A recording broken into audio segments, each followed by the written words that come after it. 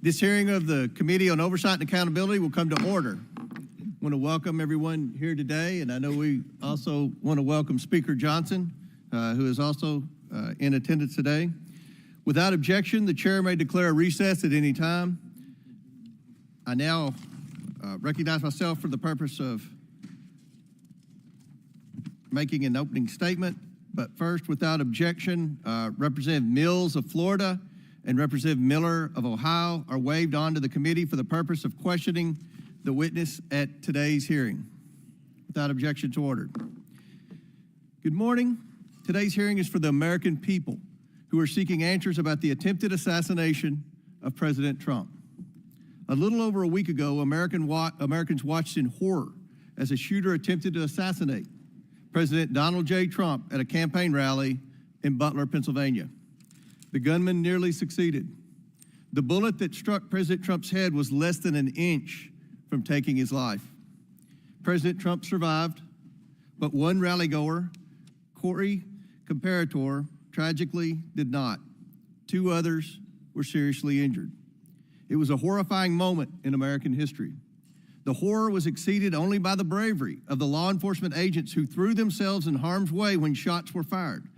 The bravery of a crowd unwavering in its refusal to panic, and the bravery of a bloody President Trump refusing to run. While we give overwhelming thanks to the individual Secret Service agents who did their jobs under immense pressure, this tragedy was preventable. The Secret Service's protective mission is to protect U.S. and visiting world leaders and safeguard U.S. elections through protection of candidates and nominees. The Secret Service has a zero-fail mission, but it failed on July 13th and in the days leading up to the rally. The Secret Service has thousands of employees and a significant budget, but it has now become the face of incompetence. The committee has a long track record of providing oversight of the Secret Service. Our predecessors, both Jason Chaffetz and Elijah Cummings, among others, worked together to issue warnings and recommendations to address obvious shortcomings in the agency's makeup and operations. Unfortunately, those warnings and recommendations have gone unheeded. A former president and current candidate for president was shot in the head by a sniper within 500 feet of the podium. This is unacceptable. And we are concerned the Secret Service lacks the proper management to keep protectees safe from bad actors. Americans demand answers, but they have not been getting them from the Secret Service. We are instead learning about new facts about the events surrounding the attempted assassination every day from whistleblowers and leaks. Americans demand accountability, but no one is yet to be fired for this historic failure.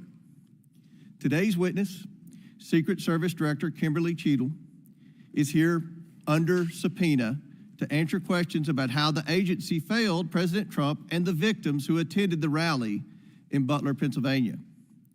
It is my firm belief, Director Cheatle, that you should resign.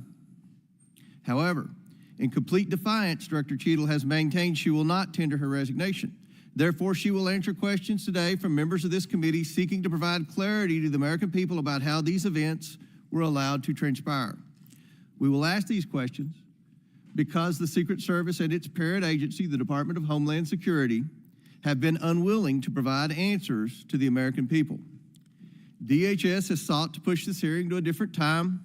Secret Service has suggested the hearing occur without media presence, and both agencies have provided only shallow explanations to Congress about what happened on July 13th. Indeed, DHS and Secret Service's lack of communication with the Oversight Committee required me to issue a subpoena compelling Director Cheatle to attend today, and still DHS requested more time to prepare. It shouldn't take this much time or preparation, Director Cheatle, to tell the truth and to be transparent with the American people. I am thankful to the ranking member, Mr. Raskin, for joining me and insisting that Director Cheatle appear today. God knows the ranking member and I disagree on many things, but that does not matter today. The safety of Secret Service protectees is not based on their political affiliation, and the bottom line is that under Director Cheatle's leadership, we question whether anyone is safe. Not President Biden, not the First Lady, not the White House, and certainly not the presidential candidates. The July 13th assassination attempt is one of the darkest days in American political history. It represents the ugliest parts of what American politics has become: hatred of each other and a dangerous turn to extremism. Before we are Republicans or Democrats, we are Americans. If we place our political affiliations above our duty and love of country, we cannot maintain a country. We must ensure our republic is strong, and our republic cannot be strong when our leadership, our elections, our institutions, and our candidates are threatened by extremism and violence. Today, Director Cheatle will answer questions about why she deserves to continue to play a critical role in preserving this country's safety and, at the very least, what led to the catastrophic, deadly events on July 13th in Butler, Pennsylvania. Again, I do not believe Director Cheatle deserves to maintain her position as head of the Secret Service, but members of the American people will make their own decisions based on her answers today. I urge Director Cheatle to be transparent and forthcoming in her testimony today. Americans deserve no less. We have a duty to find out how this happened and to ensure it never happens again. I now yield to Ranking Member Raskin for his opening statement. Thank you kindly, Chairman Comer. Elijah Cummings, whose beautiful visage looks down upon us, taught us that the way to find common ground in a crisis is to look for the higher ground.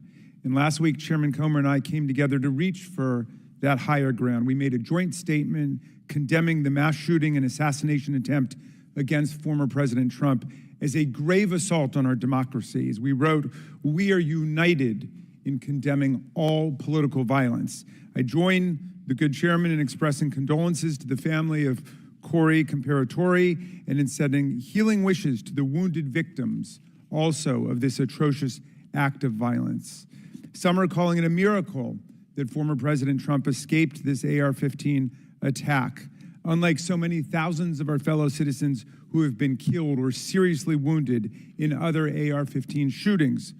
Whether this miracle is of divine providence or of an adventitious nature will be up to each of us to ponder, but our job in Congress is not simply to marvel at miracles or count on good luck, but to act as public policy legislators to do whatever we can to prevent future political violence, attempted assassinations, and mass shootings.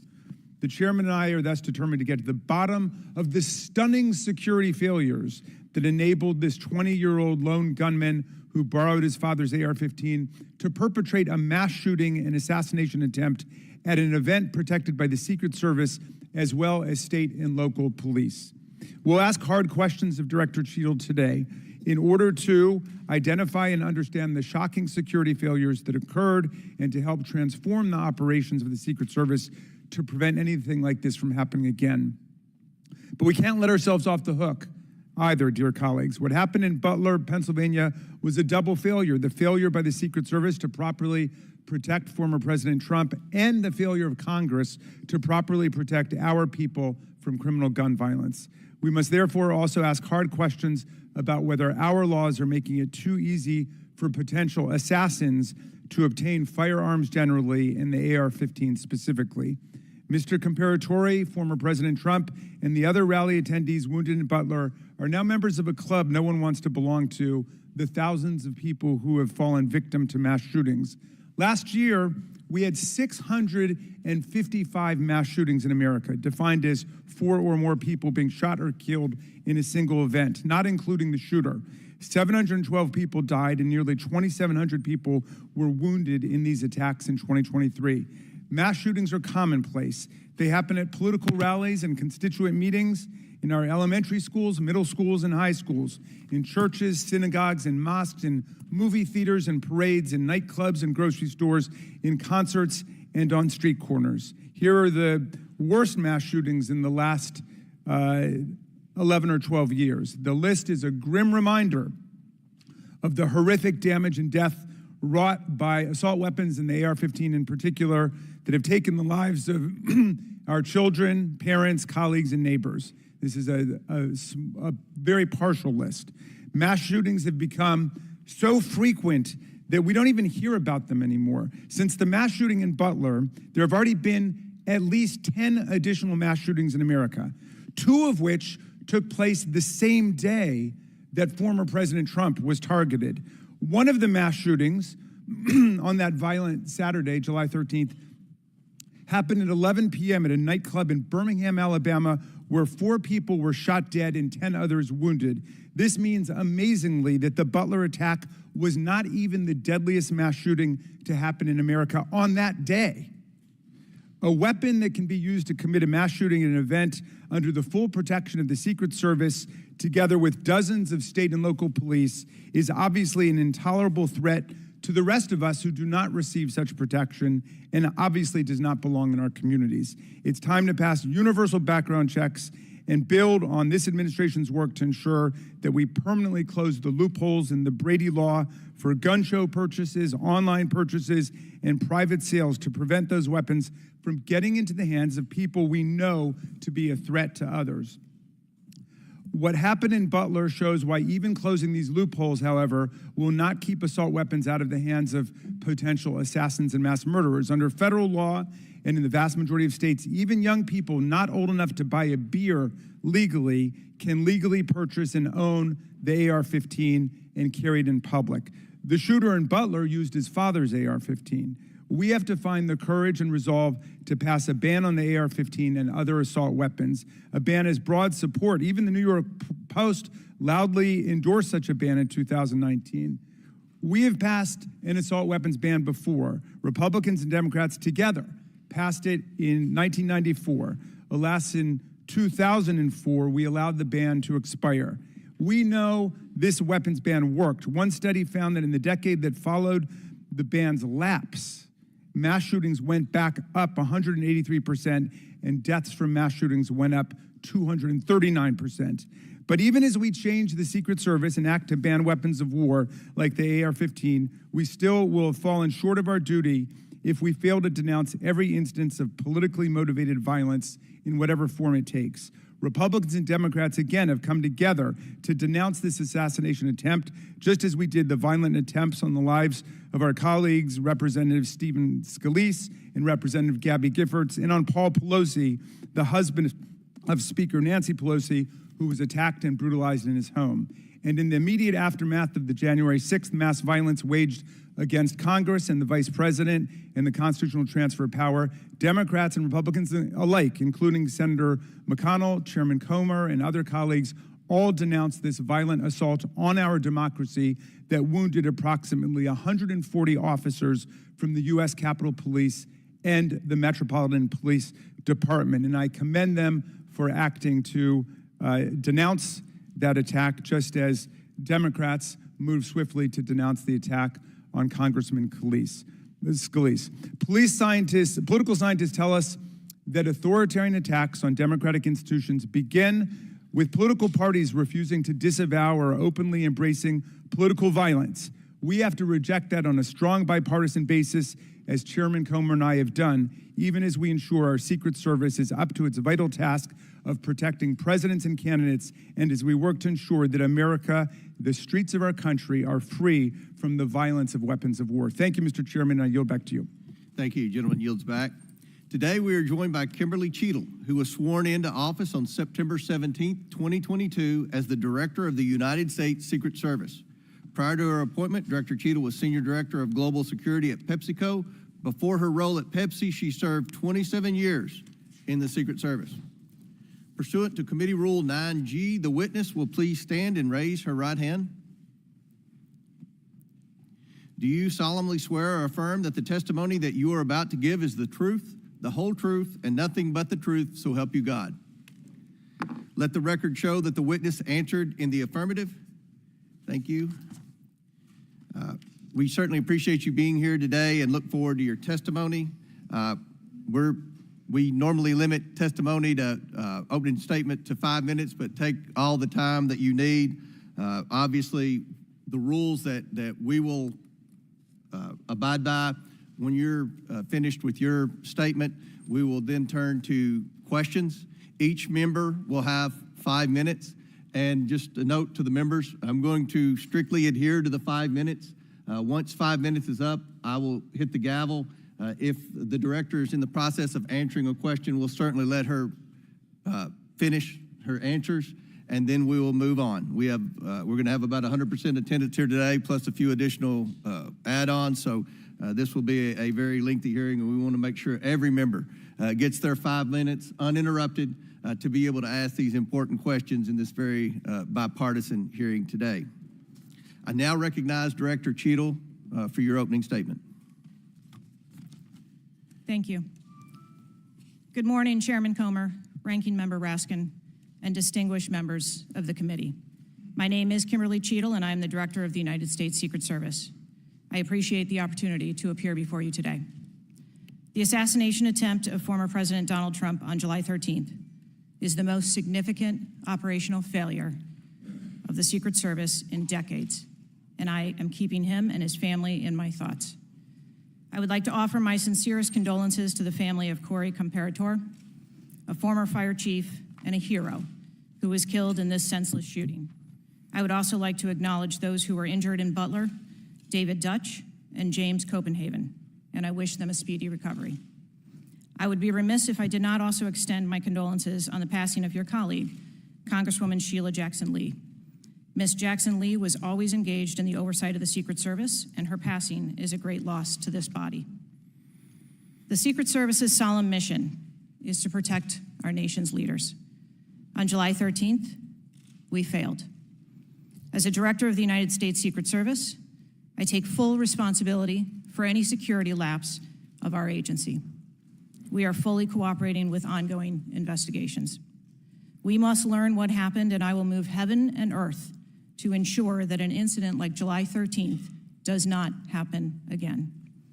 Let me state unequivocally, nothing I have said should be interpreted to place blame for this failure on our federal, state, or local law enforcement partners who supported the Secret Service in Butler. We could not do our job without them. We rely on the relationships built over years of working together to secure events and conduct investigations. Our agents, officers, and support personnel understand that every day we are expected to sacrifice our lives to execute a no-fail mission.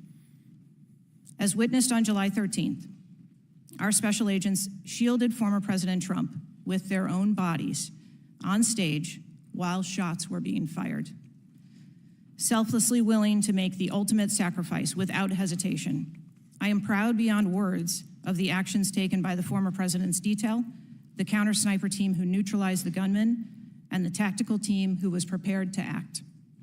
I will be transparent as possible when I speak with you, understanding, though, at times that I may be limited in providing a thorough response in this open setting due to associated risks with sharing highly sensitive protective methodologies.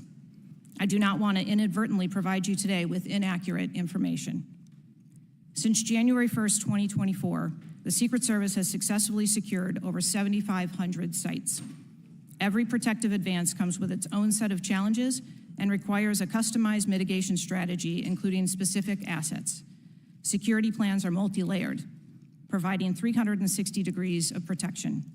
These layers include personnel, technical, and tactical assets, which are a force multiplier for our protective posture. During every advance, we attempt to strike a balance between enabling the protectee to be visible and our protective requirements to be secure. I know this because I have spent 29 years in this agency. I came up through the ranks. I've secured events for every president since President Clinton, supervised on Vice President Cheney's detail, led our training center, oversaw all of the investigations and protective visits in the state of Georgia, supervised on Vice President Biden's detail, and the agency's entire protective mission during the Trump administration. The comprehensive advance process involves collaborative planning between our Secret Service, the protectees staff, local law enforcement partners, and the level of security provided for the former president increased well before the campaign and has been steadily increasing as threats evolve. The security plan included a full assessment of the Butler Farm showgrounds to identify security vulnerabilities and craft a security plan for the protectee, attendees, and the public. Immediately following the assassination attempt, I directed the activation of my crisis center. I assembled my executive team to begin surging more protective resources to the former president and to ensure the wellness of our people post-incident, all while securing an active crime scene. I immediately ordered a reevaluation of the Republican National Convention security plan, and I increased the security posture in the National Capital Region for all permanent protectees and sites. At the same time, I initiated a mission assurance investigation within our agency.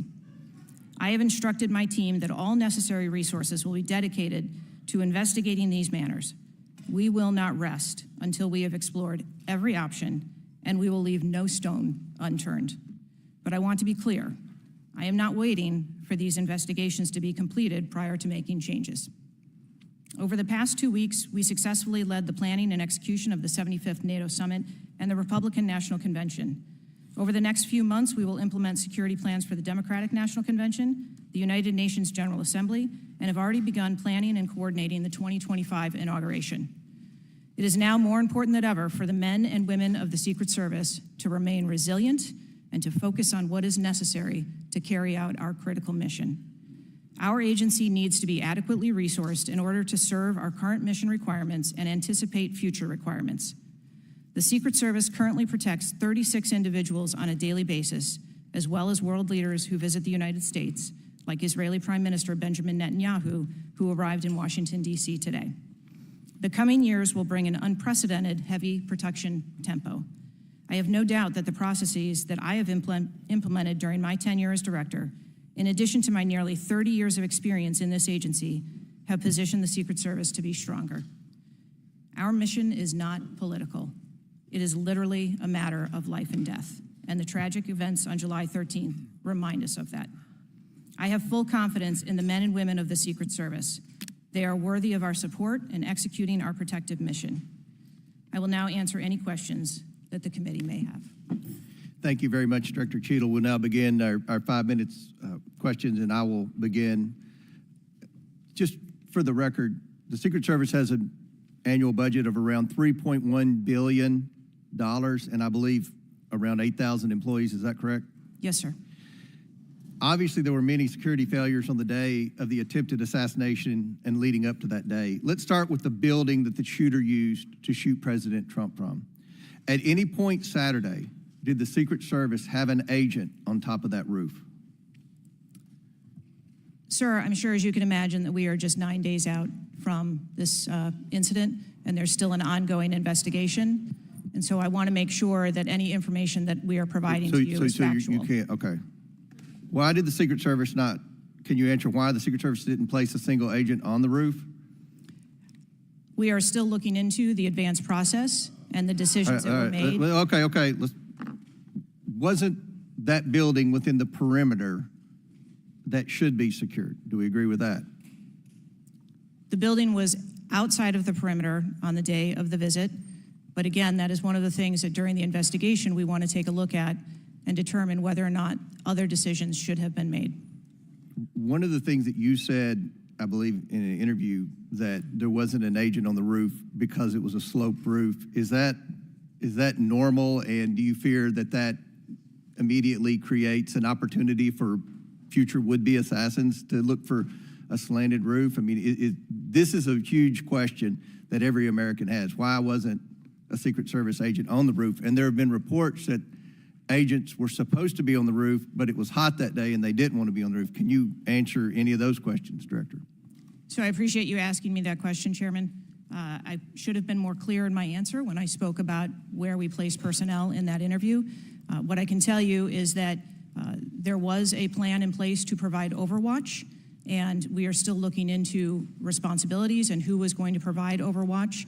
But the Secret Service in general, not speaking specifically to this incident, when we are providing overwatch, whether that be through counter snipers or other technology, prefer to have sterile rooftops. Did the Secret Service use any drones for surveillance that day?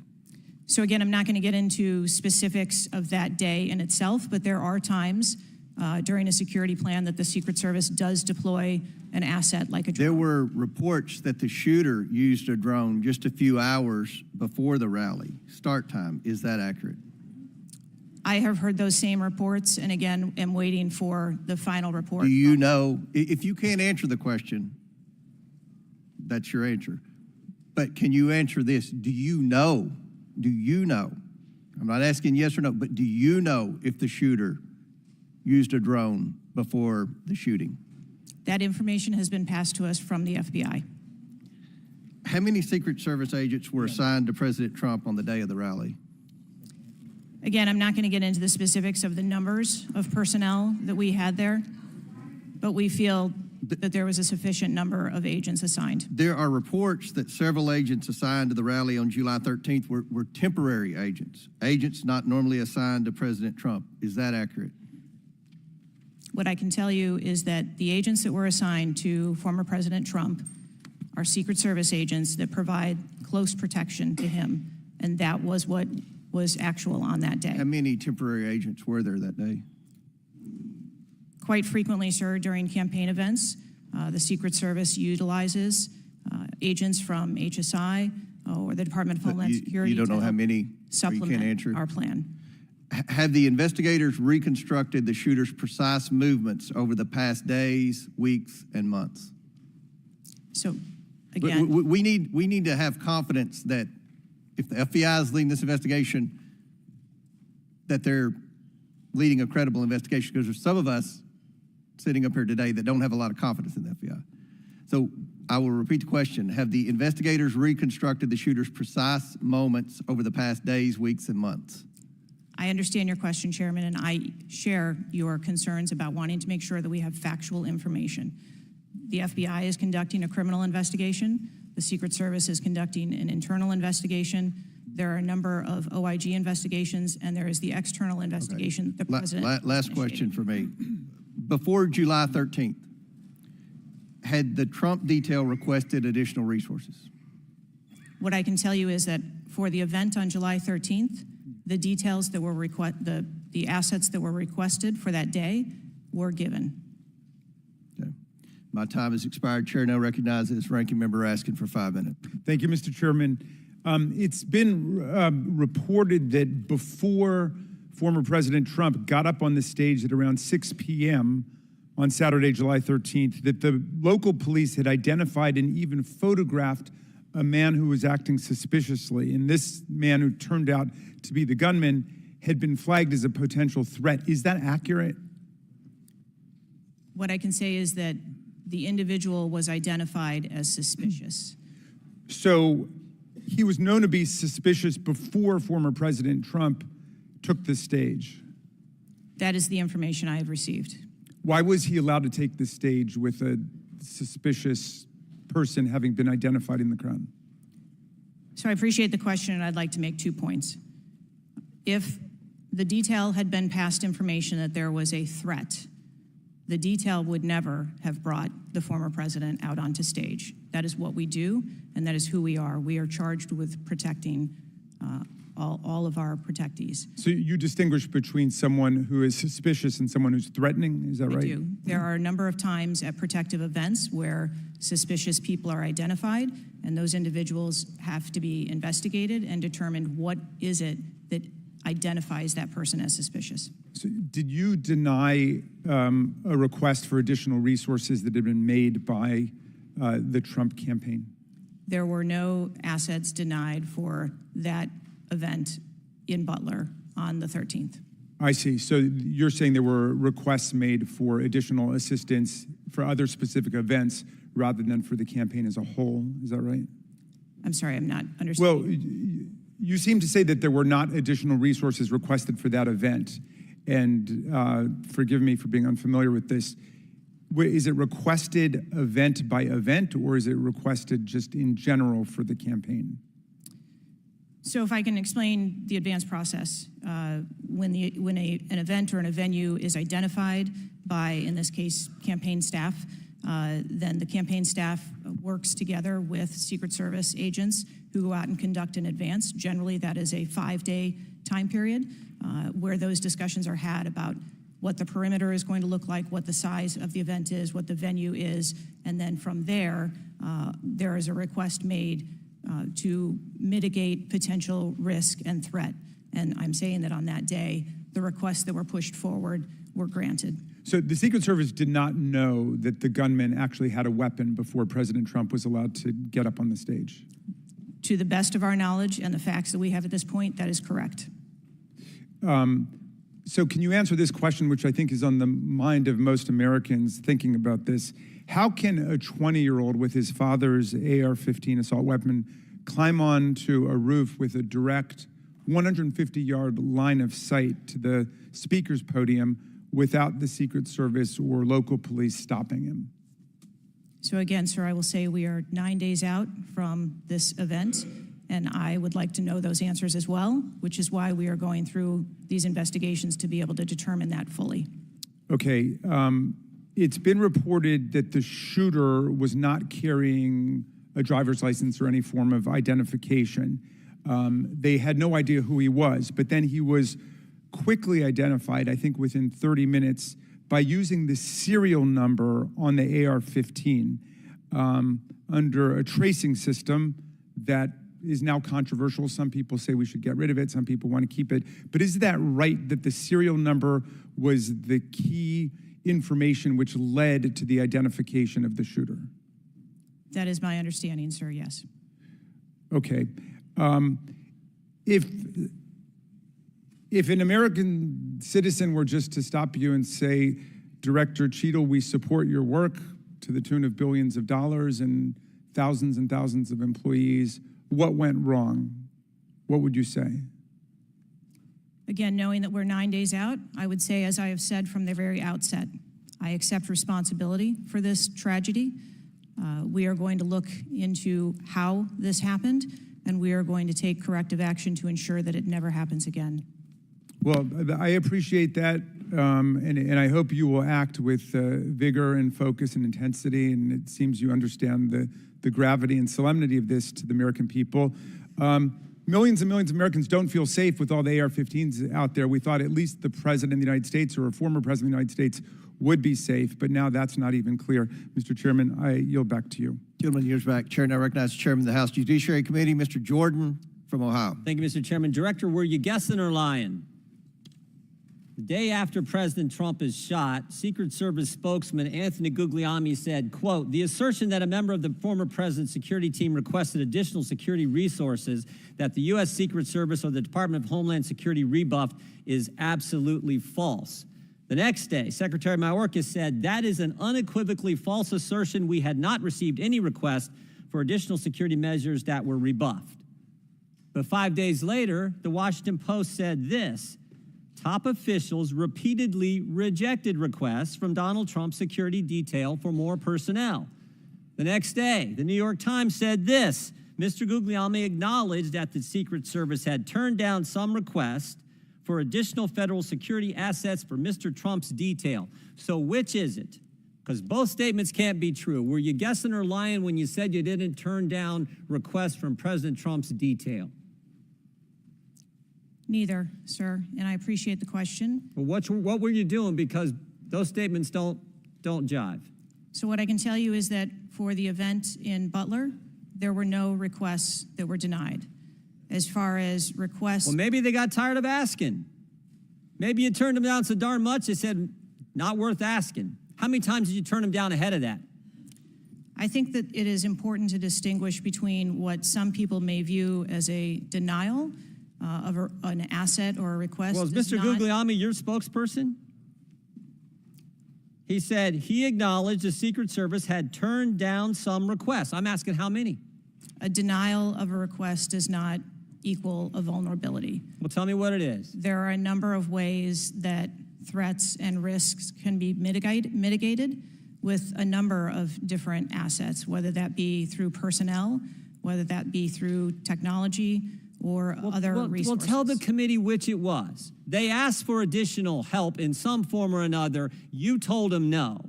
How many times did you tell them no, and what'd you tell them no to?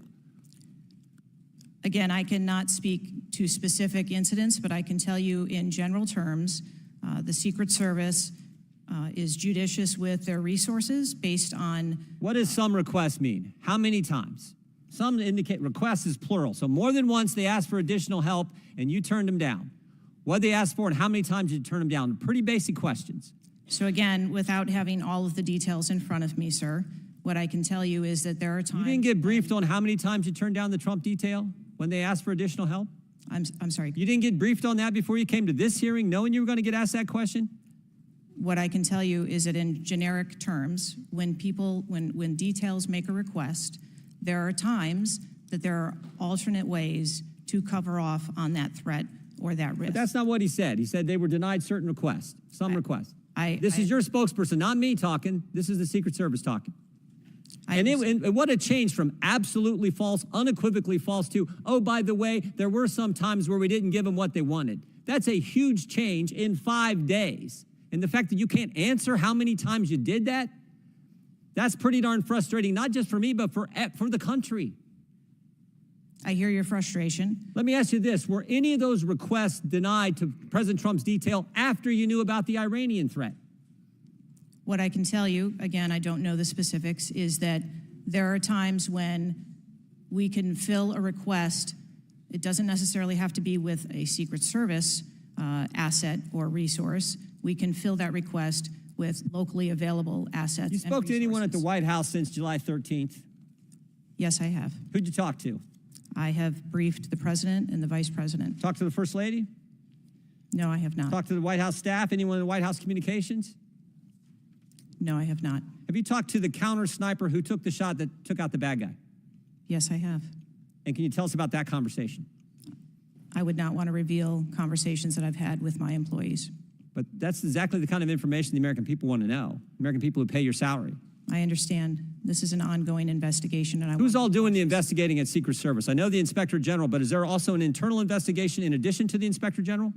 We are conducting a mission assurance investigation internally, yes. You know what it looks like, Director? It looks like you won't answer some pretty basic questions. It looks like you got a 9% raise and you cut corners when it came to protecting one of the most important individuals, most well-known individuals on the planet. A former president, likely the guy who's going to be the next president. Looks like you guys were cutting corners. That's what it looks like to me. Is that true? I am here today because I want to answer questions, but I also want to be cautious. You might want to, but you haven't answered. I don't think you've answered one question from the chairman, the ranking member, or me. Well, we got a lot of other people asking. We'll see if your record improves, but right now you haven't answered, I don't think, any questions. I yield back. Gentleman yields back. Chair now recognizes Ms. Norton from Washington, D.C. Thank you, Mr. Chairman. In the summer of 1963, as a law student, I traveled to the South to work in the civil rights movement. When I arrived in Jackson, Mississippi, I was met by a civil rights activist who showed me around town and tried to convince me to work in Jackson that summer. I recall talking with him and his wife about the raw atmosphere in Jackson. Later that day, he took me to the bus station for my trip to my assignment. That night, he was assassinated outside his home. His name was Medgar Evers. I condemn the political violence. It is a threat to democracy. I want to discuss one of the roots of political violence, guns. For years, Republicans, including a member of this committee, have introduced legislation and amendments to repeal or block the District of Columbia gun violence protection laws, including its bans on assault weapons and large capacity magazines. The shooter at the Trump rally used the mass shooter's gun of choice, an assault weapon, specifically an AR-15 style rifle, and presumably a large capacity magazine, which is defined in DC as a magazine that can hold more than 10 bullets.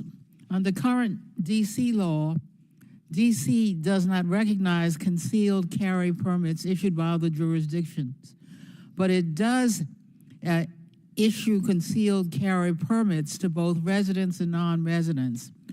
However, D.C. imposes a number of requirements on concealed carry applicants, including suitability, such as not having exhibited a propensity for violence or instability. Moreover, D.C. residents restricts where the guns can be carried, such as a political demonstration near the White House and Naval Observatory, or near people under Secret Service protection, provided the permit holder has been given notice. This week, the House is expected to consider the fiscal year 2025 Financial Services and General Government Appropriations Bill.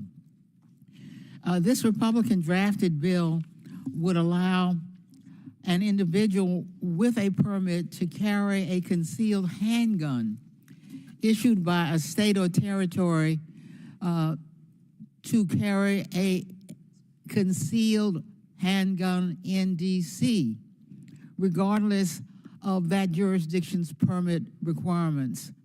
A Republican has filed an amendment to that provision to allow such an individual to carry a magazine of any size with that handgun. In short, the pending bill and amendment would allow any person with a carry permit issued by another jurisdiction to carry a concealed handgun with a magazine of any size in any location in the District of Columbia. The Secret Service is responsible for protecting a large number of people and facilities in D.C. Director Cheatle, would Secret Service protectees in D.C. be safer or less safe if people who have exhibited a propensity for violence or instability could carry a concealed handguns in D.C.? I think being a Secret Service agent and an officer or a law enforcement officer in any state is difficult. They are required to make decisions and snap judgments in the blink of an eye. And I think that the officers and the agents that work here in the DC area do a great job of monitoring the public and reacting to threats as appropriate when they arise. Would Secret Service protectees in D.C. be safer or less safe if people in D.C. could carry concealed handguns with large capacity magazines? I think, ma'am, that we work in parameters where we travel around North America, and the rules on open carry and concealed carry are different from state to state, and that is part of what the Secret Service takes into account when we develop a security plan. Obviously, anyone that comes into one of our protective sites, we would establish magnetometer support, metal detectors that personnel would have to process through, eliminating that potential. Would Secret Service protectees in D.C. be safer or less safe if more people could carry handguns in D.C.? I think, again, as I stated, ma'am, we want to make sure that we provide a safe environment for all of our protectees, and whatever measures we would need to put in place for a secure site, we would do so. I yield back. Gentlelady's time's expired. Chair now recognizes the chairman of the House Intelligence Committee, Mr. Turner from Ohio. Director Cheatle, your opening statement indicates that the Secret Service constructed a security plan for the site in Pennsylvania. I'm assuming that security plan would also include the security footprint for the site, but it also would be based upon a threat assessment for the threats associated with Donald Trump and the crowd in attendance. Would it not include a threat assessment? Yes, it would. So that threat assessment, as we know, basically would have started with, there's a generalized threat against Donald Trump because he is a presidential candidate. Then it would have gone to, he's a former president, and he gets security coverage just as Bush, Clinton, Carter, and Obama do. And then you also have the heightened political environment.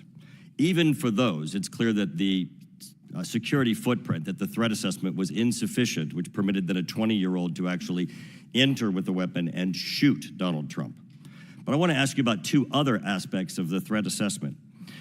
It is known and public that Iran is a threat risk for Donald Trump. They're a threat risk for John Bolton, former Secretary of State Pompeo, and Donald Trump, because they have indicated they want to assassinate them as a result of retaliation for the killing of Soleimani. That is both, for Iran, a generalized threat. They're targeting these individuals, but also most recently, a specific threat to Donald Trump himself.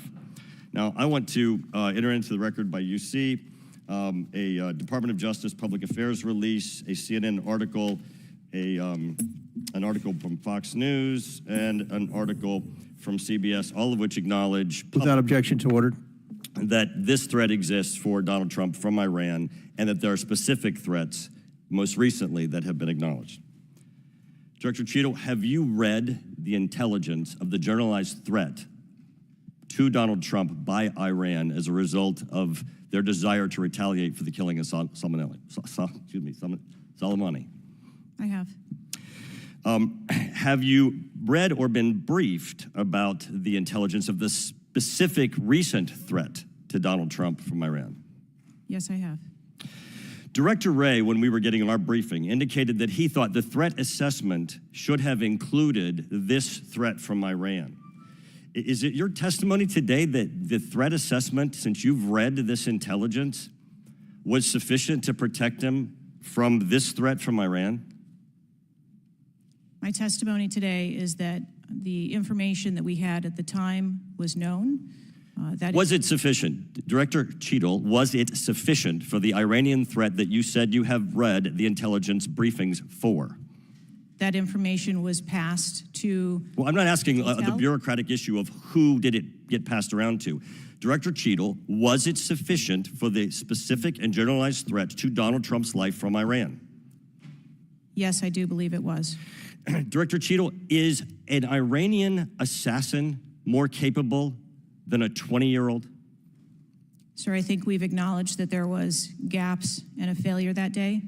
When I raised this issue with Director Wray, he was incensed. He was shocked that the threat assessment of Iran did not seem to be, as we and I discussed, baked in to your security footprint and your threat assessment.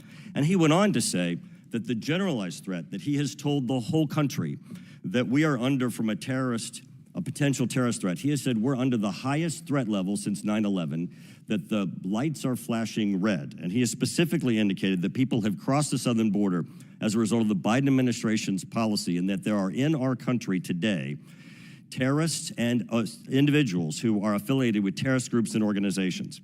That would be a heightened threat environment, Director Cheatle, would it not? Yes. In his public statements, he has said he is making these statements because he wants people to take them into consideration in threat assessments, specifically. Now, that would be a threat not just to Donald Trump, but it would also be a threat to the crowd there, wouldn't it? Yes. Are ISIS terrorists and al-Qaeda terrorists and international groups and terrorists more capable than a 20-year-old in pulling off either a mass shooting or an assassination of Donald Trump?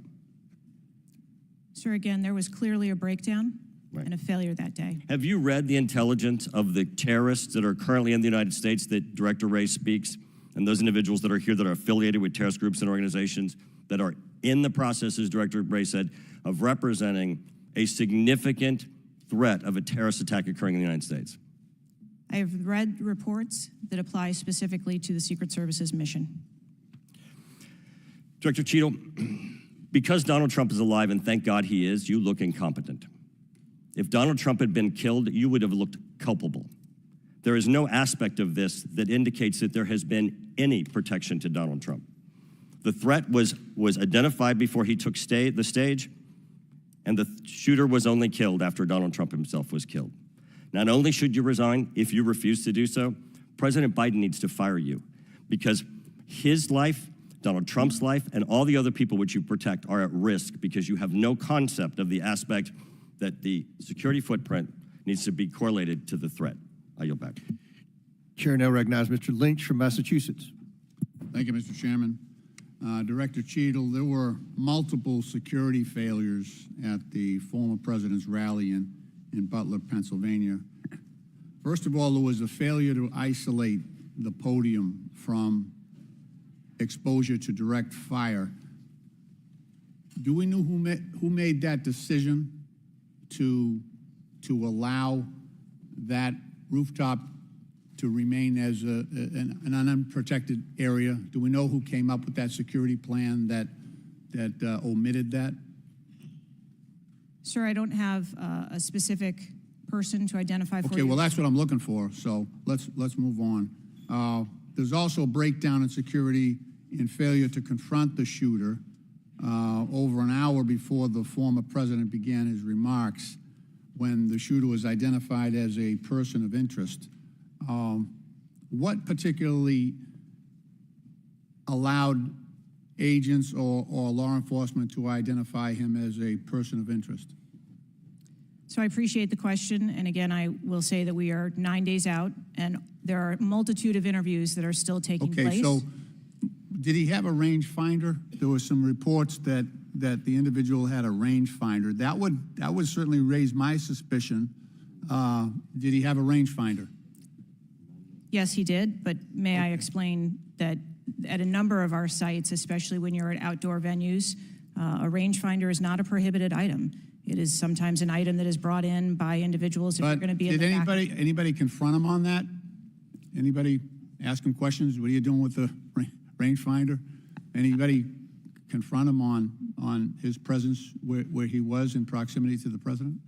So again, to my knowledge, I believe that was the process that was taking place, was to locate the individual. Did they confront him? Did they go up to him? Did they talk to him? I do not have those details at this time. Those are important details. There was also a failure to communicate between law enforcement to act quickly upon information provided by either local law enforcement or rally attendees that the suspect was positioned on the roof. There were minutes of delay before any meaningful action was taken, even though he was several hundred feet from the podium, and this was obviously minutes before the shooting. Let me ask you, there was considerable delay in removing the president from the podium after the shooting began. He was shot in the air. It was still over a minute before he was removed from the stage. Meanwhile, this shooter had multiple clips, several clips. He got off 8 shots, and he had the capacity and the ability, if he was not neutralized, to basically mow down that whole Secret Service detachment as well as the president. What, from your own investigation, caused that delay under the circumstances? What I can tell you is that when the agents identified that the shooting was taking place, in under 3 seconds, they threw themselves on top of the president. I understand that. There was heroism there. No question about it. No question about it. But protocol would indicate, and these are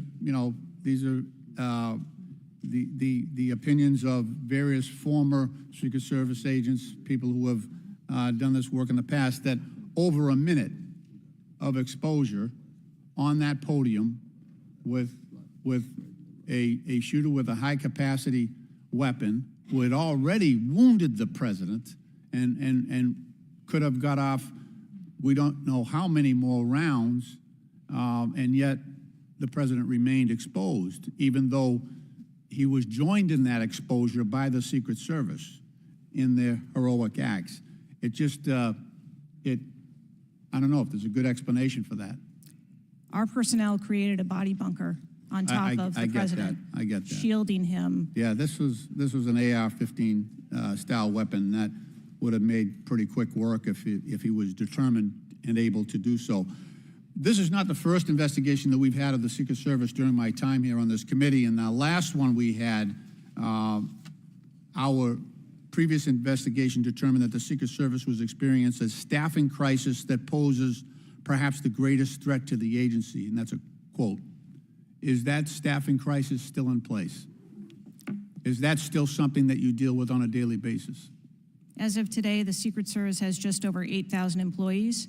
We continue to hire, knowing that we need to ensure that we keep pace with what would be the full complement of And gentlemen, time's expired, but please answer the question. yeah.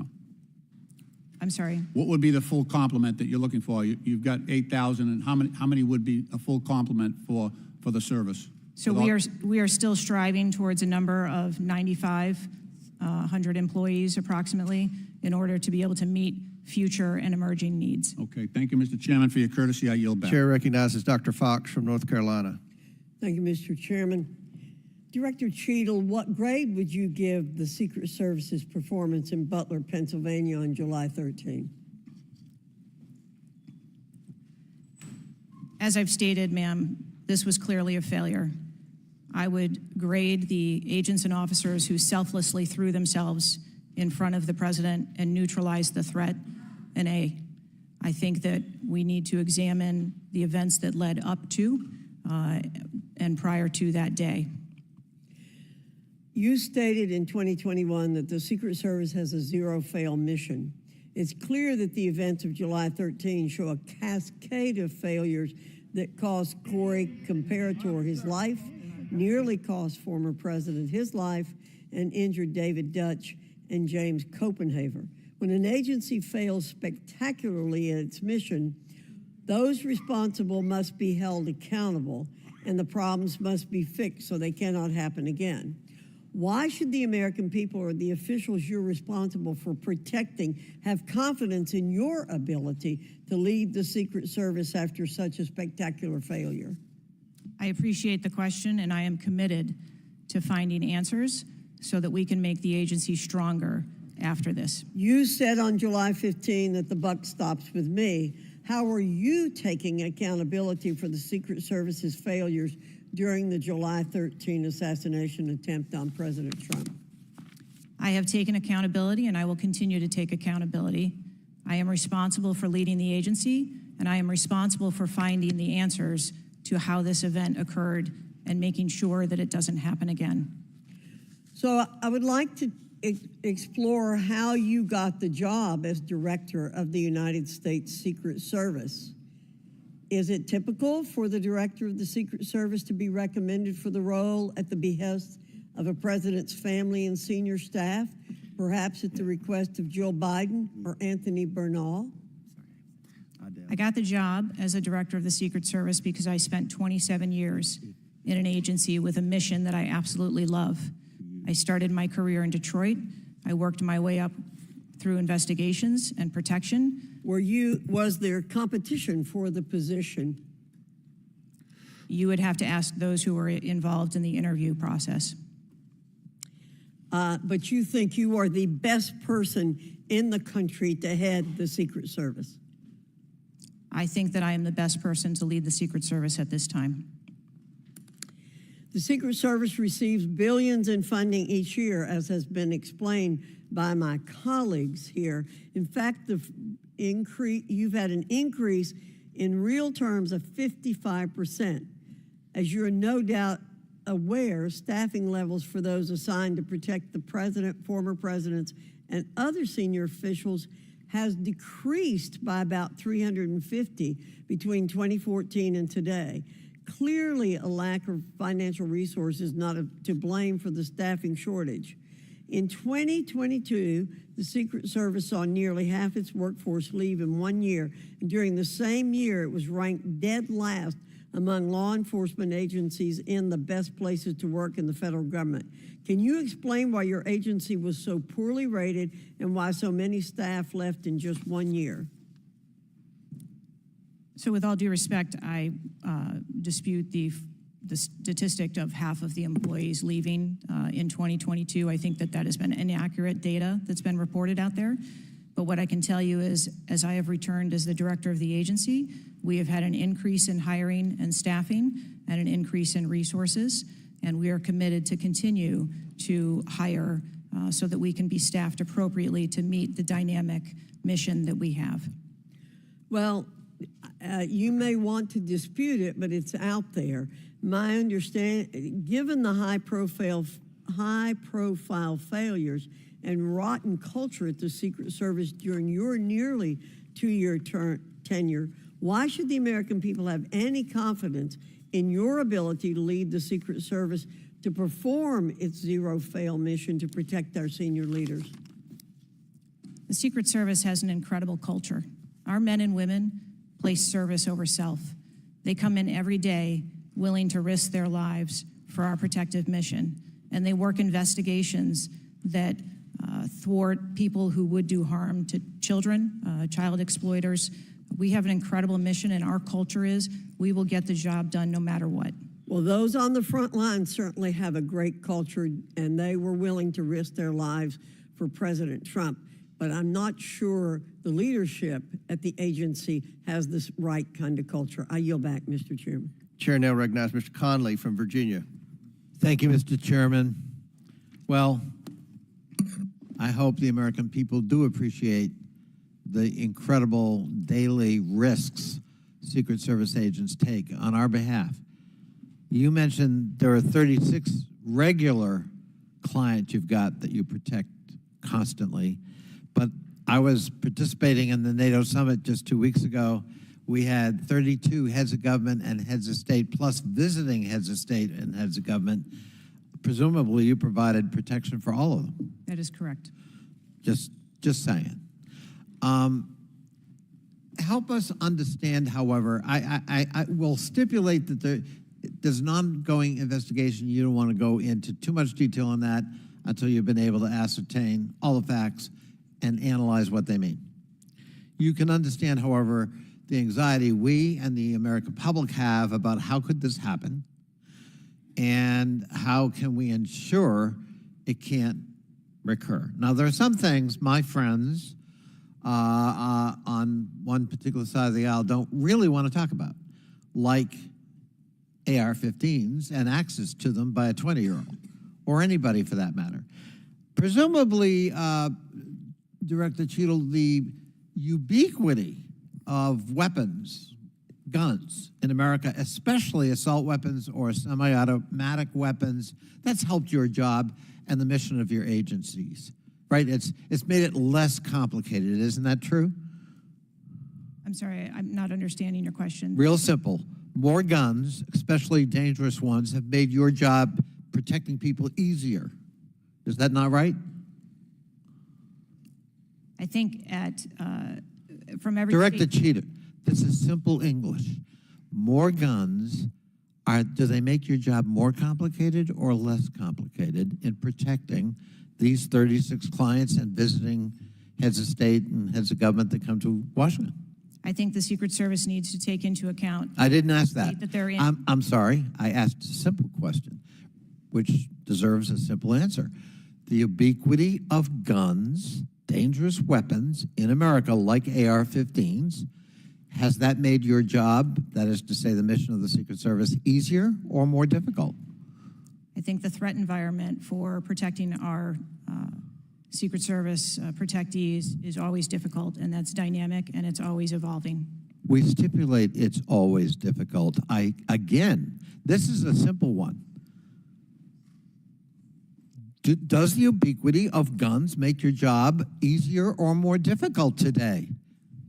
I understand the Second Amendment rights of individuals. I didn't ask that question. I'm not questioning the Second Amendment. I'm asking a simple analysis, Director Cheatle. And I can tell you, you're not making my job easier in terms of assessing your qualification for continuing on as director. Please answer the question. You're the head of the Secret Service. You're speaking on behalf of 8,000 members who put their lives on the line. We just had a failure by your own admission. Do guns make your job easier or harder? I think the job of the Secret Service is difficult on every day, and we need to make sure that we are mitigating all threats, whether that be That weapons, isn't my question. personnel. That is not my question. And now I think you're evading the answer, which is not a hard one. I am sorry that you feel that way, sir. How else could I feel, Director Cheatle, when you're clearly avoiding a direct answer to a very simple declarative question? We almost lost a presidential candidate the other day. A 20-year-old had access to his father's AR-15 and got on top of a roof within 500 yards or feet of the podium. And I'm asking you, did the availability of that AR-15, which is replicated all across America, make your job harder or easier? And you're not willing to answer that question? And you think, and you wonder why we might have a lack of confidence in your continued ability to direct this agency? I understand your question, and that's the environment. Well, if you understand my question, why not answer it? Because it's the environment that the Secret Service works in every day. That doesn't tell me anything. That's the environment we work in. I had an attack on my office a year ago. I know a little bit about violence too. He came to kill me. When he couldn't, he beat one of my staffers 8 times with a baseball bat on the head. We live with the threat of violence. But a simple answer from the director of the Secret Service would be helpful. And I'm sorry you've chosen to evade it. I yield back. Chair now recognizes Mr. Grofman from Wisconsin. Thank you. When this guy took the shots, he climbed a ladder to get on the roof, correct? I'm unable to answer details of exactly how the individual accessed the roof at this time. Do you know when if he did use the ladder, do you know when the ladder was placed there? Was the ladder there 2 days before, just the night before? Do you have any information at all as to when the ladder got there? I would like to be able to answer those questions. The FBI is still conducting an investigation. How did the rifle get to the roof? Again, sir, at this time, I'm unable to answer questions to provide clarity. Have they cleaned the roof since the assassination attempt? Have they cleaned the roof? Right. Has anything been done to the roof? Is it just like it was, 10 days ago, or not? Has anything been done to the roof? I don't have an answer for that. Okay. Were President Trump's normal agents normally assigned to him there that day? Yes. There was these were the same agents that were always there? Yes, sir. The people that are assigned to his detail were working on that day. Okay, there's stuff on the internet that says they were not there that day, but these are the same agents who are routinely there. Yes, sir. Okay. Do we know which agents fired the shots that finally took down the potential assassin? Yes, sir, I do. Can you give us those names or the background of those agents? I would not offer their name up in this setting, but it was one of our technical officers, our counter snipers. Okay, so can we privately get those names, the committee? I am certain that we can make names available privately. Okay. Do we know where all the shots landed? First of all, how many shots did that potential assassin, how many shots came out of the rifle? So again, I would hesitate to offer that information as the FBI is conducting an investigation. Have we got the bullets from all the shots? Again, that would be the responsibility of the FBI to collect that evidence. Okay. Do we have the correspondence from the shooter? Has that been recovered from his phone, whatever? Again, I would have to defer you to the FBI for details on that investigation. Okay. You've spent some time trying to change the makeup of the Secret Service. Okay, you feel there are, whatever, too high a percentage are men. Does this affect at all who you are hiring for the Secret Service? I've spent my time as the director trying to increase the number of people that we hire in the Secret Service so that we have the best and the brightest, and that's been my concentration as the director. Okay, you ever not hiring men because of your desire to hit certain targets? I am hiring the best qualified candidates that put in an application that want to work for our great organization. Okay. Next question. The shooter obtained a direct sight of President Trump from the position on the rooftop. I assume that is not something that should ever happen. It should never happen. Do you want to elaborate a little on how that happened, or what you wish you had done differently, or would do differently next time there's a Trump rally? Again, sir, the facts of this particular event are still unfolding. 9 days, there have been a number of reports that have been out there, so I do not want to provide information that perhaps would contradict something that has been erroneously reported or is not factual. But there clearly was a mistake, and we will take every effort to make sure that this never happens again. Could you elaborate why you want 1/3 of the Secret Service to be women? I've never stated that I want 1/3 of the Secret Service to be women. 30% or something? You had some target, no? Okay, Would you have me yield? I'll yield. What was, Director, what was erroneously reported? You said, to Mr. Grothman's question, you said something was erroneously reported. What are you referring to? I'm referring to their... His question was in the context of the shooter using a ladder to get on the building. What was erroneously reported? Because you won't tell us anything, but you'll tell us something that wasn't reported accurately? I'm saying, sir, that there have been a number of reports that are out there that have been speculation, and until we have the actual facts, I don't want to report anything that would contradict speculation that has been out there.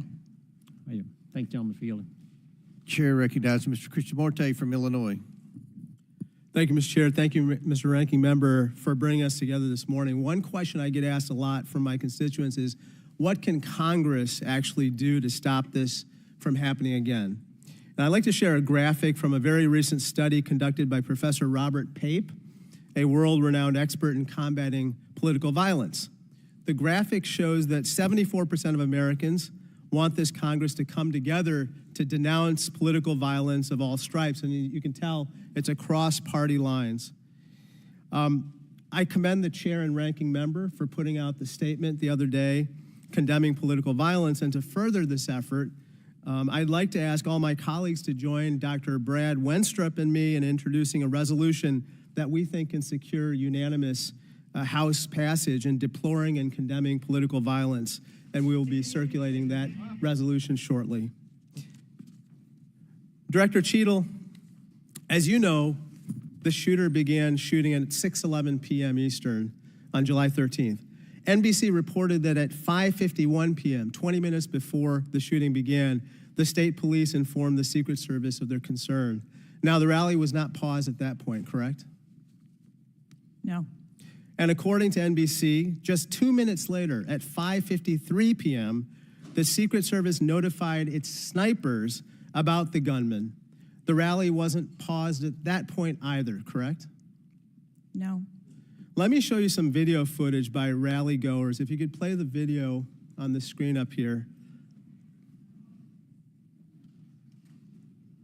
This was taken 2 minutes before the shooting started. If you could turn up the volume. Criminals.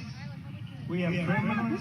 We have drug dealers. We have people that should not be here. Right on the roof. It's much tougher than Now. it happens. You went right on the roof, big guy. Up here. Ma'am, that doesn't look like suspicious behavior. That looks like threatening behavior to me. And the rally wasn't paused at that point either, correct? I can tell you, as I stated earlier, sir, that the moment that the shift surrounding the president were aware of an actual threat. That's a threat right there. The guy's on the roof and everybody's yelling at him. Yes. And directing the officer's attention to him. The rally was not paused at that point, correct? We are currently still combing through communications and when communications were passed. Well, I can point you to this communication. It's 2 minutes before the shots started ringing out. Director Cheatle, yes or no? Was there ever a moment where the Secret Service actually considered pausing the rally? The Secret Service would have paused the rally had they known or been So the told answer is there no. was an actual threat. The answer is no, correct? I can speak to you in generalities. No, I don't want I don't generalities. I know want all of the specifics. communications The that were- answer is no. You did not consider pausing the rally, correct? The people that are in charge of protecting the president on that day would never bring the former president out if there was a threat that had been identified. Well, they did, because we've now identified 3 points in the 20 minutes before the shooting that the threat emerged. Let me point you to something else, which is the building that the shooter was perched on, seen here. This building is called the AGR building. I'm sure that you're familiar with it. It's no more than 150 yards from the stage where Donald Trump stood, yet the security perimeter was drawn such that the AGR building was placed outside of it. Director Cheatle, according to the Washington Post, the AR-15 styled rifle used in the shooting had a range of 400 to 600 yards, and therefore the AGR building was clearly within rifle range of the stage, correct? Yes. NBC News has reported that in the days before the rally, the Secret Service had identified the building as a vulnerability that required special attention, correct? That's reporting from NBC. Yes. So I am still looking into an active investigation. I know, but it's been 9 days. I mean, you should know that, right? And yet, despite the fact that the AGR building was in rifle range of the stage and it was flagged as a vulnerability, this building was put outside of the Secret Service's security perimeter. And I respectfully submit the Secret Service must expand its security perimeter to account for the kinds of weapons that can be used outside the perimeter to endanger the protectees inside the perimeter, ma'am. Let me turn your attention to some conspiracy theories that have been circulating and ask you to comment on them. First, you have not found evidence that the incident was a staged shooting, right? Correct. And you haven't found evidence that this was a result of a conspiracy of high-ranking government officials, correct? Correct. And you have not found evidence that this incident was in fact directed or perpetrated by a foreign state or entity, right? And that's the last question, but I'll let the director answer that, please. Not at this time. Thank you. I yield back. Gentleman's time's expired. Chair now recognizes Mr. Cloud from Texas. Thank you. I just wanted to confirm there was only one counter sniper who took one shot. Is that We had multiple counter sniper teams available yeah, on the that premises, but is only one took one shot? Is that correct, or only one? day. Correct. Okay. How many spent shell casings were found on the roof? Again, I would have to defer you to the FBI's criminal investigation. Okay. Word is that the car was rigged with explosives. Again, sir, I'd have to defer you To to the the FBI. FBI's investigation. Okay. You're not curious about? You don't communicate with them? No. Okay. CNN reported that the Secret Service did not sweep the building the shooter was used to shoot President Trump and other attendees. Is that true or false? So we are conducting a mission insurance investigation and will depend on the information that we obtain from our investigations. Okay. The Secret Service knew there was a suspicious person anywhere from 8 minutes before President walked on stage to 30 to 60 minutes. We have different reports. Was President Trump or his team notified of the threat? I think there's a difference and a distinction between suspicious Person. and threat. Yeah. So we are going back and looking at communications to know when the information about a suspicious person was passed to Secret Service personnel. Okay, but was President Trump or his team notified? Again, we are going back and looking to make sure that we have the exact information of when those notifications were made and who those notifications were made to. Okay. I think it's troubling for a lot of us that the number one question everyone in America is wondering is why was the roof left open? And after 9 days, we should at least maybe have a little bit of that information. And when you come to this committee hearing and you don't have anything to say about that, it's very, very troubling. Did you review the security plan for this event? I personally do not review security plans for events that take place across the country. Any of them? We have a number of events that Who's take the place. top level official who reviews the security plans? There's a number of people that review security plans. Who's as they ultimately unfold. responsible for signing off on a security plan? It's a conjunction of personnel. There are people on the ground, there are supervisors on the detail, there are people at headquarters. So there's not one person who says, okay, this is good, it's copacetic, we're going for it? I think much in the way that we build our security plans, where they are No multi-layered. doubt there's teams working different aspects of it, but ultimately, isn't there an individual who signs off on the plan? Much like how we design our security plans, they're multi-layered, there are multiple layers. So there's of no people. accountability? There is accountability, sir. There's, this is whether it's the FBI or Fauci or anything, it's time after time after time, these multiple layers of accountability turn into layers of plausible deniability in agency after agency after agency. That's got to be fixed, because you keep coming here and expecting, yes, you're saying I'm responsible, but and you're accountable for it, but then there's nothing. What do you mean by that? I mean, you're saying you're going to keep your job, right? I assure you, sir, that if we determine through the course of our investigation that someone or people need to be held accountable, we will do so. What level of, if President Biden, God forbid, had been shot and killed, would you think that was worthy of resignation? I would do the same thing that I'm doing here, where I would want to make sure that we are conducting an investigation, that there is continuity in that investigation, and that we could find the answers You do not to think what the happened. assassination of somebody under your details is worthy of resignation? I think that this event was tragic and deserves answers. The thing that you've said so far is that you want to make sure that this never happens again. The thing is, everyone in America knows that's not the job description that you're tasked with. The job description you're tasked with is to make sure it never happens, period. One of your goals in the strategic plan is to champion diversity, equity, inclusion, and accessibility. You've accomplished the accessibility part. What standards, do you keep the same standards for all applicants and all, or does every Secret Service agent meet the same qualifications, or do you have different standards for different people? Yes, sir. Everyone who moves through the application process has to meet the same standards to become a special agent. Okay. The trouble I think we're having with right now, so far you gave a lame excuse for sloped roof. You said that local law enforcement's job was to cover up the building before backtracking on that. We were told that President Trump's team did not ask for security before you backtracked on that. You haven't provided the audio recording that this committee, the chairman, requested that was due Thursday. You didn't give us an advanced copy of your opening statement, but yet there was reporting on it somewhere else. There seems to be more information from YouTube videos than you're able to provide for us, and it begs the question to anyone, you're in charge of the investigation of your own failure. So how is anybody in America supposed to be able to trust the results of that investigation as being anything transparent and genuine? That's the last question, but please feel free to answer the question, Director. Sir, I've been a Secret Service agent for nearly 30 years. I have led with integrity, and I follow our core values of duty, justice, honor, loyalty, and courage.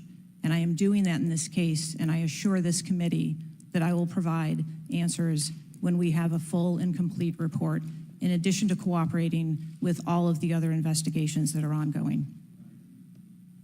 Chair now recognizes Mr. Khanna from California. Thank you, Mr. Chair. I want to thank the chair and the ranking member for convening this hearing on a bipartisan basis.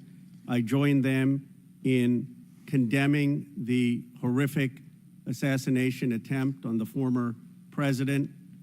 I am relieved for the sake of the country that he wasn't seriously hurt and that he survived, and my thoughts with him and his family during such a traumatic event. I also want to express condolences to Corey Comprator's family and recognize his heroism in saving his daughter's lives, and to the victims of that awful event. Now, Director Cheatle, would you agree that this is the most serious security lapse since President Reagan was shot in 1981 of the Secret Service? Yes, sir, I would. And, do you know what Stuart Knight did when he was in charge at the time of the Secret Service? Do you know what he did afterwards? He remained on duty.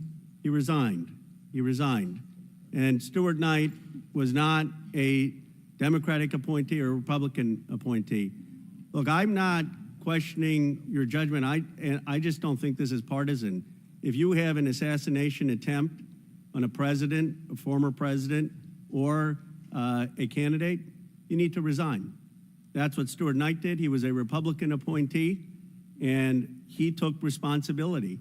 And I think you need to reflect. This is not a question of you. It's a question of the American people. You cannot go leading a Secret Service agency when there is an assassination attempt on a presidential candidate.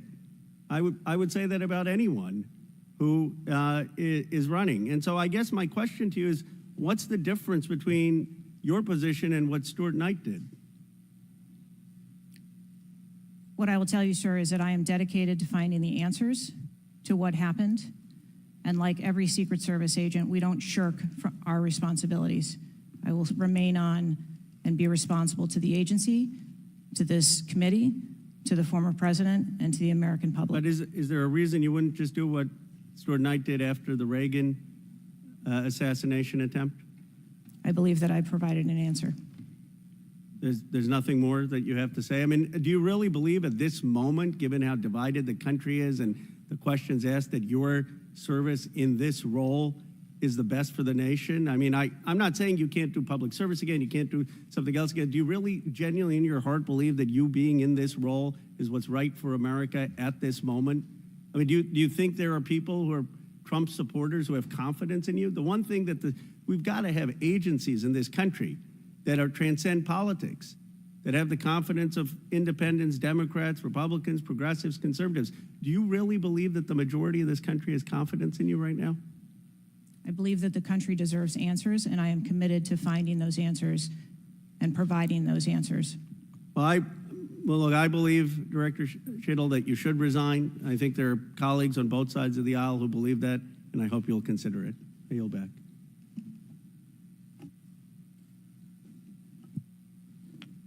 Chair now recognizes Mr. Palmer from Alabama for 5 minutes. Director Cheatle, did local law enforcement ESU teams have compromise authority to engage a perceived threat? Yes.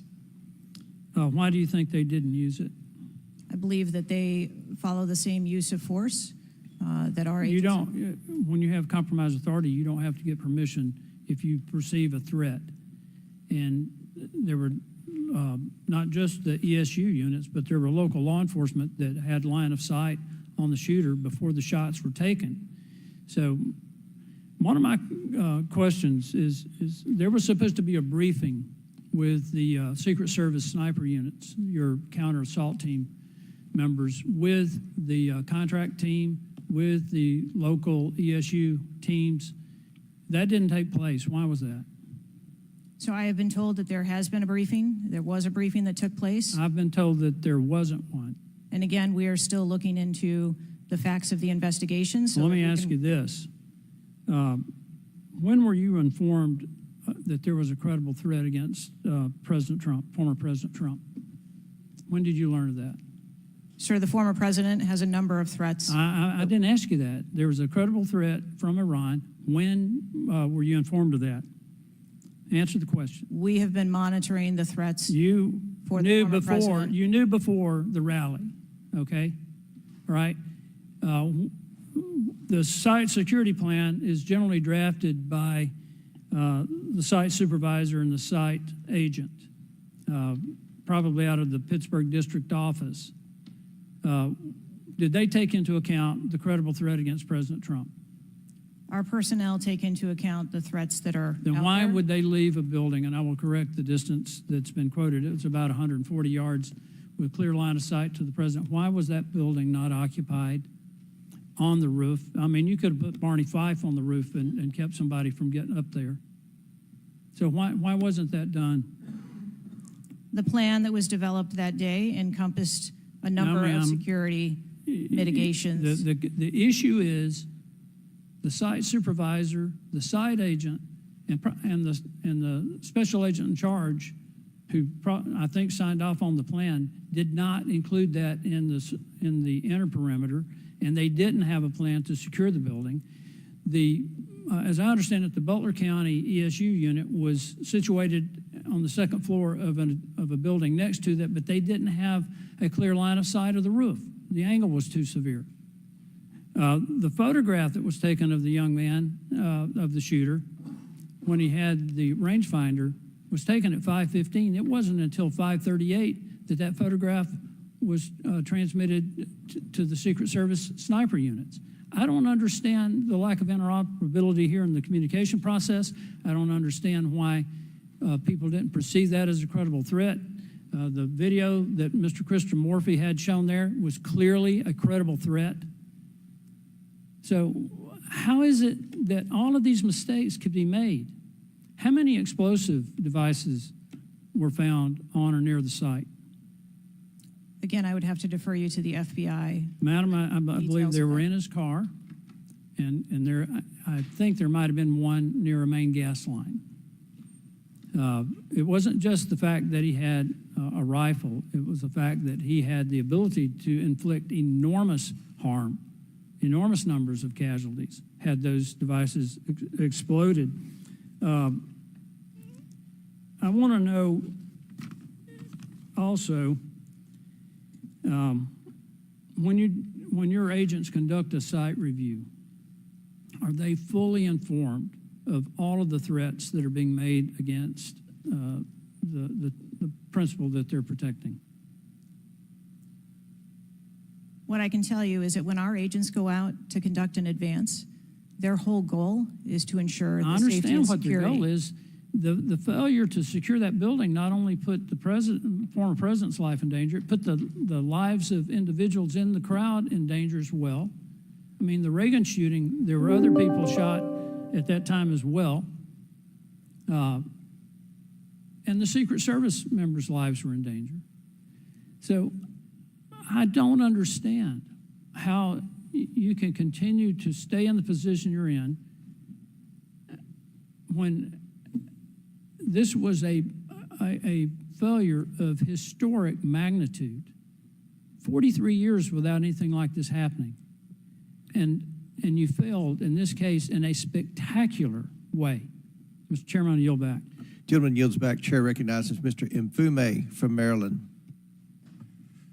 Thank you, Mr. Chair. I want to commend you and the ranking member on your joint statement and for holding this hearing that we might all at least attempt to try to get some answers. Some of us, Ms. Cheatle, grew up in an era not too unlike what we see today in terms of political violence. And some of us remember the November 22nd, 1963 assassination of President Kennedy. Some of us, like myself, remember 2 days later when Jack Ruby on live TV shot and killed Lee Harvey Oswald. We've seen over and over and over since that time these kind of attempts, whether it was the assassination of Martin Luther King or Bobby Kennedy, or the attempted attack on George Wallace in Laurel, Maryland, the shooting in 1981 of Ronald Reagan, our friend and colleague Steve Scalise shooting here in D.C., and the unfortunate attack on Paul Pelosi, and now this matter regarding former President Trump. Let me try, if I might, to take another walk at this. People just assume that whoever is in charge takes full responsibility when there's never been, at least on this magnitude and scale, this sort of failure. So when members ask you, are you going to resign, and you say you have no intention to, they are perplexed, like many people who watch what's going on. And there's some things I just don't understand. Why was the building, the ARG building, placed outside of the perimeter when clearly it was close enough for someone to launch an attack? So again, sir, we are looking into all of the details of how the advance was comprised, but I can tell you that there was overwatch on that building provided that day. By a drone? I'm not going to get into the specifics of technology or assets that were used in this forum. I think it's fair to say the overwatch failed because the shooter got up on the roof and stayed there for a while, and people had pointed him out. So do you think that your overwatch was a failure in that case? I think that we need to know the full details to understand how this occurred. And why was the rooftop left naked to begin with? Can you tell us that, considering it was within the line of sight and so very close? Again, I can't speak to the specifics of this particular event site, but what I can tell you is that when the Secret Service develops an advanced plan, they take into account a number of factors when they're building their advance. If there are buildings or areas of concern, and overwatch is one of those mitigations that they want to put in place, then they will cover off areas of responsibility. I understand that, but the shooter came to the attention of your agency 52 minutes before the former president got to the stage. Did anybody get assigned to watch or cover that individual who had already been seen with a advanced finder on him and other suspicious matters? Was anybody assigned to track him? So what I'd like to clarify is that a suspicious individual I got that part. was It's brought not a threat. to the attention I know. of our personnel. And again, having a rangefinder at an outdoor event. Well, let me ask you this. When the suspicious person was brought to the attention of the Secret Service, was anybody in the detail ordered to follow and stay with that suspicious person just because they might become a threat? So we have a number of teams that are on the ground. And again, we are trying to verify the timelines of when those notifications were made to our personnel so that they could assume the responsibility of trying to track that individual. Ms. Cheatle, there has been a lot of discussion, some of which raised itself earlier in this hearing, about poor staff morale within your agency. And I have the July 17th report of Government Executive, which is a credible reporting service for the federal government, for employees. And the 2023 ranking of places to work within the federal government showed, and this is through the Office of Personnel Management, that the Secret Service came in 413th out of 459 sub-agencies and agencies. Can you explain that? Certainly. What I can tell you is the Secret Service is a difficult job. It challenges our employees daily. It's holidays, it's weekends, it's no leave periods. But, Madam, people come to work knowing that. You do explain that when you hire somebody. They know that. It's the same with other agencies. They miss holidays, they come to work at odd hours. But to be one of the worst places to work within the federal government, 413 out of 459? I just need an explanation. What do you think as the director there? I think that this And that's the last question, but please answer Mr. Mfube's question. I think that this is a challenging job. I think that it's a challenging environment to be in law enforcement, and we do have a no-fail mission. And our folks are tasked with that every day, 365 days of the year. But I can tell you I've also taken a number of measures since I have been the director to recruit and retain and stem the tide of attrition in our agency, which will hopefully alleviate some of that. Thank you, Mr. Chairman. Chair now recognizes Mr. Sessions from Texas. Mr. Chairman, thank you very much. I join in the calls of all of our members to say thank you for doing this hearing on a bipartisan basis. Director, I'm not going to sit here and say you ought to resign, but I am going to say that you have not given us confidence that you have the ability to understand what happened, to take the responsibility in terms of understanding. You've spent a number of years. How many years do you say you've been with the agency? 29. Well, I spent 16 years with AT&T, moved 7 times with them, and had a really good feel about their operations, how they worked, what was acceptable, who was responsible. And I've heard you say today numbers of times, well, you've got to wait. Well, you've got to wait. Wait for the final report. When is the final going to happen? I mean, how long do we have to wait before you can give us credible answers? You've been there 28 years. You've had a few days to be able to draw your own analysis of this. You should understand the entire process. You talked about being on the team, perhaps in Georgia. You have talked about your experience in this. You've talked about the professional nature of the agency. That I don't doubt. But the director, just like it was when I ran my operations at AT&T, was responsible for making sure they worked. And in business, it either works or it doesn't work. There's no in between. It either works or it does not work.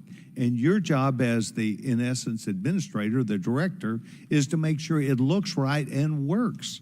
And I've not heard you say one thing about my analysis is, I have asked these questions. It's always, I've got to sit back and wait for someone else to decide that. So I'm going to ask you a question that maybe you can answer.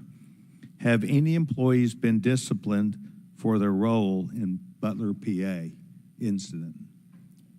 No, sir, not at this time. I am asking those questions. So no employee has been disciplined and no employee has been placed in any position that would place their job in jeopardy nor their standing in the agency. We are still in the process of That's interviewing not what I people. asked. You're the person that runs the place. You're the person that knows right from wrong, good from bad. You've had a number of days, and now you come before this committee knowing you're going to be before us, and you've got to slough it off to someone else. Do you see where there was something that went wrong as a professional at an agency with 28 years, or do you have to count on someone else to give you the final report? I see that something went wrong, and I've acknowledged that something went Then wrong. what went wrong? I Was need the to- special agent in charge not doing their job? Was the shooter was the shooter given extra time? Was the sniper doing their job? I mean, these are things that people who've been around for 28 years can analyze quickly. I watched it live on TV, and then within minutes saw a number of facts and factors that would have and should have been known by people who were there. You've got 28 years. You're showing up here telling us and the American public, well, I've got to wait for the final answer. What is your evaluation? I'm asking those same questions. Well, no, you're before the And I committee. Tell us what went wrong. A special agent in charge, the person who was there. Tell us, and don't try and play a shell game with us. Do you have the ability to effectively, as the director of this agency, to understand what went wrong and at least tell us, I do or don't know what I'm doing? And we come away with, and I'm not asking for you to resign. I'm asking for you, if you've got this experience, then you should be able to say to us, we know what we did wrong. It was a failure in our system, and we're immediately making these corrections. That's why you're having a difficult time with this group of members of Congress, because we saw it too. We've seen the things, but you are the 28-year expert. You are the person that, and only you, that can make the changes. And I hear you say, well, I've got to wait for a final report before I, at 28 years experience. That is why we think what you're doing, the answers you're giving us are not correct, and you are not using your professional expertise. Mr. Chairman, I will allow her to respond. I am asking those same questions, sir, and I assure you, when I have a full and complete report of exactly what happened, there will be accountability, and we will make changes. But before I recognize the question, just out of curiosity, Director, it's been 9 days. Every American wants these questions answered. Do you have a ballpark estimate of when what Mr. Sessions asked you would be able to answer? So I can tell time-wise? I can tell you on our mission assurance internal investigation, we are targeting to have that completed within 60 days. There's also an external investigation that is going to be taking place. There are a number of Office of Inspector General investigations as well, and we are working in concert. And then, of course, there is the Department of Justice, FBI, criminal investigation. Chair recognizes Ms. Ocasio-Cortez from New York. Thank you, Mr. Chairman. Director Cheatle, respectfully, what you had just laid out about 60 days. We are currently in the midst of an especially concentrated presidential campaign in the moment. That is also paired with, of course, elections happening across the country that are happening in about 100 days. So the notion of a report coming out in 60 days when the threat environment is so high in the United States, irrespective of party, is not acceptable. And I think it's very important to understand that. This is not theater. This is not about jockeying. This is about the safety of some of the most highly targeted and valued targets internationally and domestically in the United States of America. So the idea that a report will be finalized in 60 days, let alone prior to any actionable decisions that would be made is simply not acceptable. It has been 10 days since an assassination attempt on a former president of the United States, regardless of party. There need to be answers. Again, this party, this committee, this is not a moment of theater. We have to make policy decisions, and we have to make them now. We do. And that may be and that may require legislation. That may require policy that we must pass in the immediate term. And without that, we are flying blind. So the lack of answers and the lack of report is just simply not something that we can accept here. Director Cheatle, is there a standard perimeter that the Secret Service establishes around an event, or are those perimeters independently determined per event and scenario? There is no standard. Every event and every venue is different and treated as such. So each event has a different perimeter that is established depending on the logistics of that event. Now, you established earlier that the building upon which the shooter operated from was outside of that established perimeter, correct, for the Butler, Pennsylvania event? It was outside of our secure perimeter, yes. Now, that building was, I believe, 500. How far away was that building from the president? It was approximately 200 yards. 200 yards. Now, the individual used an AR-15 in order to act out his assassination attempt. An AR-15 has a range of about 400 to 600 yards. My question is, why does the Secret Service perimeter, why is the Secret Service protective perimeter shorter than one of the most popular semi-automatic weapons in the United States? There are a number of weapons out there with a number of ranges. Again, an advance was completed. The determination of the perimeter, I'm not going to speak to specifics, but there are a number of factors that are taken into account when we determine our perimeter. Some of it has to do with terrain, some of it has to do with buildings, some of it has to do with assets and resources that are available. And so what I'm hearing is that a perimeter was not established outdoors in an outdoor venue that would prevent an AR-15, which is one of the most common weapons used in mass shootings, from being able to be within the range of Secret Service protection. A perimeter was established, and even though there were buildings that were outside of that perimeter, it wasn't just that building, there were a number of buildings in the area, and there was overwatch that was created to help mitigate some of those buildings. Respectfully, Dr. Cheatle, as well, as a person who has experienced an enormous amount of threat incidents, including incidents that have never been reported publicly,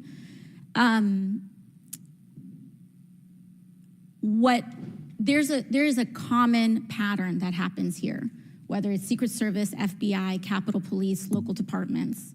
After a critical security failure, we often hear there will be an independent investigation. That independent investigation gets set up.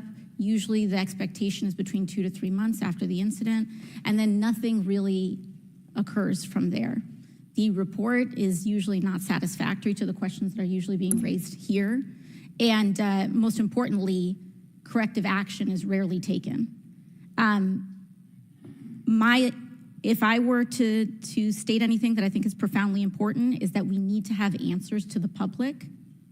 Ideally, I would encourage you and the agency to be more forthright with the members that still have yet to have their questioning, because the public deserves to have full confidence, and the stakes are too high.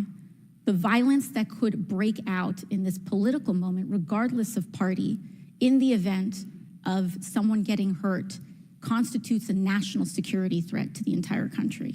Thank you, and I yield back. Could I go back to something you Yes, said? please, feel free, Director. Ma'am, if I could just speak to something you said at the outset when you started your questioning. I want to assure you and everyone on this committee that I'm not waiting for a report to take action. We have been conducting analysis all along. and we have been adding additional features to our security details since this incident occurred.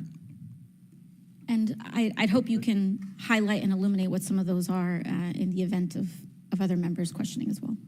Very good. Chair recognizes the gentleman from Arizona, Mr. Biggs. Thank you, Mr. Chairman. I request unanimous consent for that photo to go into the official record. Without objection, to ordered. Thank you. Director, your agency has a no-fail mission, and on Saturday, July 13th, your agency spectacularly failed.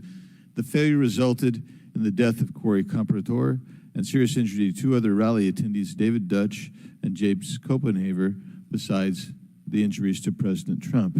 It is unfathomable that a 20-year-old on the radar of Secret Service and local law enforcement before President Trump went on stage was able to climb onto the roof of a building with a rifle and fire off multiple rounds before he was neutralized. Was Mr. Crooks acting alone? Again, I would have to refer you to the FBI's investigation. Was he just a lone gunman? I would have to refer you to the FBI's investigation for motive. What did the Technical Services Division determine was going to be the event perimeter? Those are questions that we are asking, and we are I mean, you're sitting here today. Come on, Director. Everybody said this. You knew you were going to be asked that question because it's been asked multiple times. So this is an easy one. What did they determine was going to be the event perimeter? So you should know that. I mean, this is not, gee, I got to wait till someone else tells me. What was it? Again, I don't want to speak to specifics of the event. Okay, this is a specific. I understand. This is a specific that you ought to know. As someone who said the buck stops with me, I'm going to stay in my job, I'm going to give the answers to the American people, and I know what happened, except for you're not going to tell us. And you're not going to tell the American people. And you yourself said in an interview that foments this notion of conspiracy theories. Guess what? When you sit here and repeatedly tell people, hey, I have to wait, as it frustrated everybody on this committee, guess what? It undermines your credibility and whether you're really going to get to it. So I'm going to ask you again, what did the Technical Service Division determine was going to be the event perimeter? We are still gathering reports. We are interviewing individuals. You know what it is, though. No, you're just not going to tell us, right? When I have those details, I will most certainly share those. Was the gun already on the roof, or did the shooter carry the gun up with him? I do not have that information at this time. Well, when was the last sweep of that roof done prior to the rally? I do not have that information at this time. So how many holds, I mean, so most of us here have been in events, and Secret Service has been there. There's been security, and I can't tell you how many times we've said there's going to be a security hold right here. So we're going to wait, and we wait to 2 or 3 minutes, and yet we're hearing from you apparently that there were no holds in place. So ever instituted here with President Trump's going on stage, and you said. And this is, I think, connected with this. You said they hadn't adjudicated the shooter to be a threat. He was adjudicated to be a suspicious person, even though we've got some dynamic video that Mr. Krishnamurthy put on the video for us. So I guess my question for you is, and I think you answered this, I just want to see if you're consistent with what you said about an hour and a half ago. What do you do if a suspicious person is identified by the agency? So at a number of our events, it is not unusual. I know it's not unusual. What do you do? Those individuals that are identified as suspicious, we will send teams out Was a team sent out here then? There were teams that were sent to identify and interview that individual. They were sent to interview the individual who's scampered up in camo on top of a roof within 130 yards of his target. And did your team get there?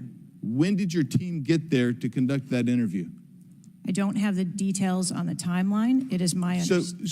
So if they did send a team and they're going to interview him, and you described that earlier as an investigation, why didn't they put a security hold on President Trump going on stage at that rally? At a number of our protective sites, there are suspicious individuals that are identified all the time. It doesn't necessarily mean that they constitute a threat. Of course not. But here you got a guy scampering up the side of a building on top of a roof. It's identified to you, and you said you sent a team there, and you can't answer that. And this gets to one of my finer points, Mr. Chairman, if I can make it, and that is, we can have these kind of interview sessions, 5 minutes, everybody gets a kiss at the pig, 5 minutes, and she gets to stonewall us, not deliver answers. So we say, okay, we're going to put together a congressional committee, a blue ribbon committee. Same crap will happen. I am calling, and I'll support that, but I will tell you this, I am calling on the Speaker to give us and put together a truly independent commission of qualified former Secret Service agents, presidential and VIP protective services people who can actually conduct this kind of investigation and give us real answers, because I don't think you're going to give us those answers. You should have come today ready to give us answers. I call upon you to resign today. And I also would say I've got a bunch of UC requests, if I can go ahead, Mr. Chairman. Proceed with the request. Thank you. I apologize. It might take, that's all right. Go ahead. It might take a moment. Very important. Anthony Guglielmi, the Secret Service spokesman, one from him. Without objection, so ordered. Article, U.S. Secret Service says it previously denied Trump requests for additional resources, New York Times reports. Without objection, so ordered. Secret Service says it denied earlier Trump requests for more federal resources. Without objection, so ordered. Secret Service acknowledges denying some past requests by Trump's campaign for tighter security. Without objection, so ordered. Preliminary findings by Senator Ron Johnson and his committee. Without objection, so ordered. Articles entitled, Notice Anything Different About Trump's Secret Service detailed. Next, former Biden official corrects herself after saying Dems must turn their fire on Donald Trump to beat him. Secret Service director says buck stops with her, but she will not resign. Disney Star Wars Mark Hamill cracks joke about Trump's ear bandage following assassination attempt. Biden, I haven't engaged in inciting rhetoric. Trump has. I'm just talking about threat to democracy. Piece called Who is Secret Service Chief Kimberly Cheatle? Charlemagne the God says Trump solely responsible for violent rhetoric that led to attempt on his life. Video actress Amanda Seales pushes conspiracy theory Donald Trump assassination trip was staged. Report Secret Service identified rooftop as a potential vulnerability days before the rally. Watch BlackRock removes ad showing former President Donald Trump's would-be assassin. Why does the Biden administration have 100% confidence Secret Service after assassination attempt? Secret Service director, we didn't put snipers on the roof because it was kind of sloped. Here's what Thomas Matthew Crooks did in the days leading up to Trump assassination attempt. Secret Service director under scrutiny for diversity initiatives after Trump assassination attempt. The official story on Trump's shooting makes no sense at all. Andrew McCabe says Trump assassination. Mr. Chairman, point of order. I'm happy to assent to all of them. I just so as to facilitate. You don't want me to read? Proceedings. Is it too tedious? Well, we're not even really hearing them anyway. So if we could, it's up to you, Mr. Chairman. You would like me to I'll slow it down. I was probably going too fast. Secret Service's explanations for security failures ahead of Trump assassination attempt are not adding up. U.S. reportedly received intel of Iranian plot to assassinate President Trump. What WTH, Secret Service now saying that they didn't put any agents on the roof because slight slope was too dangerous. Report, U.S. officials received intel of Iranian plot to assassinate Donald Trump before Crooks' attempt. Exclusive GOP rep cloud. Homeland Security Agency is interfering in House's assassination investigation. Why Trump's raised fist after surviving assassination attempt is triggering the liberal media. Questions swirl over the security lapse at Trump rally, reviving old concerns about Secret Service. Secret Service scrambles to shift blame after Trump shooting as backlash hits hard. Nobody contacted me. Must-see 6-camera split screen of assassination attempt captures everything shooter was in open 2+ minutes. Murillo, 5 reasons you should be angry. Breaking, shooter spotted up to 30 minutes before firing, reported multiple times. Pictures taken, no one stopped him. Cheatle calls the 30 minutes between noticing and neutralizing a very short period of time. Secret Service Director says buck stops with me on Trump assassination attempt, but won't resign. Mr. Biggs, we'll stop right there. We can retake them on the next one. I know there are more, Okay. but without objection, we'll enter into the record all of those, and we'll take up the others after the next speaker. Chair now recognizes Ms. Brown from Ohio for 5 minutes. Thank you, Mr. Chairman. I first want to highlight certain comments from Ranking Member Raskin, my colleagues on both sides of the aisle, President Biden and Vice President Harris, and that is political violence is completely unacceptable in this country, full stop. It is an assault on our democracy itself, and I am devastated by this attack on a candidate for the president, for the office of the highest office in the land, and continue to pray for the victims of this shooting and their families. As someone who has known gun violence firsthand, no one should have to experience the pain of losing a loved one to weapons of war. It is deeply unfortunate political violence has become far too common. Whether it is the deadly attack on the Capitol on January 6th, the assault on Speaker Pelosi's husband, or the threats of violence against election workers, we all must work to condemn political violence and tone down the rhetoric. So, Director Cheatle, on behalf of the hardworking men and women of the Secret Service, can you give us some perspective as into what goes into securing an event like the rally? Like, how much time do you have to prepare? Thank you for the question. Generally, when we receive notification that there's going to be an event taking place at a venue, the advance team assignments are made, and there is a 5-day process to conduct walkthroughs, coordinate with staff, local staff, and whether it be campaign staff or the protectees staff, and then with local law enforcement on where the perimeter is going to be, the size and the scope of the event, how many attendees there are going to be, if it's an indoor rally, outdoor rally, what sort of assets are available locally, what sort of assets the Secret Service can bring to bear, and what the scope of the event that the staff is trying to accomplish. So to that point, how many agents were recommended or requested as opposed to how many were assigned? So I'm not going to get into specifics of how many were assigned, but those numbers that were requested were provided. And how many local agents were involved in the preparation, if you will, that you talked about, that 5-day preparation? So there were a number of local agents from the local office, as well as agents from the former Trump detail that were involved in that advance process. Do we have a number? I do have a number. I'm not going to release that number in this setting. You're not making this easy for us. This is a shocking incident on the former president's life and an appalling instance of political violence and a threat to our democratic values. I'm thankful that the former president is on the mend. And again, I'm grieving for the family and friends of Corey Compatore, who lost a loved one in this shooting and now know the unbearable pain of gun violence. I really hope this serves as a reminder about our responsibility to attack policies, not personalities, to be honest and truthful, and to treat one another with dignity, respect, and thoughtfulness. And with that, I yield my remaining time to Ranking Member Raskin. Thank you, Ms. Brown, for those very powerful and moving remarks. Director Cheatle, we don't want to lose a presidential candidate to an AR-15 attack. We cannot lose a presidential candidate to an AR-15 attack, and we can't lose any more citizens to AR-15 mass violence, mass shootings. And we certainly don't want an attempted AR-15 assassination or assassination attempt to set off political violence or riots in America. So this is deadly serious business.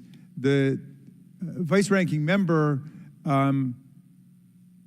pointed out that a report in 60 days won't do it for us because we have a responsibility. Members of Congress have a responsibility to take action now if there's anything we can do to prevent this. So my question for you is, what is informing your operational decisions right now that you've invoked? without a report. Can you tell us what are the preliminary judgments, or if you don't want to foreshadow the report, fine. What are your personal professional judgments informing the operational decisions you're making right now? Certainly, and I appreciate that question. I don't want to make any preliminary judgments on what happened on this particular day, but I can tell you that we have looked at, as we did immediately in the aftermath, what the security plan for the Republican National Convention was going to be, and we made adjustments to the interior of the perimeter there. We looked at the protectees that we have here in the Washington, D.C. area and our protective sites, and we did make some adjustments to their security posture. And as we continue to move through the next several weeks, even yesterday with the announcement of the president no longer running, we have made adjustments to the vice president's detail. We are already prepared for an eventual VP nominee, and we continue to make those assessments. I think it just shows how dynamic the environment is that this agency works in every day. So you've made the same kinds of common sense judgments and intuitive recommendations that members of the public and members of Congress are asking about right now? Yes. Okay, thank you. I yield back, Mr. Chairman. And before I recognize Ms. Mace, I have to say, Director, we're pretty close to the halfway point during this. You answered more questions with an ABC reporter than you have with members of Congress. We have a lot more questions. The American people are demanding that we get answers to those questions, and that's what the purpose of this hearing is today. So I'm sure a lot of the questions that have already been asked are going to be asked again, and hopefully we can get some answers to those questions. I strongly implore you to answer those questions. You're here with a subpoena, and we expect you to answer the questions. Chair now recognizes Ms. Mace from South Carolina. Thank you, Mr. Chairman. Director Cheatle, the American people are watching, and they're wondering if there are any questions you can answer honestly today. So, Director Cheatle, I have a series of questions, very specific questions. I want very specific answers. Most of my questions are going to demand a yes or no answer. Do you understand? I do. Okay, my first question. Both sides of the aisle today have asked for your resignation. Would you like to use my 5 minutes to draft your resignation letter, yes or no? No, thank you. Was this a colossal failure? It was a failure. Yes or no? Was it a colossal failure is the question, yes or no? I have admitted this is a terrible... This is a yes or no series of questions. Was this a colossal failure, yes or no? Yes. Was this tragedy preventable, yes or no? Yes. Has the Secret Service been transparent with this committee? Yes. Would you say the fact that we had to issue a subpoena to get you to show up today as being transparent, yes or no? I have always been yes or no. You didn't want to answer the question. Committee. We had to issue a subpoena to get you to show up today. That is not transparent, by the way. You stated earlier, Secret Service is not political. Is that correct? Yes. Okay. Would you say leaking your opening statement to Punchbowl News, Politico's Playbook, and Washington Post several hours before you sent it to this committee as being political, yes or no? I have no idea how my statement got out. Well, that's bullshit. So, Mr. Chairman, I would like to ask unanimous consent to enter into the record articles by Punchbowl News, Political Playbook, Washington Post, all done at 5:24 a.m., 6:12 a.m., 6:34 a.m., a solid 3 to 4 hours before this committee got your statement. Without objection to ordered. Okay. Is the Secret Service fully cooperating with our committee? Yes. Okay, you say you're fully cooperating with this committee. On July 15th, this committee sent you a list of demands of information that we wanted. Has the Secret Service provided this committee a complete list of all law enforcement personnel that were there that day? Have you done that? Have you provided a list to the Oversight Committee? Yes or no? I will have to get back to you on that. That is a no. Have you provided all audio and video recordings in your possession to this committee, as we asked on July 15th, yes or no? I would have to get back to you. That is a no. You're full of shit today. You're just being completely dishonest. Mr. Chairman, Mr. Chairman, I want to Mr. Ch- I'm Come gonna on. We have to continue. maintain decorum in this committee, no matter how have you provided upset we any get. and all memos to this committee that we've asked you on July 15th? Have you provided all memorandums within the Secret Service? I would have to get back to you on that. That is a no. You are being dishonest or lying. Like you're being dishonest here with this committee. These are important questions that the American people want answers to, and you're just dodging and talking around it in generalities. And we had to subpoena you to be here, and you won't even answer the questions. We have asked you repeatedly to answer our questions. This isn't hard. These are not hard questions. Have you provided us all communications from the Secret Service related to that day and that rally? Have you provided this committee? We've asked for this information on July 15th. Have you provided any of this information that this committee has asked of the Secret Service? Any of it? I'll have to get back to you. Have you even read this letter that we sent you? Did you even read this? Yes. Okay, and you have said you don't know, you have no idea. Well, the answer is no. We haven't gotten a single document or piece of information or data from you or your agency in related to the rally that we have asked you for. So, was this attempted assassination of Donald Trump a failure of training or execution or both? I think that those are answers that we need to Training, examine. execution, or both? Which one? I think those are answers. All right. we How need to many determine. how many Secret Service personnel have lost their jobs due to this colossal failure? At this time, none. How many Secret Service personnel have been required to take a refresher course on how not to let people shoot Donald Trump? Our personnel are currently operational. We are examining the facts of this investigation, and we will make the changes necessary. What time did law enforcement become aware that there was an individual on the roof with a clear line of sight to President Trump? I am still verifying timelines. Of course, 9 days in, you have no answers. How many minutes went by between the time law enforcement saw and took photos of crooks and the shooting? How many minutes? I am still verifying timelines. 57 minutes. Thank you, Mr. Chairman, and I yield back. Gentlelady yields back. Before I recognize Ms. Stansberry, I believe I want to recognize Mr. Mfume for a unanimous consent. Yeah, thank you, Mr. Chairman. I beg your indulgence. I meant to do this earlier. I'd like to have unanimous consent that it be submitted for the record. The 2023 ranking of best and worst workplaces in the federal government, compiled by the Office of Personnel Management, which shows the United States Secret Service coming in, again, as I said earlier, 413th out of 459 sub-agencies, and this appears in the July 17th edition of Government Executive. Without objections ordered. Chair now recognizes Ms. Stansberry from New Mexico.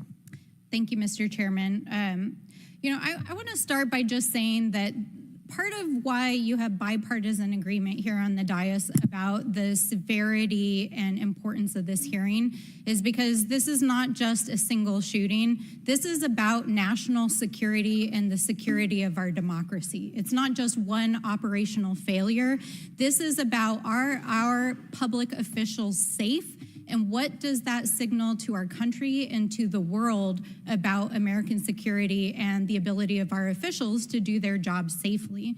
So I want to start by saying thank you to all of our brave men and women who are in the uniform, whether it's the Secret Service or local law enforcement, who put their lives on the line. I think obviously we honor their service, but this is really about operational failures and what it means for our country at large. And I also want to reaffirm that we must condemn unequivocally political violence of any kind, not just political violence, and that it cannot be tolerated in this democracy. And also to offer my prayers for the slain Fire Chief Corey Comprator, and also prayers for those who've been injured. Now, I think, the tone of this hearing is, how is it that a 20-year-old young man with a gun that was legally purchased by his father could, on the day of a rally, go to a gun shop, legally purchase ammunition, show up to a secured site, and then not only attempt an assassination of a political figure, but kill and injure 2 others? How could this happen? I'm not asking yet. I think we've had a lot of testimony here today. I want to talk a little bit about the timeline. Now, here's what we know, and I know, Director, you were also on the call that we had a few days ago with the FBI and other law enforcement, so I respect that you are not able to share, based on your testimony, some of the details that are currently being investigated, but I know you were on the call because I heard you on the call and you heard them too. So I'm going to lay out the timeline a little bit. On July 3rd, the rally was announced that it was going to be in Butler.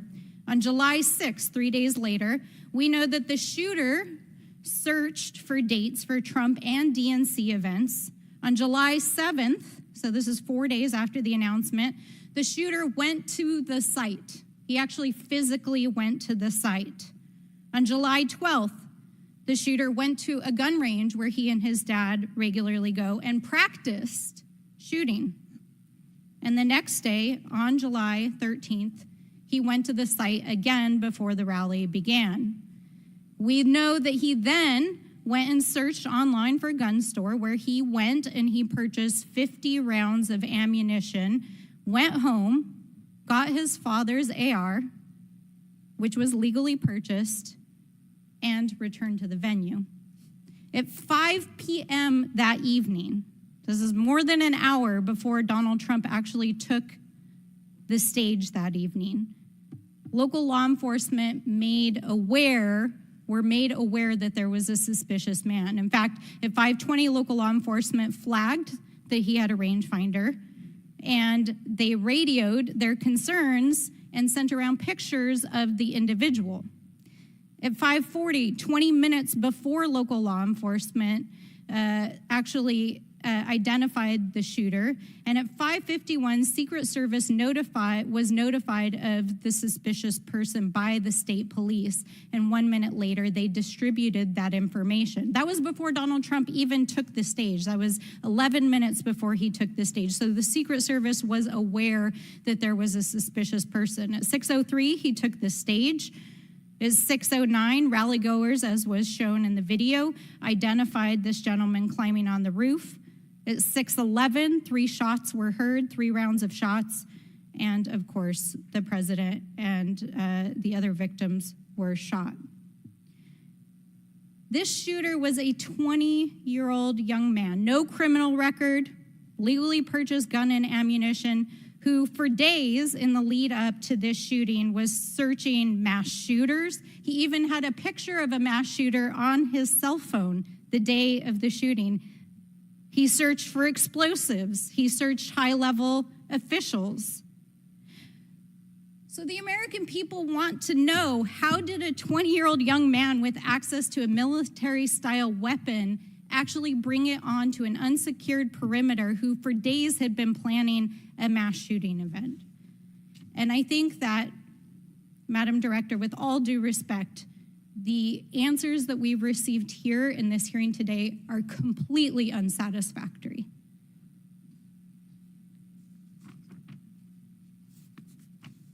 How could this happen?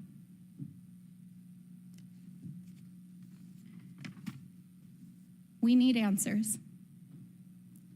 We need answers not just for the family members of the gentleman who was killed and those who were injured, but we need answers for our democracy. Because as others have stated here today, we are in a highly politically charged environment right now. We are only weeks away from one of the most significant presidential elections in American history, and it is clear that our public officials' safety has not been secured. And it is not just a matter of one shooting, it is a matter of national security. So I hope that you will take our comments to heart.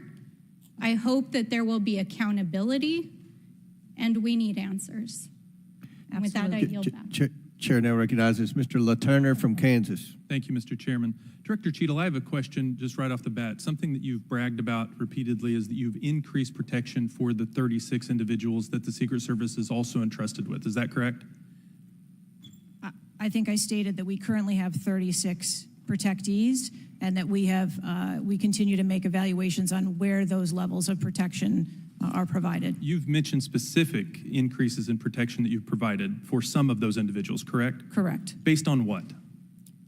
Well, some of it has been as a result of the tragic incident that occurred on the 13th. We went back and reassessed where we were at in providing protection and wanted to make sure that we were not, overlooking anything, considering this most recent incident. So the Secret Service needed to learn that allowing a rooftop 150 yards away from a protectee, not putting that in a perimeter, not having someone guarding that roof, that information is new to you, and it's caused you to increase protection to other folks that are under your care?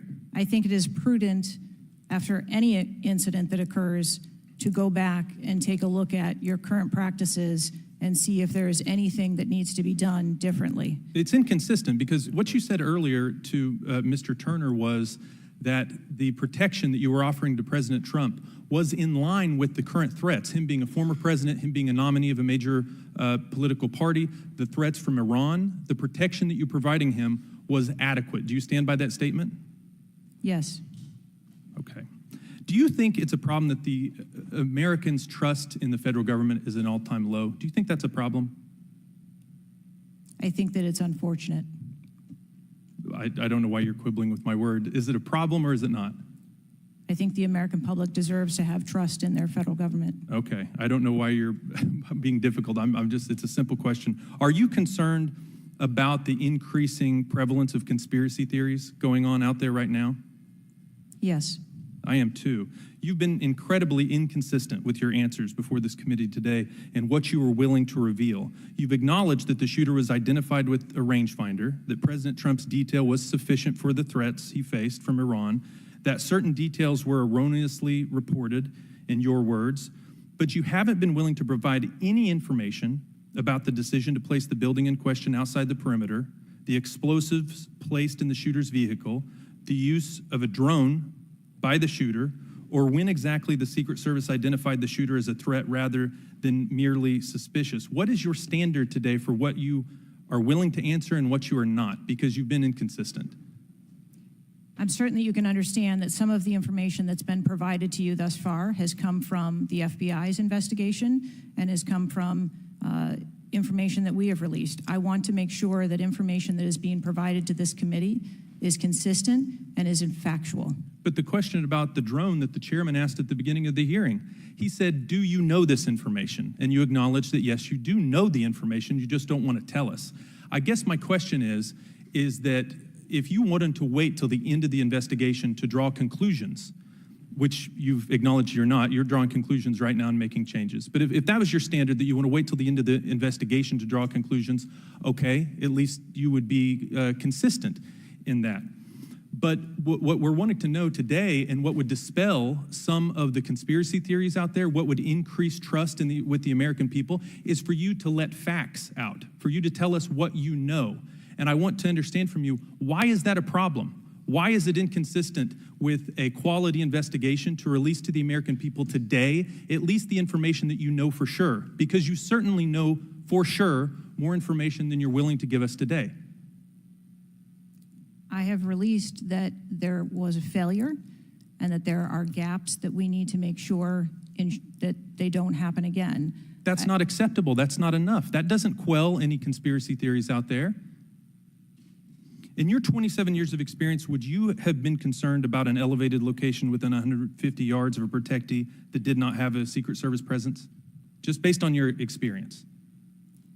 What I can tell you is that every site and every venue No. I'm asking for your experience. Looking at this situation, would that have been of concern to you? Or would you have agreed that it's fine, it doesn't need to be covered? What I have explained today You're is not going that to answer. there was... Is it true that at 5:45 p.m., approximately 18 minutes before President Trump took the stage, the Beaver County Emergency Services Unit noticed the shooter on the roof and photographed him? Is that a fact or not? That is the information that I have from the FBI's report, yes. You haven't been willing to share whether or when this was communicated to the Secret Service, so I'd like to get into the difference between suspicious activity and threatening activity. Is it suspicious or threatening if an individual is seen around the perimeter with a rangefinder? Is that just suspicious? That could be termed as suspicious. If that same individual with the rangefinder is found on a rooftop, is that still just suspicious, or is that considered threatening? That could be termed still as suspicious. All right, my time is over. Mr. Chairman, I yield back. Thank you. Chair now recognizes Mr. Frost from Florida. Thank you so much, Mr. Chair. And obviously, I want to start by stressing that political violence is always unacceptable and acknowledging that this is still an ongoing investigation. But oversight hearings like this are essential components of an investigation, and I want to thank the chair for pulling this together. Madam Director, I appreciate you for being here. The events of July 13th raised serious questions about the efficacy and thoroughness of the security protocols in place. The gravity of the fact that an unsophisticated gunman was able to secure his perch and take a shot at a former president despite multiple layers of security and intelligence are not lost on me. Before I came to Congress, I used to work advance for a major political candidate and have interacted with many different law enforcement agencies on large political events like the one that just happened. How many times was the Secret Service alerted about a suspicious person at the July 13th campaign event prior to the first shot being shot? I don't have an exact number to share with you today, but from what I've been able to discern, somewhere between 2 and 5 times there was some sort of communication about a suspicious individual. To the Secret Service specifically? Mm-hmm. According to reports, the shooter was photographed twice by security officers prior to the shooting. A police officer saw the shooter on the ground and reported him with a photograph as a suspicious person. Multiple local law enforcement officers identified the shooter, radioed that he was acting suspiciously near the event's magnetometers. A local law enforcement tactical team saw the shooter on a roof and notified other security services and also photographed him. One police officer who photographed the shooter saw him scoping out the roof and carrying a rangefinder. My question is, and you've answered this, but why, or you haven't answered this, why wasn't the event paused right then? Again, I'm not clear on the timeline of when the Secret Service shift and the counter sniper were notified. But earlier, Madam Director, earlier you said that the Secret Service would have paused the rally if they identified a threat. Correct. So why wasn't it paused? Because I have to assume that they did not know that there was a threat when they brought the president out on the stage. I feel like this is a breakdown in communication between local law enforcement, you all, and other actors at the rally. And again, as someone who's worked on these, I understand that there's multiple people with multiple decision, with the ability to make different decisions on the ground. I've taken over the last week, I've spoken with a lot of folks in local law enforcement in my district and across the country that I've worked with before, and other people have brought up concerns around being able to communicate with with Secret Service during these big events and having their flags taken seriously.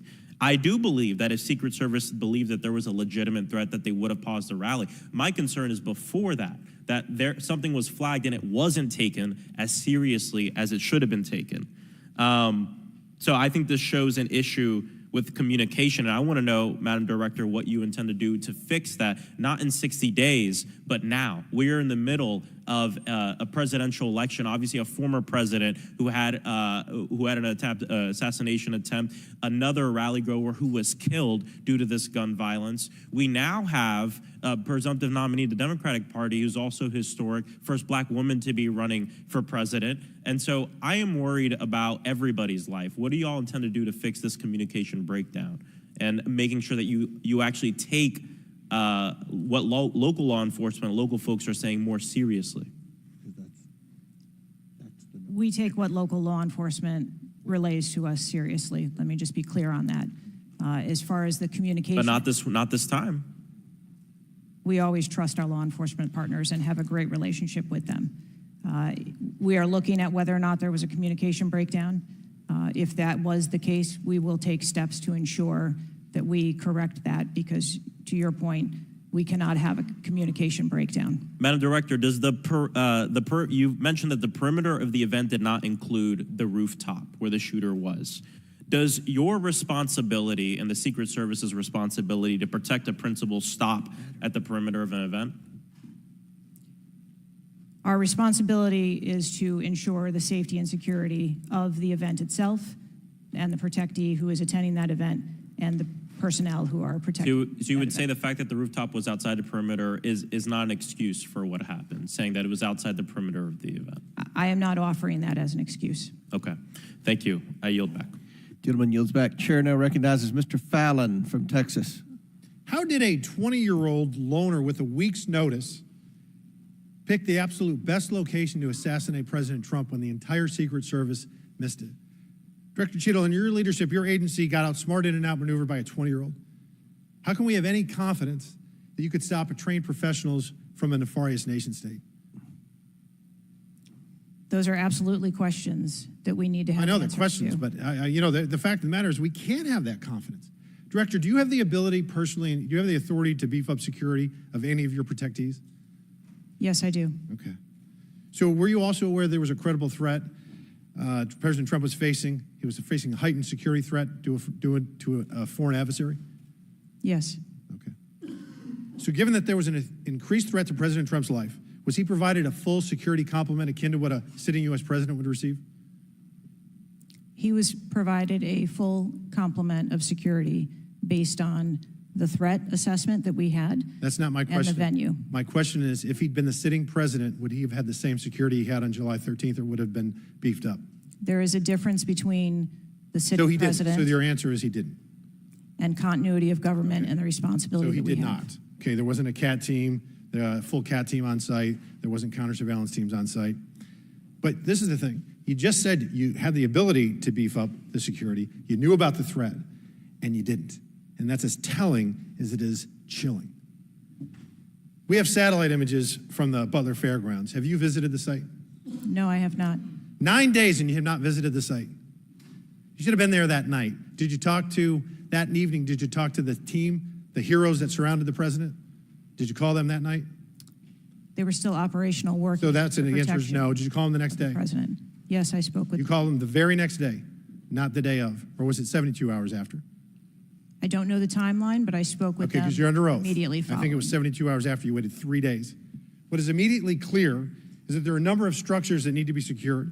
Of these, Director, other than the first, immediate 4, what's the most dangerous site that should have been secured? Because Security 101, you got to mitigate the high ground. Yes. Okay. Do you know what the next most dangerous site, what was the closest structure to the president, other than the 4 immediate ones that you had your counter sniper teams on? There are a number of structures around that event site. You know who the shooter knew? The shooter has visited the site 2 more times than you have, and he had a drone, and he picked the AGR building.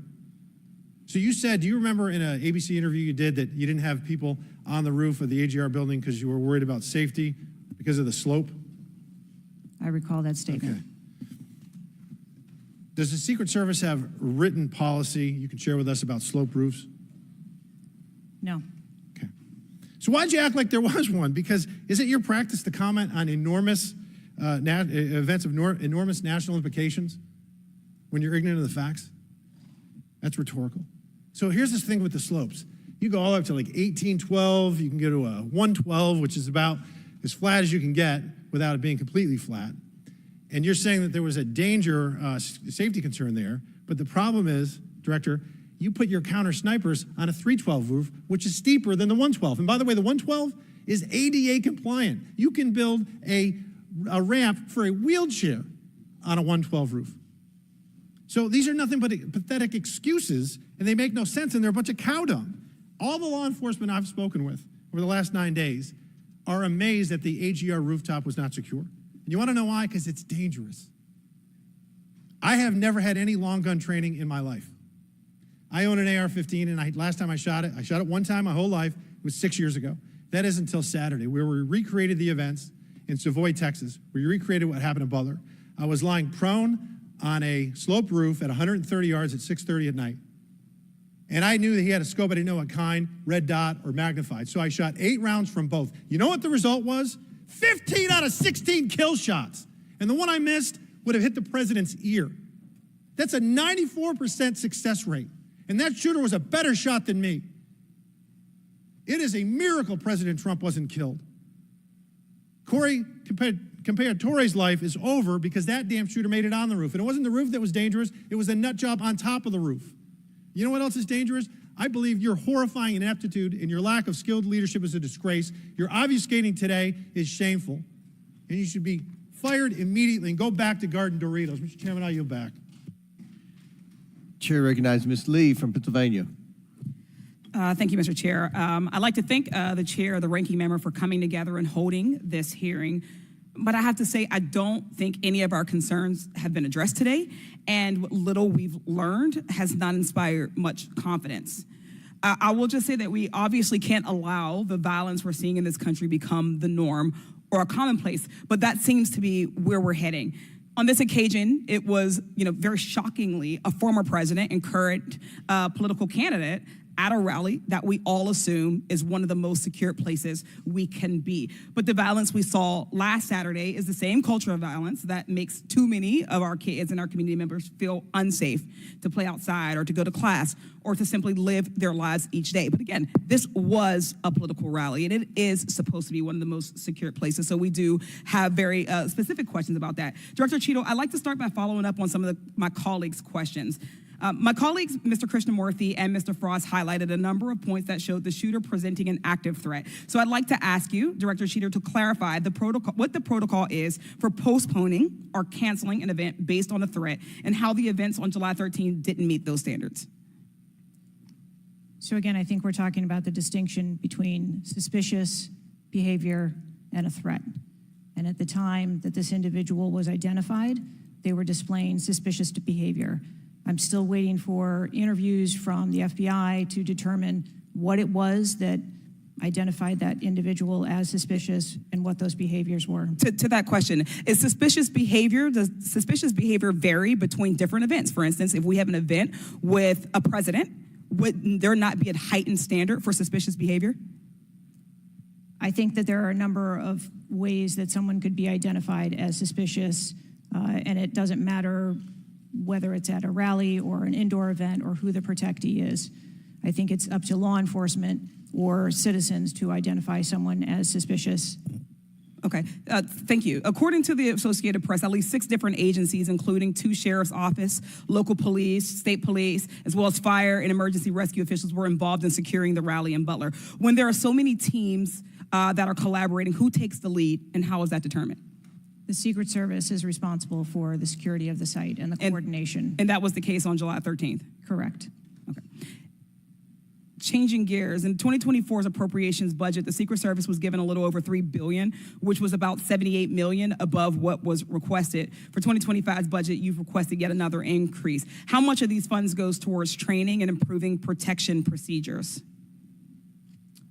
I would have to get back to you on the training aspect of it, but about 30% of our budget is for protection and facilities and training.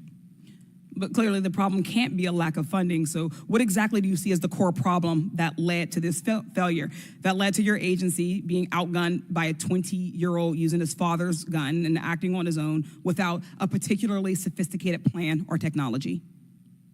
I think that we are waiting to determine exactly what those failures or failure was so that we can make sure that the Secret Service is stronger after this. So we've heard a lot today that you can't answer because it's an ongoing investigation, that you're still figuring out the details, and that you won't answer basic questions. You've said 60 days for the investigation, but I simply don't think that's acceptable. Do you really plan to keep avoiding questions and the American people's questions, ours and the American people's questions, for the next 60 days? I'm not avoiding questions. I want to make sure that I am providing factual and accurate information. Certainly, but is there no in-between, right, between what is obviously a fact and what you can surmise from the details that you already have? I assure you, when I have a full and complete report of what took place on that day, I will certainly come back and make that available. Certainly. Studies indicate that the United States is experiencing increasing levels of political violence and tension. Does the Secret Service see increasing political violence as a threat to its work? And if so, how is the Secret Service adapting its strategies and protocols to account for increasing political violence? We are constantly evaluating the threats that we receive and monitoring that, and we make adjustments on a daily basis to our protectees based on what those threats are and what actions we need to take. Yes or no? Do you believe that stricter controls on the availability of assault weapons would make it easier for the Secret Service to fulfill its missions of protecting public officials? I think the Secret Service is tasked with providing a safe environment, which is why we put into place a number of mitigation factors. Certainly, but do assault weapons make it easier or harder for you to do your job? I think that any weapon makes it difficult for us to do our job. Okay, I yield back. Chair now recognizes Mr. Donalds from Florida. Thank you, Chairman. Director, real quick, at what time was Secret Service aware of the active threat against President Trump? Director, what time? So the Secret Service was aware that there was an individual who had been identified as suspicious, and that individual was attempting to be tracked down. At what time? I don't have a specific timeline other than to tell Director, you, it's been 9 days. I At understand what that. time? I want to make sure that I give you factual information, sir. Director, have you talked to the agents on the ground that day? Yes, I have. You've talked to all of them. Your senior team has talked to every agent that was on the ground that day. Yes, we have. Have they all corroborated the same time they identified the shooter or they were made aware of the shooter, either by attendees in the crowd or local police department? There are a number of reports of when those times were made. Was it those 5 minutes notifications. before the first shot rang out? No, Generally speaking, was it 10 minutes before the first shot rang out? no. Was it le- 15 minutes before the first shot rang out? It was less than that time frame when it was identified as a threat. How many days before the shooting took place did Secret Service actually do their advance work to secure the facility that the rally was going to be held at? 5 days. In the 5 days prior, when the security advance team did their work, did they identify the rooftop as a potential threat? Again, I'm pulling those reports and that information. It's been 9 to days, conduct those Madam interviews. Director. Did they notice a rooftop 150 yards away that was a potential threat? Yes or no? I am certain that the rooftop was noticed. I am pulling the reports. What was the security parameters around securing that rooftop? What did they do? There was overwatch provided for that rooftop. Did Overwatch fail? I am waiting to hear what the results of the investigation were so that I can identify where the failure was. Who did you talk to that was on the ground that day that was responsible for Overwatch? What are their names? I'm not going to provide their names in this setting. Did you talk to the people that were providing Overwatch that day? I've talked to the people that conducted the advance on that day and that were working the shift and were the counter snipers on that day. So you talked to the counter sniper team, you talked to the people who were providing Overwatch that day, and you talked to the advance team, correct? Yes, sir. What did they tell you? We are putting together a comprehensive report so that I can identify exactly where the gaps and the failures. When the counter sniper team was on the roof and they identified that there was suspicious activity on the roof in question, what was the chain of command's orders around the person on said roof? Because I'm quite sure somebody saw in under your organization, the Secret Service, I'm quite sure somebody saw the shooter on the roof. So what was the communication through the chain of command to deal with said person?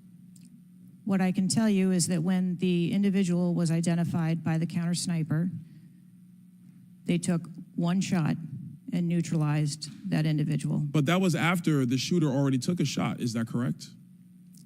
That is correct. So what you're saying now is that the Secret Service did not see the shooter on the roof until after the shooter took a shot?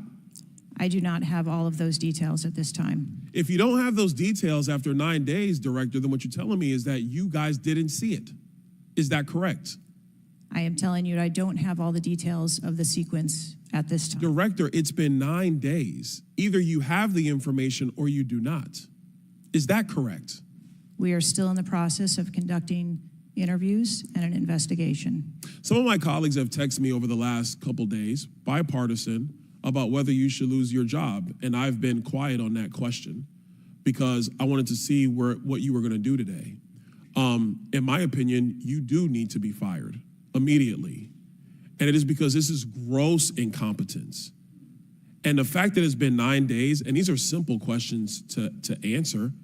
I'm quite sure if I asked any one of my kids if they got in trouble and I told them to give me the details, I would get more answers from them than I'm getting from you right now. And that's what's frustrating on a bipartisan basis, on a nonpartisan basis. This is a joke. And Director, you're in charge, and that's why you need to go. Mr. Chairman, I yield back. Chair now recognizes Mr. Goldman from New York. Thank you, Mr. Chairman. Director, I want to follow up and just understand a little bit why there is so much information about this out in the public, including some from you and your communications team, and yet you're here pursuant to a subpoena under oath in front of Congress, and you're unable or unwilling to answer some of those same questions. Can you just explain why you are answering so many fewer questions here than you have to the media? I'm answering the questions that I'm able to answer based on the fact that there are multiple ongoing investigations. But you have answered some of these questions previously, correct? To the public, to the media. Which questions? Well, did you have an interview with ABC News? Yes, I did. Okay. And did you explain the interaction between local law enforcement and the Secret Service, and that local law enforcement was responsible for securing the perimeter of the building where the shooter was? I said that the Secret Service is responsible for designing and implementing and executing the security plan, and that we rely on the assistance of our local law enforcement partners to assist us with that plan. Let me ask you something. Were you given any instructions about what you can and cannot answer here today? My ability to answer questions is solely reflective of the fact that there are multiple ongoing investigations, and I want to make sure that I provide accurate information that doesn't conflict with any of those investigations that are going on. So is it your view that you can't talk about anything that happened that day until those investigations are completed? My view is that I want to make sure that this committee and the American public gets correct and actual information. And so is it your view that that can only happen after the completion of the investigation? It is my view that when the investigations are complete, that we will be able to share that information. And how about before that? If I have factual information that I can share before that, I absolutely will. I'm guessing you have factual information as to when the suspicious photograph of the suspicious person was relayed to the Secret Service. There's a timestamp on that text message or whatever it was, correct? Sir, I'm sure you can understand that when you're dealing with text messages, emails, and other communications, the timelines don't always match up. Not really if they're time-stamped, but let me move on. Because you have acknowledged that this was a major security failure. Is that right? Yes. Do you acknowledge that it was a major security failure not to secure the rooftop of the building that the shooter shot from? I believe at this time that the rooftop was provided Overwatch. I acknowledge that we are unaware at this time how the individual was able to access the roof. Overwatch meaning from other counter, sniper, other higher points? Correct. And so was it a failure then that when that shooter was on the rooftop that Overwatch did not identify him before he fired his shots? I don't have the timeline of how the individual accessed the roof, where they accessed the roof, or how long they were on the roof. Let me ask a couple things quickly. You have testified here about all the resources that the Secret Service needed to deploy to protect the NATO summit and all of the leaders here. Is that right? Yes. Did you have to rely more on local law enforcement because of the NATO summit for this event? The Secret Service routinely works with local law enforcement at every event. It doesn't matter whether it is a NATO summit, NSSE, the RNC in No, but that's not my Milwaukee. question. obviously there's a natural give and take as to, I'm sure, how many agents you deploy and how much you rely on local law enforcement. Did you have to rely more on local law enforcement because there were fewer Secret Service assets available because of the NATO summit? No. I hope we get answers before the completion. I don't like the fact that the media has received far more answers than Congress has. If this is a function of getting your ducks in a row, I assume you have access to a lot of these reports and a lot of this information, and you should have come prepared here today. And I would just want to flag, Mr. Chairman, before I yield back, that I want to just point out one thing that my colleague from Texas was talking about. When he said he recreated the shooting twice with an AR-15, and he had a 94% success rate, 15 out of 16 shots. I don't know why that doesn't convince him that we should get rid of AR-15s, but clearly we need to do something about the prevalence of AR-15s and weapons of war on our streets. And I yield back. Chair now recognize Mr. Perry from Pennsylvania. Thank you, Chairman. Director, I guess 60 days is the time of the investigation. Is that the information that you've put out, or where did that come from, 60 days? Or is that just information that the committee members are talking about? I stated that earlier today. I've asked Okay, my 60 team. days. So are you receiving regular updates? You're in charge of the Secret Service. This is about your organization, what happened 9 days ago. Are you receiving regular updates from the FBI on their investigation? Yes, I am. So you know some things are true, some things are probably not true. We want to talk to you about the things that we're hearing about and find out if they're true. You've been in contact with the FBI, then you're getting updates on a daily basis, right? Yes. Based on what you said. Okay, so, and are you confident that the person in question, Mr. Crooks, was the only person firing that day against the president or the crowd? Is he the only one? I'm not asking you yet if he acted alone, but is he the only one, or can you say that with certainty to the American people? That is the information I have at this time, yes. Okay, does it appear he acted alone?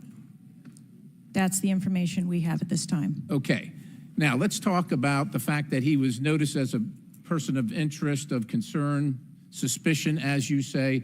Your PI team, how do they stay in, there's a sea of people.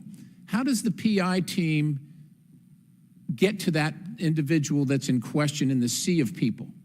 How's that individual tracked? Our protective intelligence teams that work at our sites are paired up with a local police counterpart, and so they work in conjunction together. So they just follow them around, or let me ask you this.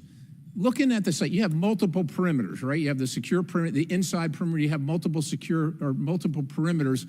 Was the AGR so-called building the highest location affecting the site of the rally? Was it the highest location? I believe the highest location at the site was where our counter snipers were. What about the water positioned. tower adjacent? What about how high is the water tower? I don't have the height on the water tower. Okay, seems like water towers are pretty high, at least in the photo. It looks like there might actually be a building right behind the AGR building that is even higher than the building that Crooks fired from. You're familiar with cover, concealment, and defilade, right? You're familiar with those terms? Yes. So how would your sniper team or your PI team track the individual and give vectors to Secret Service on the PI team to get to that individual to question him? And how would you cover the defilade, the cover and concealment of low areas that you can't see from where your sniper team immediately adjacent to the president were sighted? How would you do that if you're not up on the high ground? So when our counter sniper teams go out and conduct an advance, they have a methodology and provide a grid system that our response teams are able to vector in if they see something that is troubling. So when Mr. Jordan asked about the assets that were requested, let me just ask you about assets requested. Were aerial assets requested for this event from either the Secret Service or state police or anybody else, drone, manned, otherwise? Aerial assets, were they requested?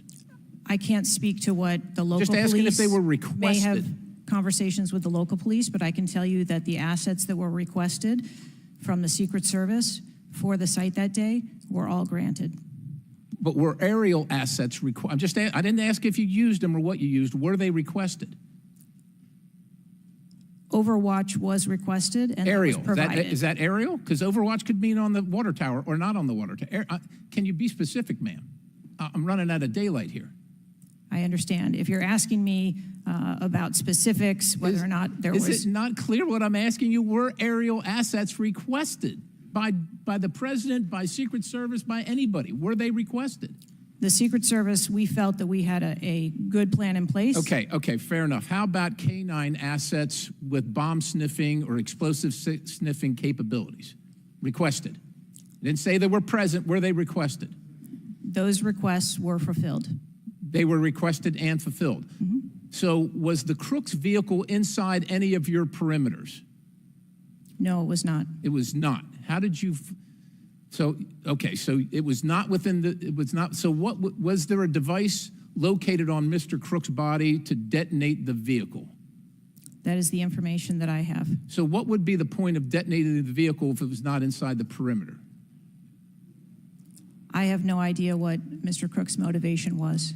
Ma'am, the fact that you haven't, I'll close with this, Mr. Chairman, haven't even visited the site. I understand there are other things going on, but the culture of your organization, the culture that doesn't, do you know how tall the president is? How tall is the president? President Trump, how tall is he? He's over 6 feet tall. I don't know. Okay, so do you assign agents based on their ability to cover physically and carry, if necessary, the president of the United States when you assign them to this mission? Is that a parameter that is considered? I assign agents to work our protectees that are capable and have been trained by the Secret Service. I understand they're trained, but if you're not tall enough, it has nothing to do with, we're not mad at you, but if somebody's 7 feet tall and you're 5 feet tall, there's going to be a delta there that is problematic in protecting the protectee. And I'm asking, is that a consideration when these agents, not saying you, but when they're assigned to the protectee? The agents that are assigned to our protectees are perfectly capable. Okay, ma'am. So of the providing culture is what I'm protection. concerned about, because the primary objective here seems to be something other than securing the site, securing the principal, and securing the people at the site. And that's the concern based on the answers that you've given today so far. Without a yield, Mr. Chairman.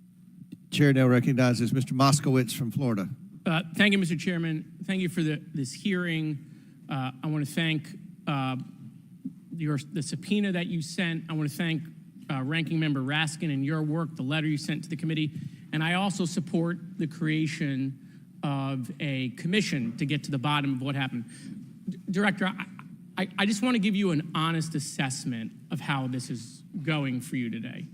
Did you happen to catch the hearing many months ago in education where there were a bunch of university presidents, and Elise Stefanik asked a very easy question and couldn't get an answer?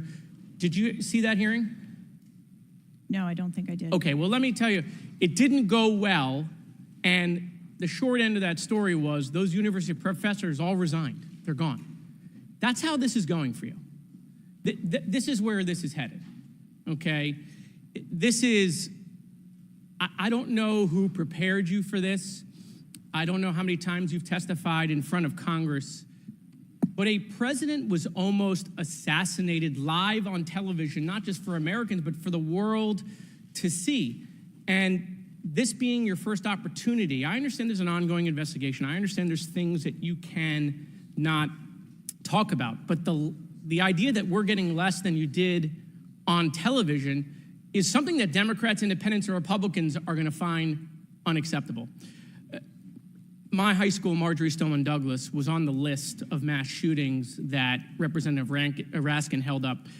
That very day, the school resource officer, a police officer, did not run into the building. He hid in the stairwell while the shooter was in the building. He stayed outside, never helped, okay? He also directed other officers who showed up on the scene not to go into the building.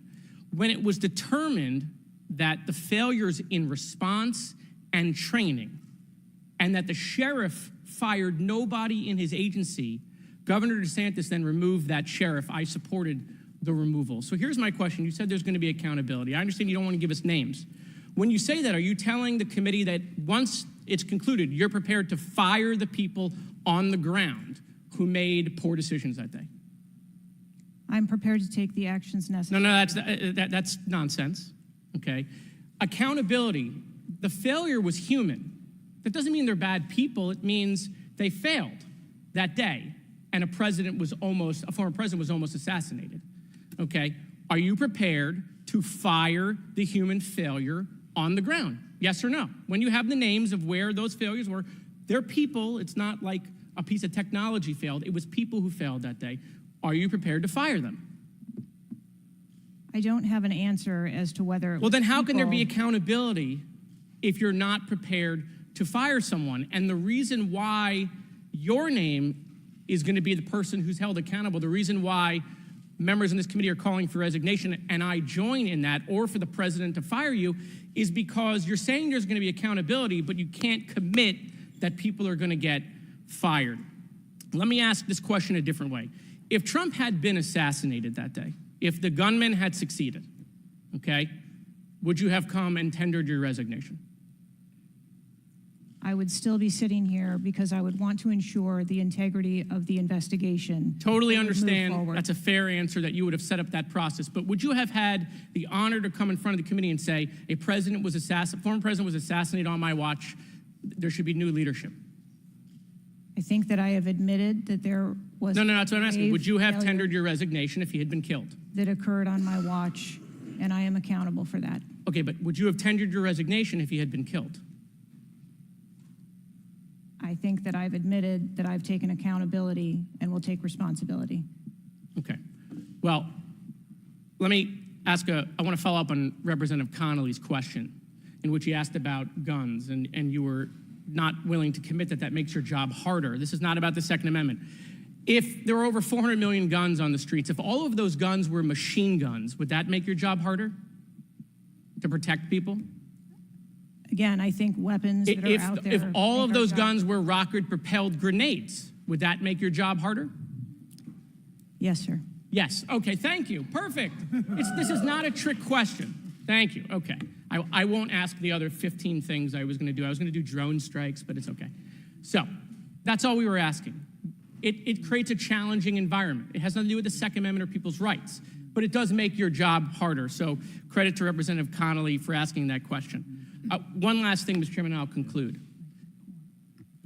You know, there was a question asked, is an Iranian assassin more capable than a 20-year-old? And I have been tough on Iran. I probably have more resolutions on Iran than almost anyone in Congress. But I can tell you it isn't Iranians walking into schools and grocery stores and movie theaters and churches. It is 20-year-olds, right? And some of them are mentally unstable.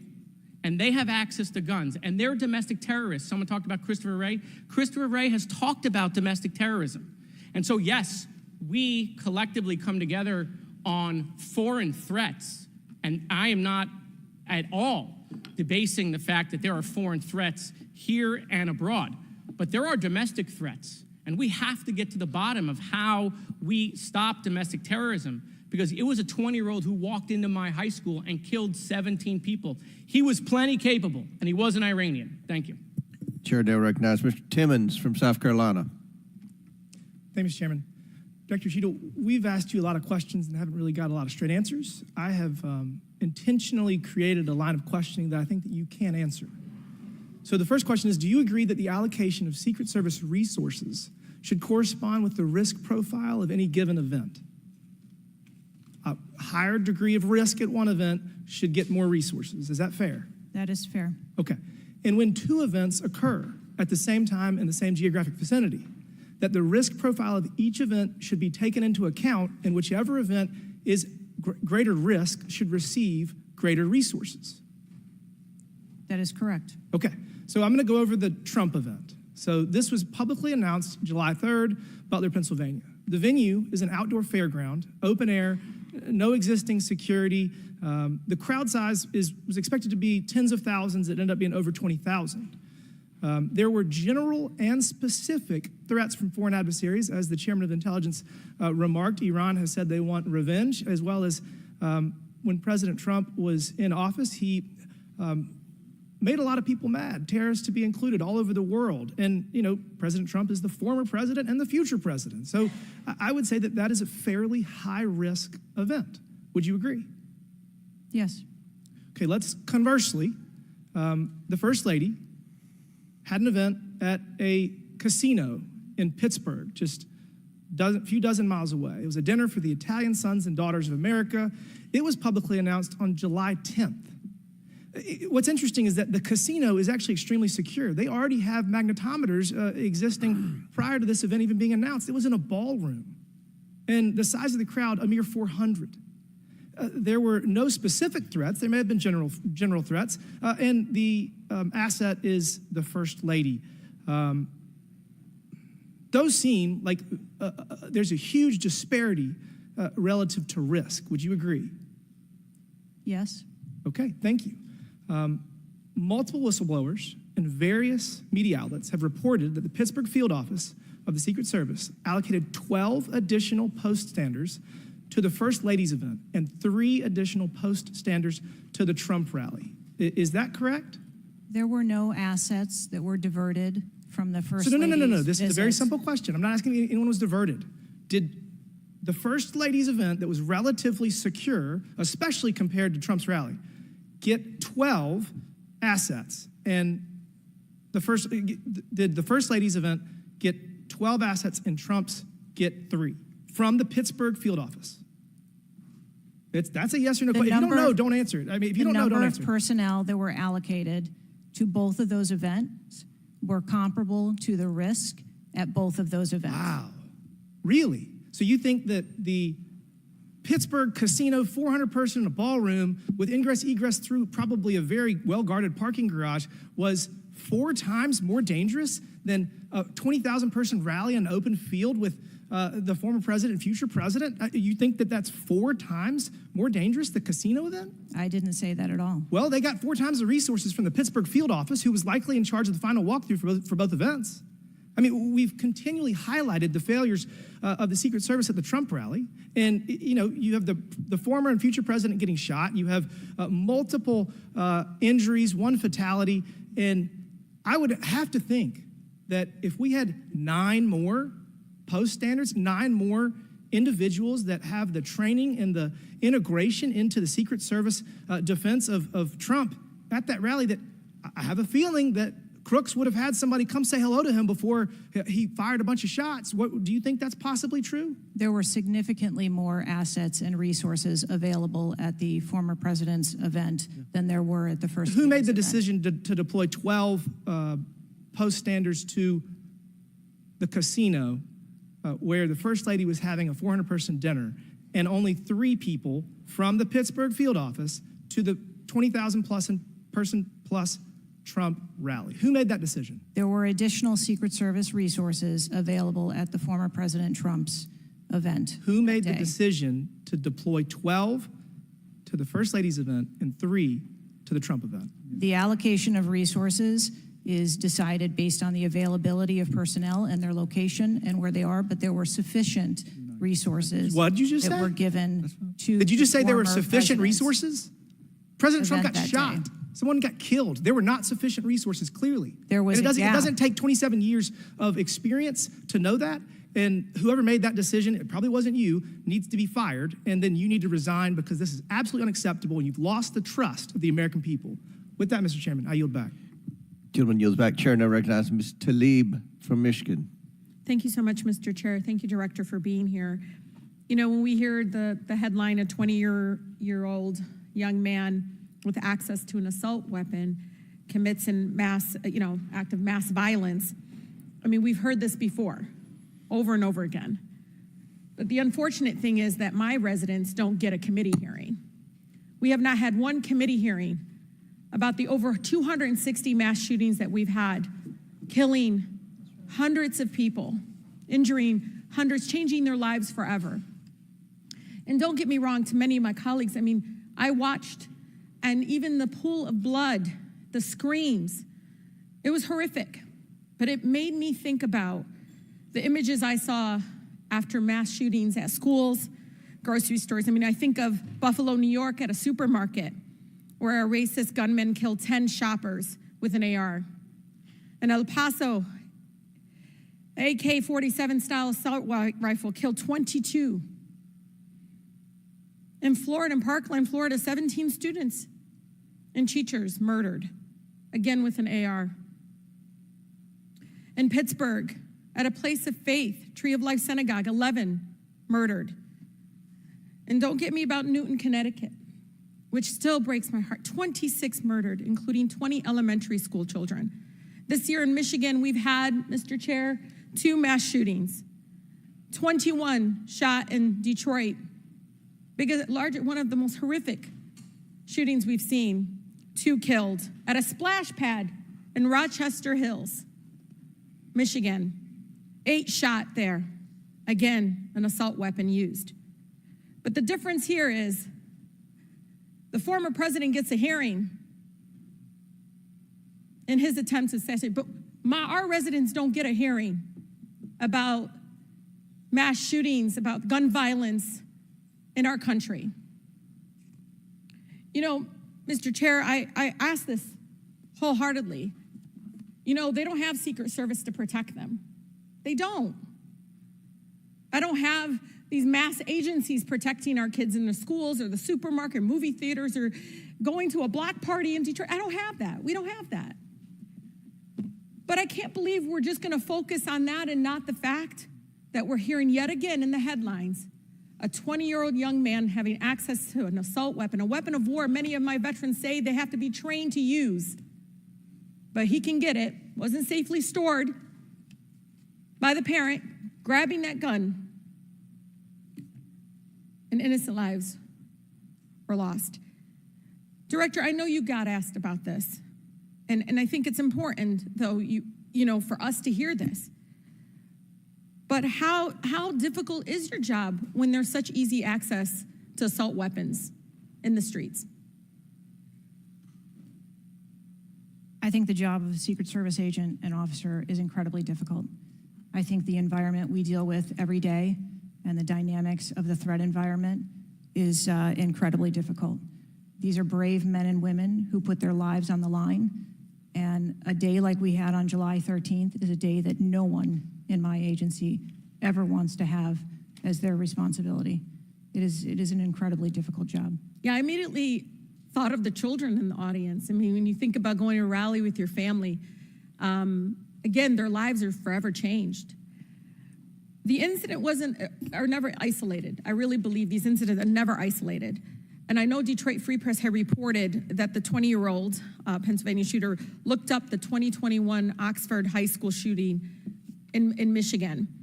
Can you comment on what information this shooter was looking up in regarding the tragedy of Oxford High School, where it took 4 of our high school youth there? I'm sorry, I'm not able to. The FBI has those details.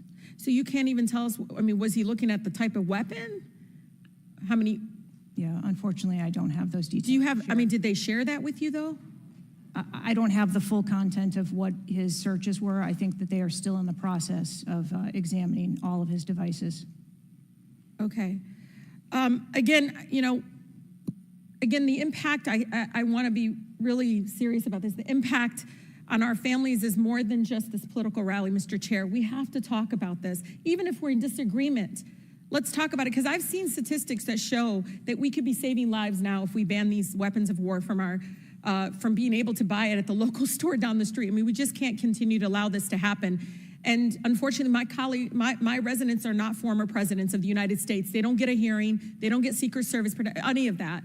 And even among those that are expressing the failed in the system, they just deserve better. They truly do. Thank you, and I yield. Chair now recognizes Mr. Burchett from Tennessee.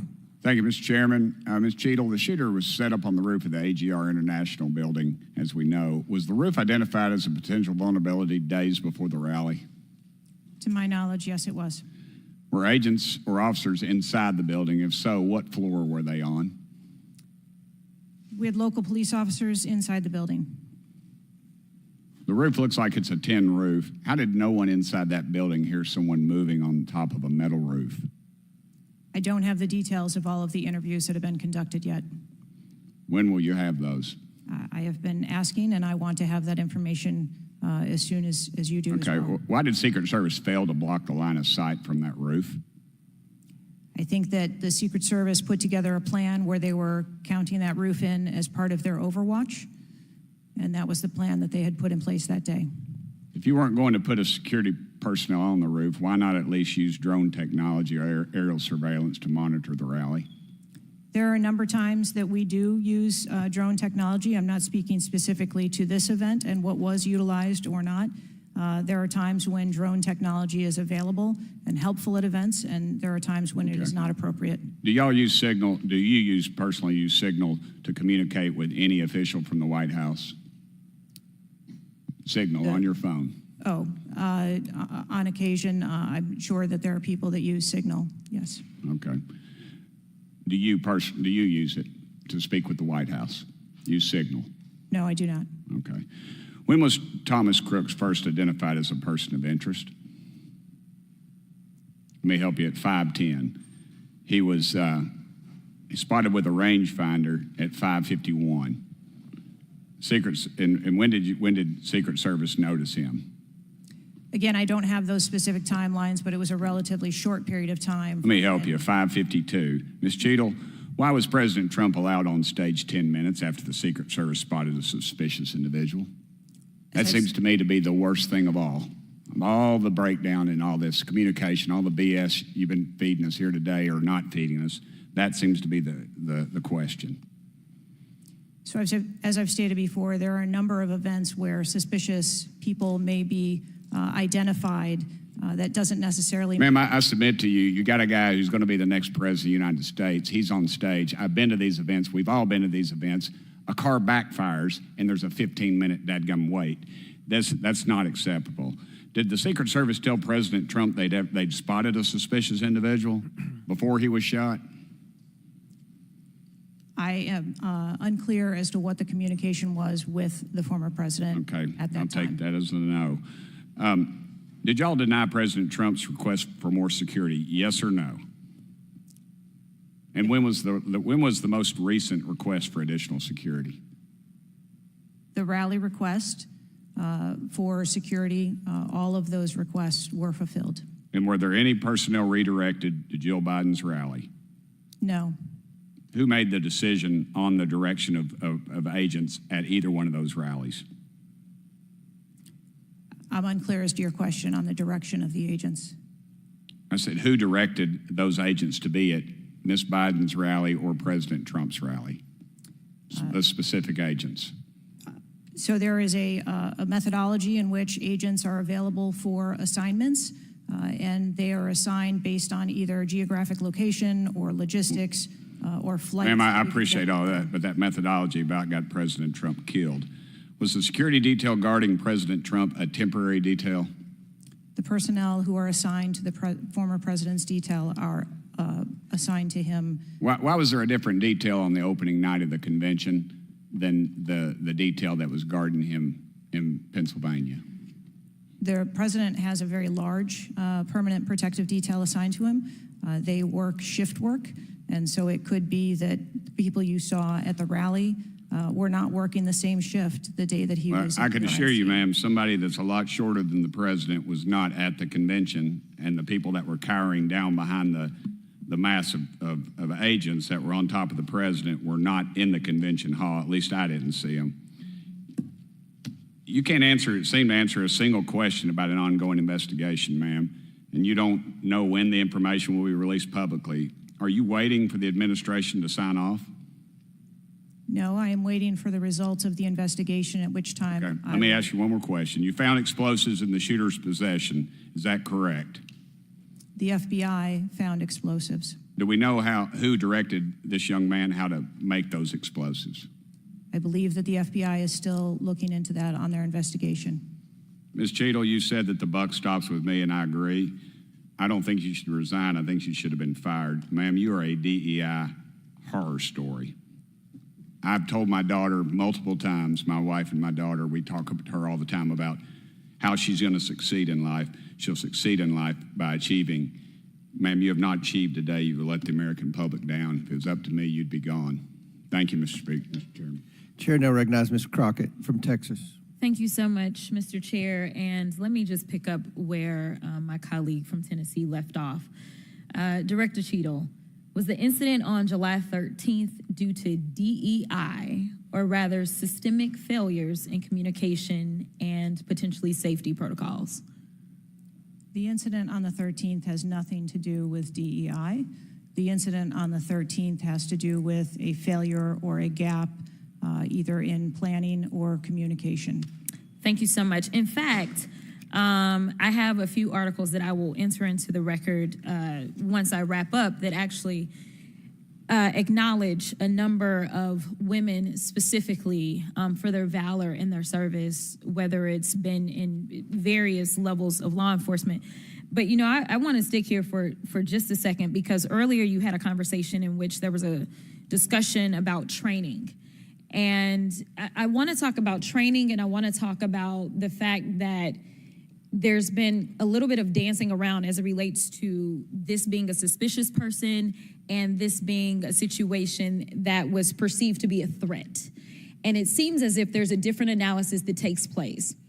One of my questions has to do with if you have any bias training that your officers undergo. And the reason that I ask that, because as a civil rights lawyer, I have learned so many times in having to deal with law enforcement that there usually is not a perception of a threat when it is a young white male, even if they are carrying a long gun. Yet a lot of times, at least in this country, when it comes to law enforcement, there is a perceived threat just by somebody having a little bit more melanin in their skin. So I'm curious to know, because a lot of times, one of the things that we have consistently pushed for on my side of things, and when I say my side, is once we are looking at a tragedy in which law enforcement made an error, is the bias training and whether or not our officers are getting it. So I'm curious to know, in some of the training that you talk about that is part of your budget, has bias training been part of that? Yes, it is. Okay, thank you. I know that today is a rough day, and on that day in Pennsylvania, it was a rough day. And the reality is that I understand it, and you may or may not know the answer to this question. In the space in which this event took place, it was an open carry space. Is that correct? That is correct. Okay. So I hail from the state of Texas, and interestingly enough, I was serving in the state house right after there was a mass shooting in El Paso. We had an opportunity to do right by our citizens in Texas, but we did not. Instead, they passed permitless carry. And what my colleagues kept trying to get you to answer, because we want to come up with solutions, we don't want to keep pointing the finger. And right now, you've got a bunch of fingers that are pointed at you. But our job is to solve problems for the American people. And to be perfectly honest, the numbers are clear. I think almost every major law enforcement agency come forward and say that they were against permitless carry because they said that their jobs would be made more difficult. Unfortunately, my colleagues on the other side of the aisle in the state of Texas decided that they would ignore those warnings, and they passed the law instead. And right after they passed that law, we ended up with Uvalde. And we heard the stories of those officers that were scared to go in and save those babies because of the firearm in which in that case, 18-year-old had in his hands. They also were given an opportunity to say, hey, raise the age and make it to where at least you have to be 21 before you can possess this type of weapon. And they chose not to. And we have the facts.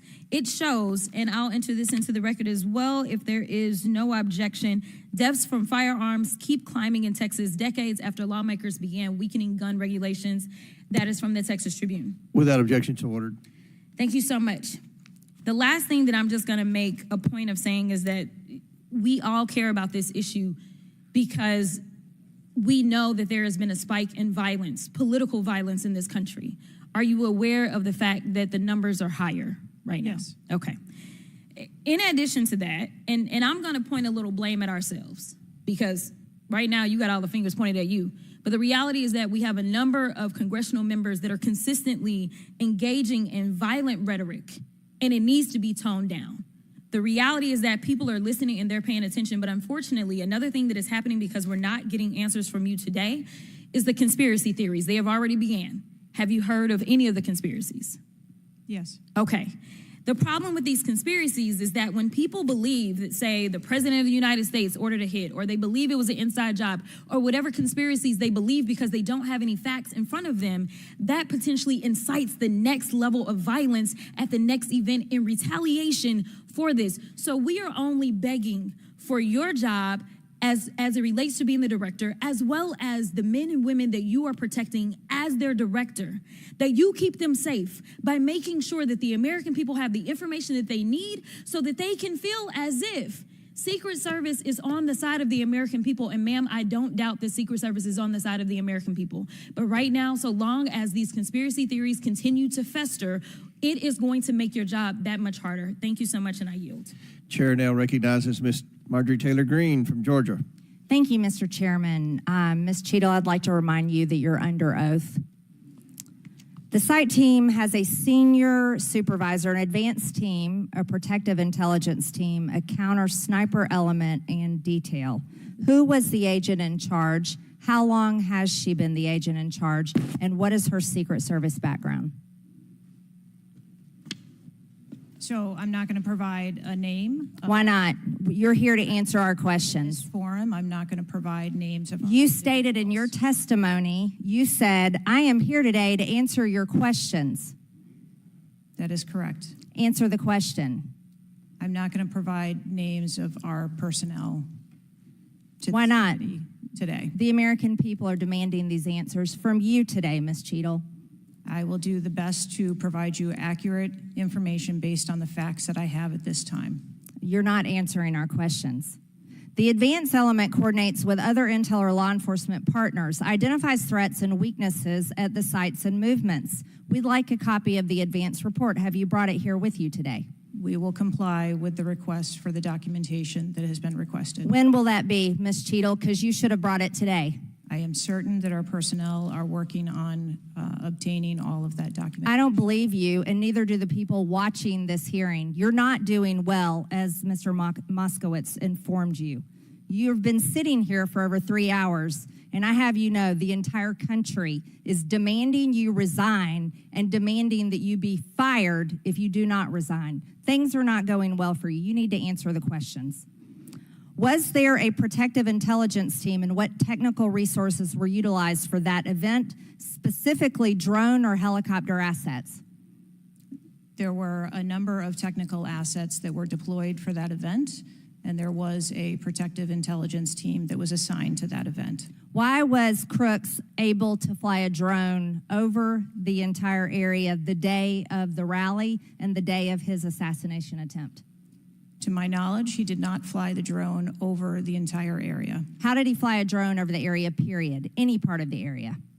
Again, I would have to go back and check the timeline of when that took place and when the event. Why didn't you bring the timeline with you today to answer our questions? I don't have all of the answers on the timelines based on the criminal investigation. Were you not prepared today to answer our questions? I am prepared to answer the questions based on the information and wanted to be able to provide. Do you have a timeline do you have a timeline at all from any of the day? I have a timeline that does not have specifics. That's shocking. That is absolutely unacceptable. That means you are a failure at your job. Let's talk about things that are prohibited in Trump rallies. And I've been to a lot of Trump rallies.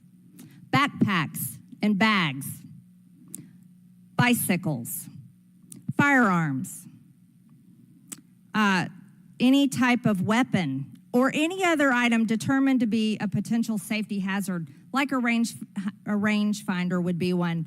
At 5:10, Crooks is first observed by one of the snipers, AGR Sniper 1, at the building. 5:10, President Trump was shot in the face at 6:11 p.m. 5:28, AGR Sniper 1 takes a picture of a bicycle and 2 bags. Those belong to Crooks. 5:32, AGR Sniper 1 spots Crooks looking at his phone and using a rangefinder. 5:55, Butler ESU Command confirms receipt of photos and states they have been relayed on. 6:05 p.m., AGR Sniper 1 later communicates that Crooks is seen moving northeast in direction of Sheets and that Crooks has a backpack. 2 minutes before the shooting, while President Trump has been allowed to take the stage, people see Crooks laying on his stomach in a sniper position on the roof, and they're yelling he has a gun, and they are trying to alert law enforcement and Secret Service. Why was Crooks not shot by the snipers? Why was he allowed to be there? As soon as the individual was identified as a threat, they were... No. What do you consider to be a threat? A man with a gun laying in a sniper position, a man that had a backpack, a man that had a bicycle, a man that had a rangefinder. At what point is he determined a threat? An individual with a backpack is not a threat. An individual with a rangefinder is not a threat. What about a man laying on a building that has direct line of sight of President Trump with a gun that people are screaming and pointing out? Is that a threat, Ms. Cheatle? Once that individual was identified, they were neutralized. No, they were neutralized. Crooks was neutralized after he shot President Trump in the face, Ms. Cheatle. Is he only a threat once he fires the weapon? As soon as the counter sniper identified that individual, they were able to neutralize them. How were people in the crowd? Okay, then let's just take it this way. People under your command did not consider him to be a threat, yet people in the crowd knew he had a gun and considered him to be a threat. That means that you are a complete failure as the director of the Secret Service, that people under your command don't perceive a man laying on a roof with direct line to the president with a gun. They don't perceive that to be a threat, yet the people in the crowd do. How is that possible? That's the last question, but please answer the question, Ms. Director. I'm not certain at this time how the information from the people in the crowd was relayed to any law enforcement personnel. No, you knew, that everyone knew. The people there knew that there was a danger. They knew there was a threat to President Trump, and it was allowed to happen. Was there a stand-down order, Ms. Cheatle? Was there a conspiracy to kill President Trump? Absolutely not. Then how did this happen? And why are you still sitting here not turning in your letter of resignation? Last question, but please answer, and then I'll recognize Ms. Presley. Please answer the question. That is what we are investigating to determine. We're waiting for your letter. We are waiting for your letter of resignation, and you really need to consider doing that before you leave today. Chair now recognizes Ms. Presley from Massachusetts. Thank you. No one, absolutely no one should fear for their life at a political rally, in a classroom, in a faith house, or in their home. We must do something about political violence in all its forms and gun violence in all of its forms. Now, Director Cheatle, you have noted that numerous investigations are ongoing related to the Secret Service response and that we can expect a report in the next 60 days. With the election nearly 100 days away, that is an unacceptable timeline, and it makes people less safe. It also allows my colleagues across the aisle, Republicans, additional time to spread dangerous misinformation, which also puts people in harm's way. Some Republicans have exploited this moment to continue to attack progress towards racial justice and gender equity in America. Disappointing, but not surprising. I hesitate to repeat their racist and sexist tropes, but in summary, Republicans have wrongfully and shamefully stated that hiring women and people of color hindered the response to the shooting. Now, this is part and parcel of Republican strategy to constantly attack necessary diversity, equity, and inclusion efforts, to undermine the contributions that women, people of color, the disability community, and others make to this country each and every day. And it is disgraceful. In the wake of gun violence and tragic loss of life, Republicans are ignoring solutions like gun safety reform and instead trotting out sexist tropes. Can't say I'm surprised. I ask unanimous consent to enter into the record reporting from CNN titled "Right-Wing Media Figures Blame Women in Secret Service and DEI for for security failure in Trump shooting. Without objection to ordered. This article quotes members of Congress and others that plainly accuse DEI and the hiring of women as a liability for the Secret Service. Women have been an integral part of the agency since 1971 and are held to the same standards as their male counterparts. To use them as a scapegoat during a time of crisis is shameful and it is dangerously divisive. In fact, based on recent publicly available demographic data of the agency, the largest demographic groups among special agents are white and male. But to right-wing extremists, the truth doesn't matter.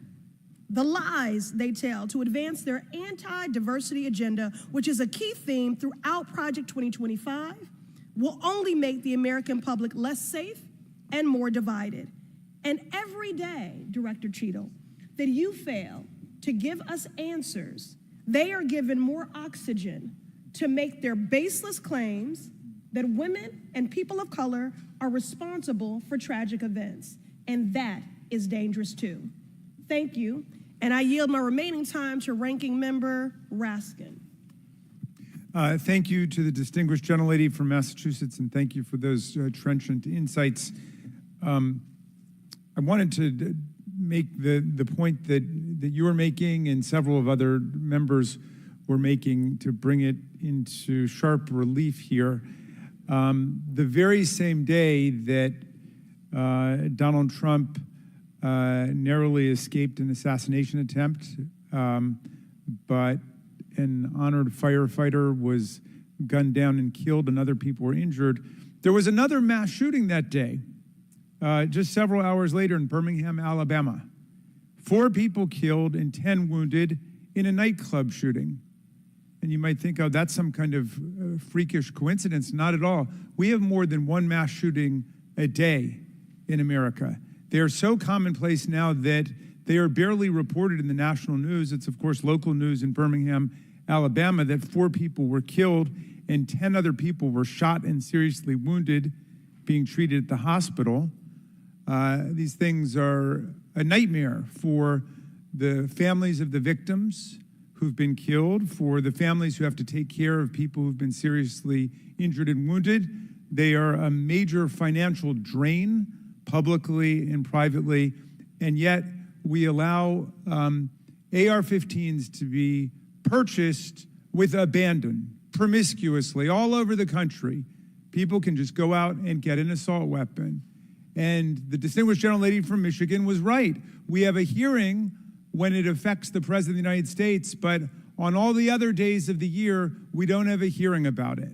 And I think it is because of an honest disagreement we have about the Second Amendment. There are some people who think the Second Amendment means you've got the right to arm yourself with whatever weaponry you need to overthrow the government of the United States, and we reject that as a false interpretation of the Second Amendment and a false interpretation of the Constitution. We can ban assault weapons. We did it back in 1994. It dramatically reduced these mass shootings, and when that ban was lifted, the mass shootings went up through the roof again, and we've shown it. And so just like we're demanding real answers and real action from the Secret Service, let us demand real action and real answers from ourselves about the nightmare of mass gun violence, which puts America into a category all its own when you compare us to the countries in the European Union or Canada or other similarly situated countries. There's nothing like what we're going through. So we've got to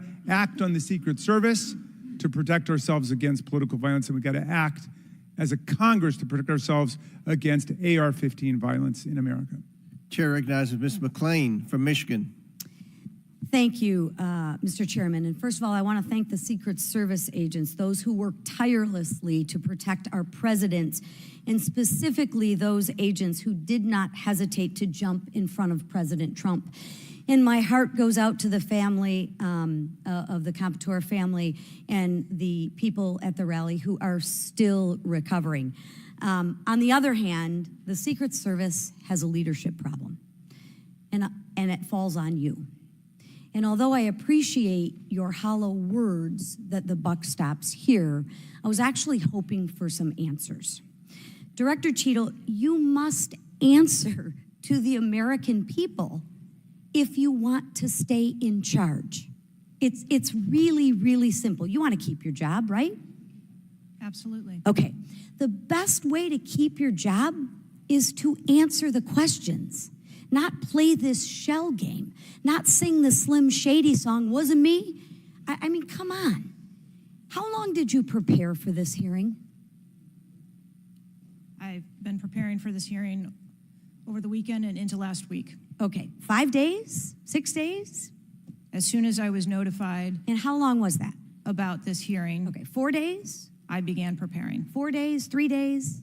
I'm not sure the date that I got the letter asking me to be here. What are you sure of? Are you sure the color of your hair? Are you sure the color of your suit? I'm just, like, tell the American people, what are you sure of? You don't even know when you started preparing for the hearing? I mean, the biggest hearing of your life, and you have no clue? You can't remember when you started preparing for this hearing?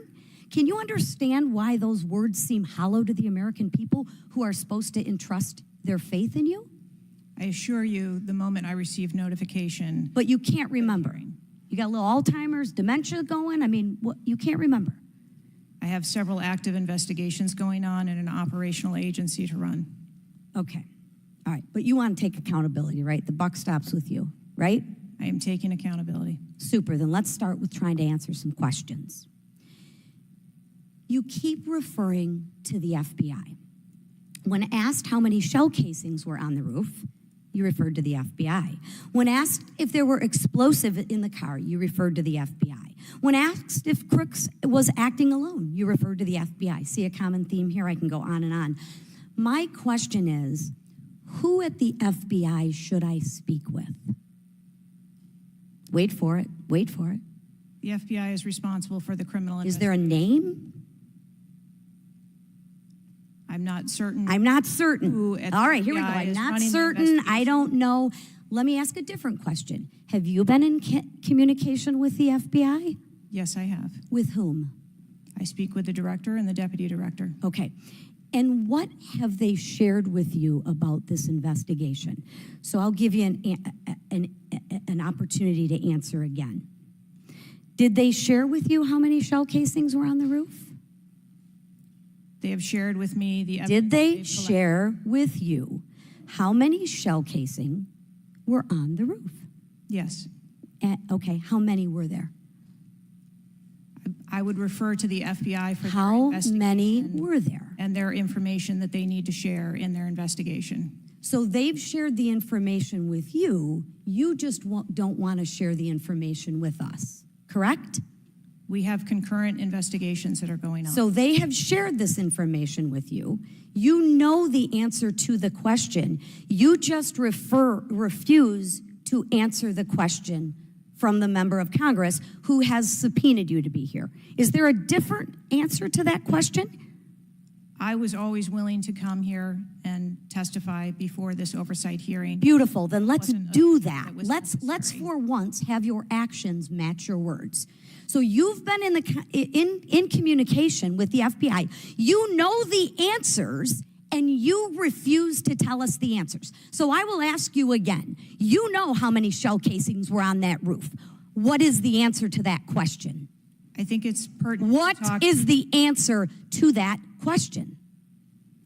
I think it's pertinent to talk to you about the information that the Secret Service has and that the Secret Service knows related I'm to the asking events you on an that day. answer to the question. If you're supposed to be in charge, if the buck stops with you, how come you can't share the answers? What are you covering up?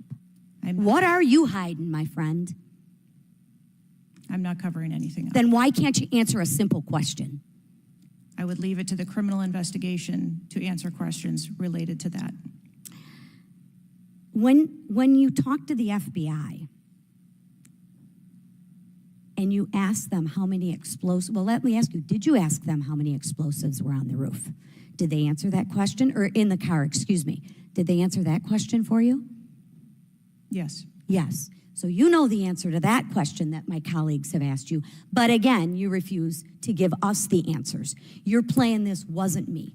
Well, I submit to you, if you can't And it's not a can't, it's a won't. It's not a can't, it's not a I don't know. It's a I choose not to answer the question. Well, let me tell you, Ms. Cheatle, if you're gonna lead, you need to lead. If you wanna be in charge, then answer the question or step aside and have someone with the courage and the guts to answer to the American people the questions that they deserve answers to. And with that, I yield back. Chair now recognizes Ms. Bobert from Colorado. Thank you, Mr. Chairman. I'm going to continue down that vein. You have been here sitting today, Director Cheatle, definitively able to dismiss erroneous information and speculation. However, you are refusing to answer questions that we now know that you have the information for. You are saying that you are wanting to answer questions that the Secret Service has information to. Well, ma'am, you are the Secret Service. You are the director. You have said that you are the best for the job.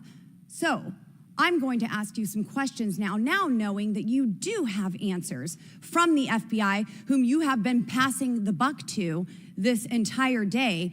And I'll start with something that, maybe the FBI doesn't know because it has to do with you personally. You said you spoke with President Trump after the assassination attempt. And I want to know, did you apologize to him directly for nearly having President Trump killed? Yes, I did. I appreciate that. I appreciate that you recognize that this was your failure. Now, since the assassination attempt, you are under oath, reminding you, have you communicated with anyone at the White House on an encrypted messaging app like Signal? Yes or no? No, I have not. Are you willing to surrender your personal phone for analysis? If I am required to do so. Okay. I will look into making that request because I would like to see your personal phone to see if you're communicating over encrypted messaging apps. Have you ever turned down enhanced security requests from Donald Trump's detail, his special agent in charge, Sean Curran? Have you ever turned that down? No, I have not. Have there been, has your team, has the Secret Service? Maybe not you personally. I believe, as I mentioned earlier, there are times when requests are made for And you have assets, denied them. They have been denied. and a denial doesn't Has the Trump necessarily campaign mean- made requests for additional assets that have been denied? Denial doesn't mean vulnerability. Have there been additional requests for enhanced security at Mar-a-Lago? We have made a number of enhancements to. You confirmed that there were security. bomb-sniffing dogs that were provided. You failed to confirm if there were aerial security surveillance assets that were provided. So yes or no, was that provided? At the rally? At the rally, yes, ma'am.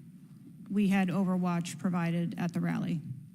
You've confirmed that the assassin was identified as suspicious 57 minutes prior to the shooting. Was the suspicious individual ever approached by an agent? Was any contact ever made with him? Not to my knowledge. Is that the standard protocol for someone who is identified as suspicious? The protocol would be to locate the individual and. And you said that conduct he an was interview. located 2 to 5 times approximately?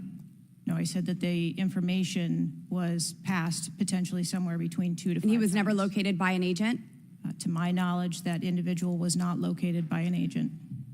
We have dozens of rally goers who have identified him and not one agent on the ground. There are many, many, many agents on the ground, local law enforcement, Secret Service. No one was able to identify him and have sights on and see him.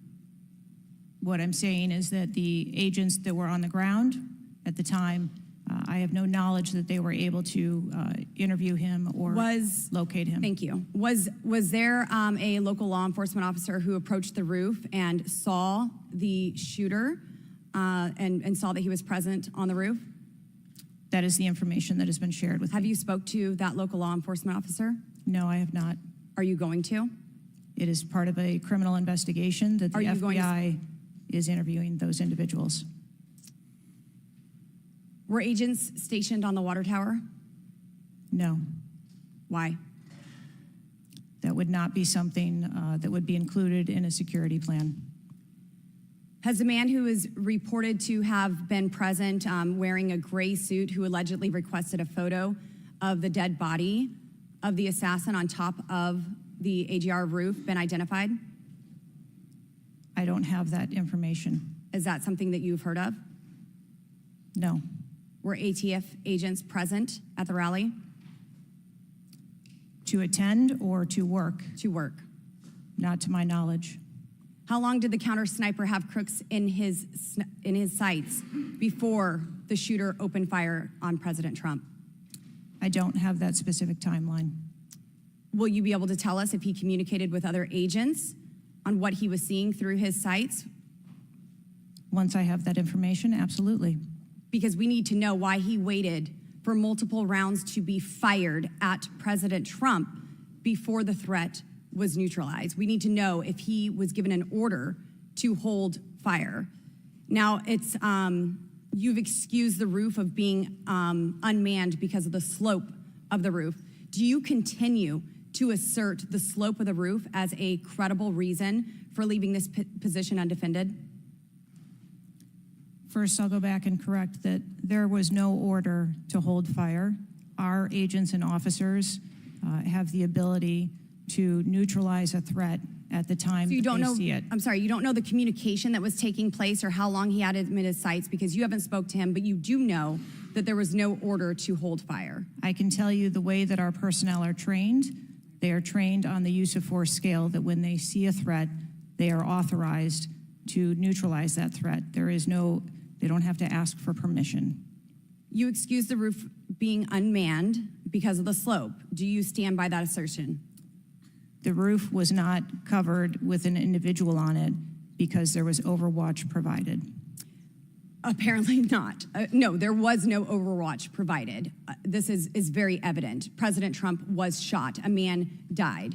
There was no oversight provided. I find this rather maddening, especially now knowing that you do have answers from the FBI, who you have been passing the buck to this entire hearing, not answering a congressional hearing, members of Congress, while you are under oath and under a subpoena. I find it maddening that the director, that our country has come centimeters away from oblivion under your watch. You have answers. You are refusing to give those to us, directing us to the FBI, and this entire thing is a waste of time. You are responsible for the loss of a life and the shooting that took place on President Trump.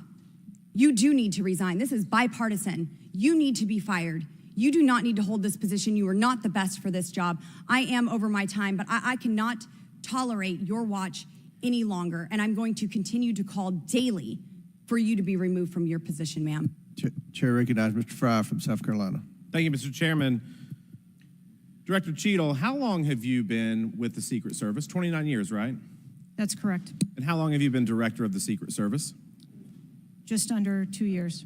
During your tenure as director under the Secret Service, I know we're here today to talk about the assassination attempt on President Trump, but how many other security lapses have occurred with protectees under your watch? I don't have a specific number, but there have been some lapses. There have been other lapses. Was one of them Jake Sullivan? Yes, sir. What happened there? There was an individual who was able to access Mr. Sullivan's residence. His residence? A protectee, somebody was able to break into his house. And what happened? Did anyone get fired because of that? There were individuals who have been reassigned. Reassigned. What other steps have taken? What I'm seeing. What other incidents have occurred other than Jake Sullivan?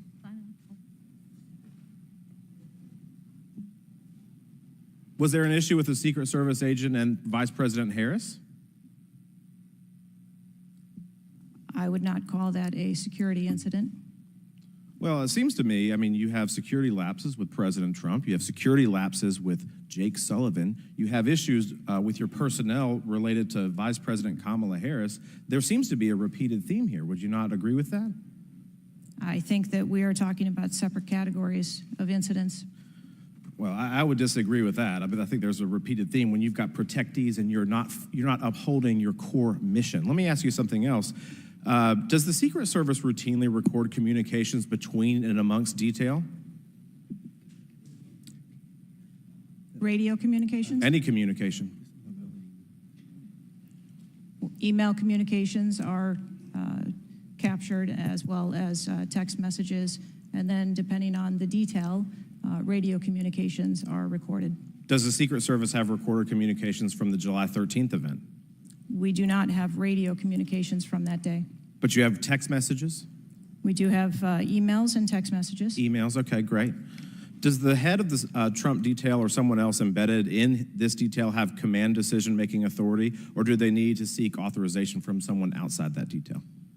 The head of the detail has the decision-making authority for things that are necessary for that detail. Is that standard for protection details? Yes, it is. Okay. Let me ask you something. During campaign events, is it common for the Secret Service to utilize other agencies? Yes, it is. What other agencies would be providing assistance to the Secret Service? There are a number of other agencies that provide assistance to the Secret Service during campaigns.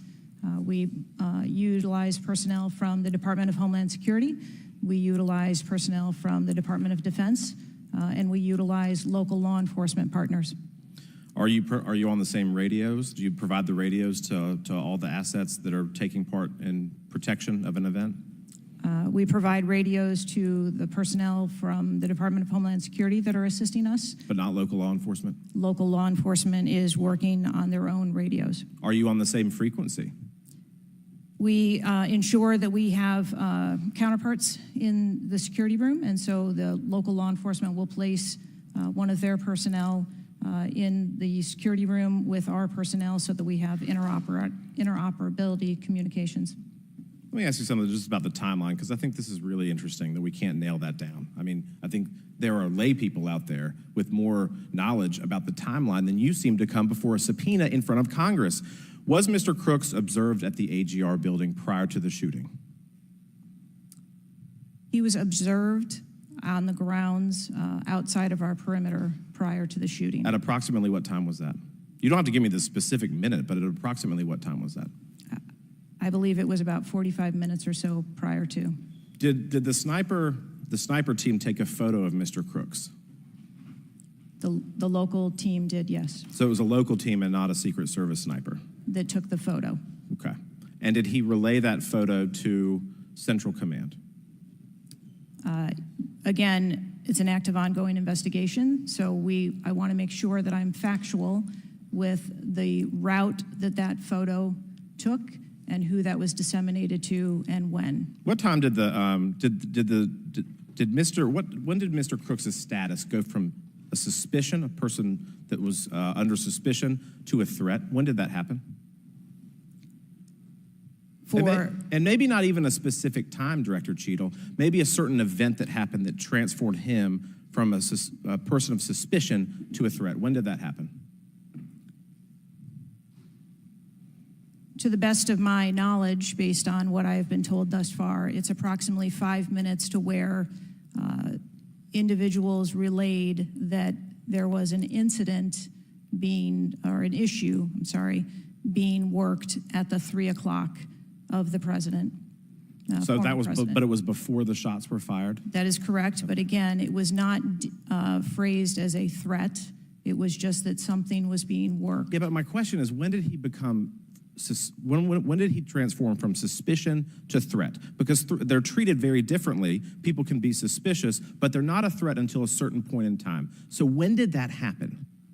I believe that it was seconds before the gunfire started. Seconds. My gosh, we actually have a few questions that we got answered today. Listen, I'm going to wrap up here, Mr. Chairman, but here's the frustration that people have. The buck stops with you. You've said that yourself. But the problem in Washington, D.C., it is the only town in America that you can be so bad at your job that you actually get a promotion or don't get fired. You have not been able to answer the number of agents, whether or not requests were denied on additional security, whether or not law enforcement were able to engage before the shooting with the assassin, how he got on the roof, how the rifle got on the roof. You can't tell us how many shots he fired, whether the casings were recovered. You can't tell us anything about his cell phone. You can't tell us whether the rally was supposed to be postponed, given the intelligence that you were receiving. You can't tell us whether the car had a bomb. You can't even tell us his motive. And the American people are incredibly distrustful because it has taken 9 days to even get a scintilla of evidence out of you. Maybe if I was CNN or ABC or NBC, I would have gotten much more thorough and accurate information, but we have not received that in a subpoenaed hearing in front of this Congress. That is why the American people are frustrated, and I echo the bipartisan calls on this committee and all across this country that you should resign, or maybe when the president wakes up from his nap, he can fire you. Thank you, Mr. Chairman. Chair now recognizes Ms. Luna from Florida. Director Cheatle, can you please give me the names of the individuals who are in charge of your conduct for the rally? I'm not going to release names. Can you give me the today. titles? And how many individuals? No. Nothing? We had a full advance team that was responsible Who for are the, advancing how many the site. people are the final approval authority? There are a number of people Can you that give me a are number? engaged in approving Can you the give plan. me a number? No, I do not have Okay. a firm number. Can you just confirm whether or not, I understand this is an open investigation, but in order to dispel conspiracy theories, have you guys been able to subpoena the shooter's Discord records, or has the FBI, to your knowledge? I believe that the FBI is working on those. Okay. Is it factual to say that you have not ruled out that the shooter was working with other people or persons? Again, the FBI is conducting the criminal investigation into Can the you, shooter. at least in an effort to dispel conspiracy theories, can you confirm or deny that? At this time, we do not have that there were any other people engaged. So you believe he's acting alone? I do. Okay. Have you been made aware of multiple eyewitness reporting that there was a second shooter on a water tower? I do not have any information related to any second shooter. Okay, the reason I asked that is because according to testimony from multiple witnesses, they did report that. And again, to my understanding, there were over 40 sniper teams that were briefed by the Butler ESU. And I want to make sure that people are aware, if you're saying that there's not another shooter, that we are able to clear that information, because from this whole entire briefing, it doesn't seem like much information has been able to get out to the American people. So I'm trying to dispel rumors, as I'm sure you understand. Was it true that Secret Service was present at the Butler ESU briefing? There was a briefing between the counter sniper teams that were working on the Secret Service ground. present? Yes, to my knowledge. Okay, I want to read you a report from people that seem to be throwing you under the bus and stated that they were in attendance and that Secret Service was not in attendance at the security briefing, according to individuals with knowledge, to also include that the AGR building where the shooter Thomas Matthew Crooks was located was actually not a part of their security perimeter for that. So there was not Secret Service present. It seems as though that when you were asked earlier from Rep. Krishnamurthy about whether or not Secret Service was aware of a threat, you had said no, they were unaware of a threat. And yet, according to communications, again, from law enforcement that were in some of these group chats, they actually had reported that Secret Service was made aware of a threat at around 5:59 p.m. as a part of the command, including Secret Service, aware of messages and requests about information about the suspect's location. Can you please tell me if you have knowledge of that at all? Again, I think we're conflating the difference between the term threat and suspicious. But you guys did have knowledge at 5:59 p.m. according to those group chats, did you not? Of a suspicious individual. Okay. Chairman, in my opinion, according to some of the testimony today, I feel that you have perjured yourself in some instances. And so I'm going to ask for a full review of the transcripts by staff. And if you find that to be the case, I do ask that you bring perjury charges against the director. I will say this, it is very frustrating, and I've talked to my colleagues and we've said it to your face, that you have been up here basically stonewalling our ability to get the answers to the American people.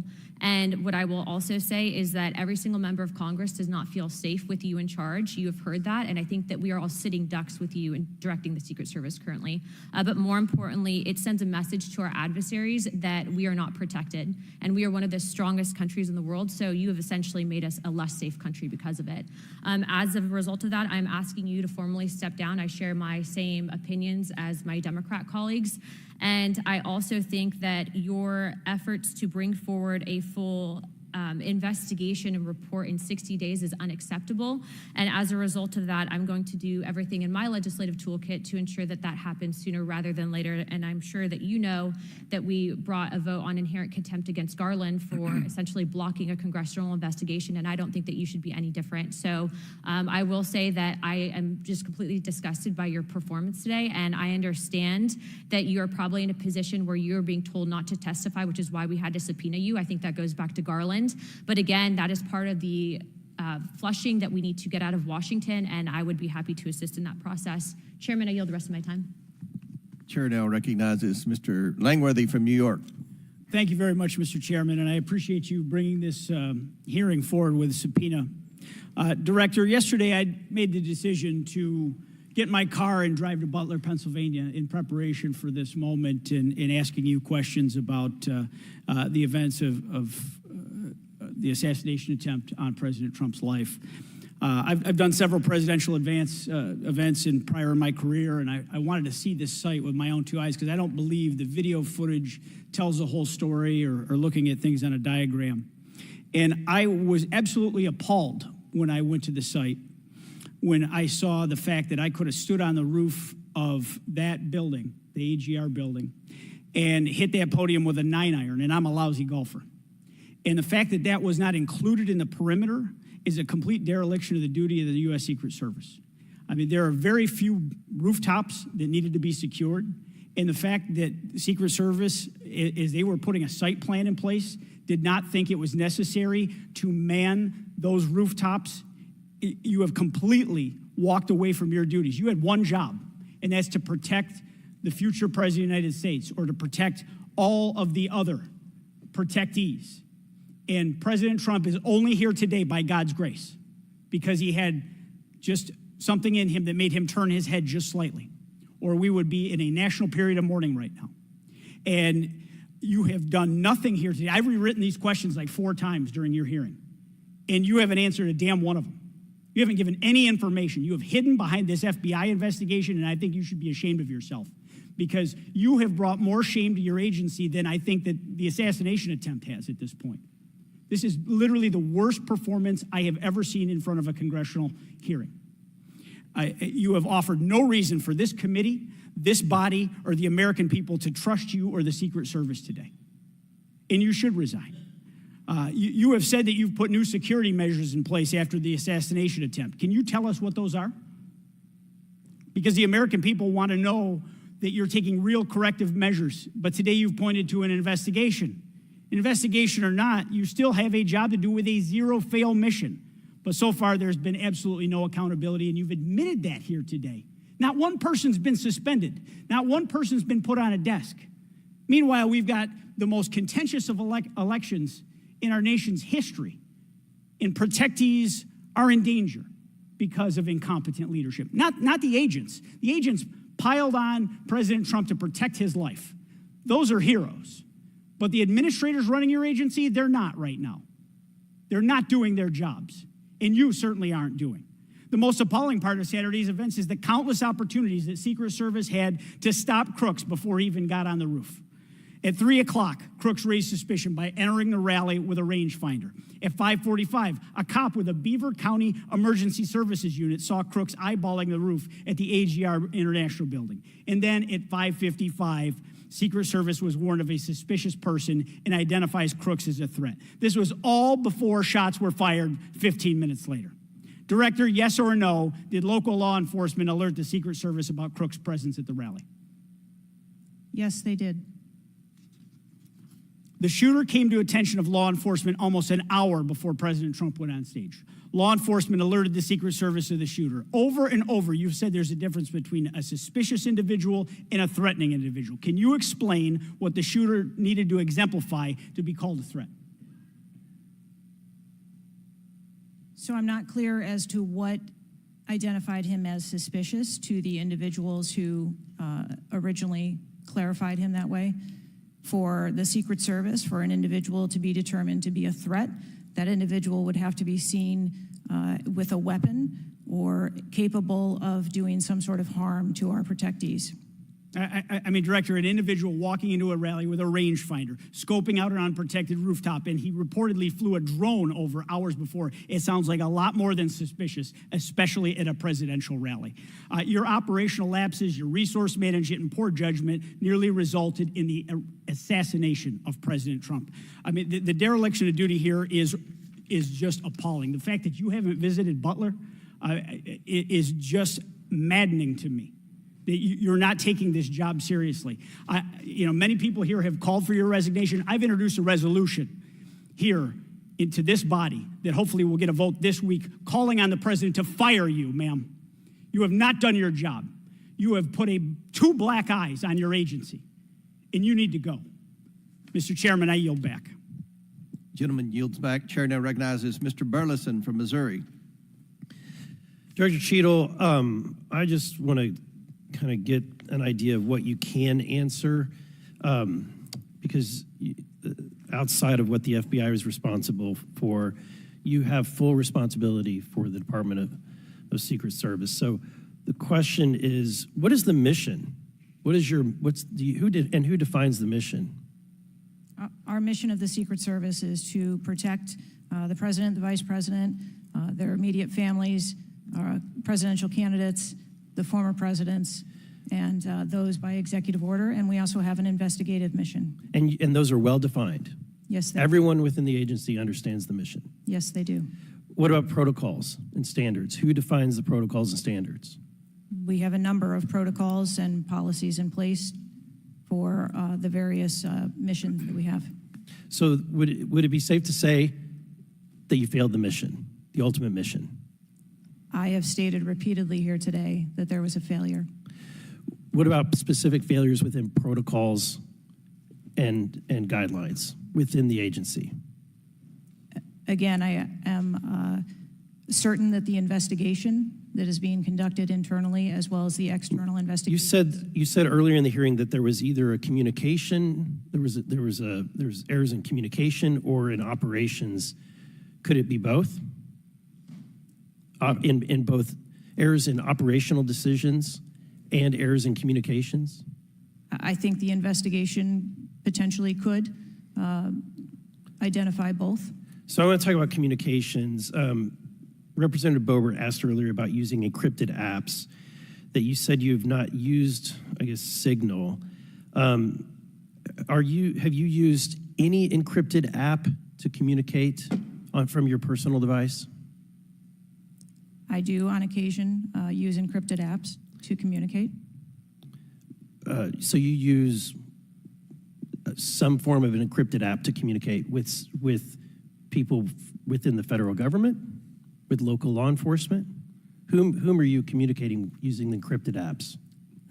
Many times it's with colleagues and associates.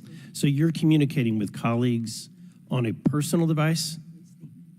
There are times that the Secret Service, when we work internationally with some of our partners, that they don't have the same texting capability. And you're not able to do that with your government-issued device? Recently, we have been able to install some of those apps on government devices. Okay.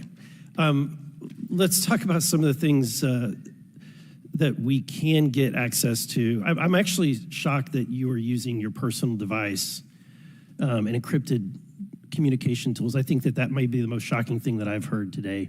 I didn't expect for you to say that. This committee has requested multiple documents. This is not, under the purview of the FBI. This is under your purview. We requested a complete list of all law enforcement personnel, including Secret Service, Department of Homeland Security, local law enforcement with the roles in protecting the president. And we requested that to be, for us to receive that by July 18th. Did you provide that? I believe that our agency is in the process of collecting all documents. So you did not, requested. you have not provided it. How long does it take to determine who the personnel were that were on site? We are collecting a comprehensive list of all the documents that have been requested. We also requested all the audio and video recordings that your agency, not the FBI, but your agency has in possession related to the event. Did we receive those? Have you provided those at all? We are in the process of collecting all documentation requested. You're in the process, but you have not. Any memorandums or any internal communications related to the event? We requested that you provide that. Have you provided any of that? We are in the process of collecting the information that has been requested. Okay. So when can we expect to receive these documents?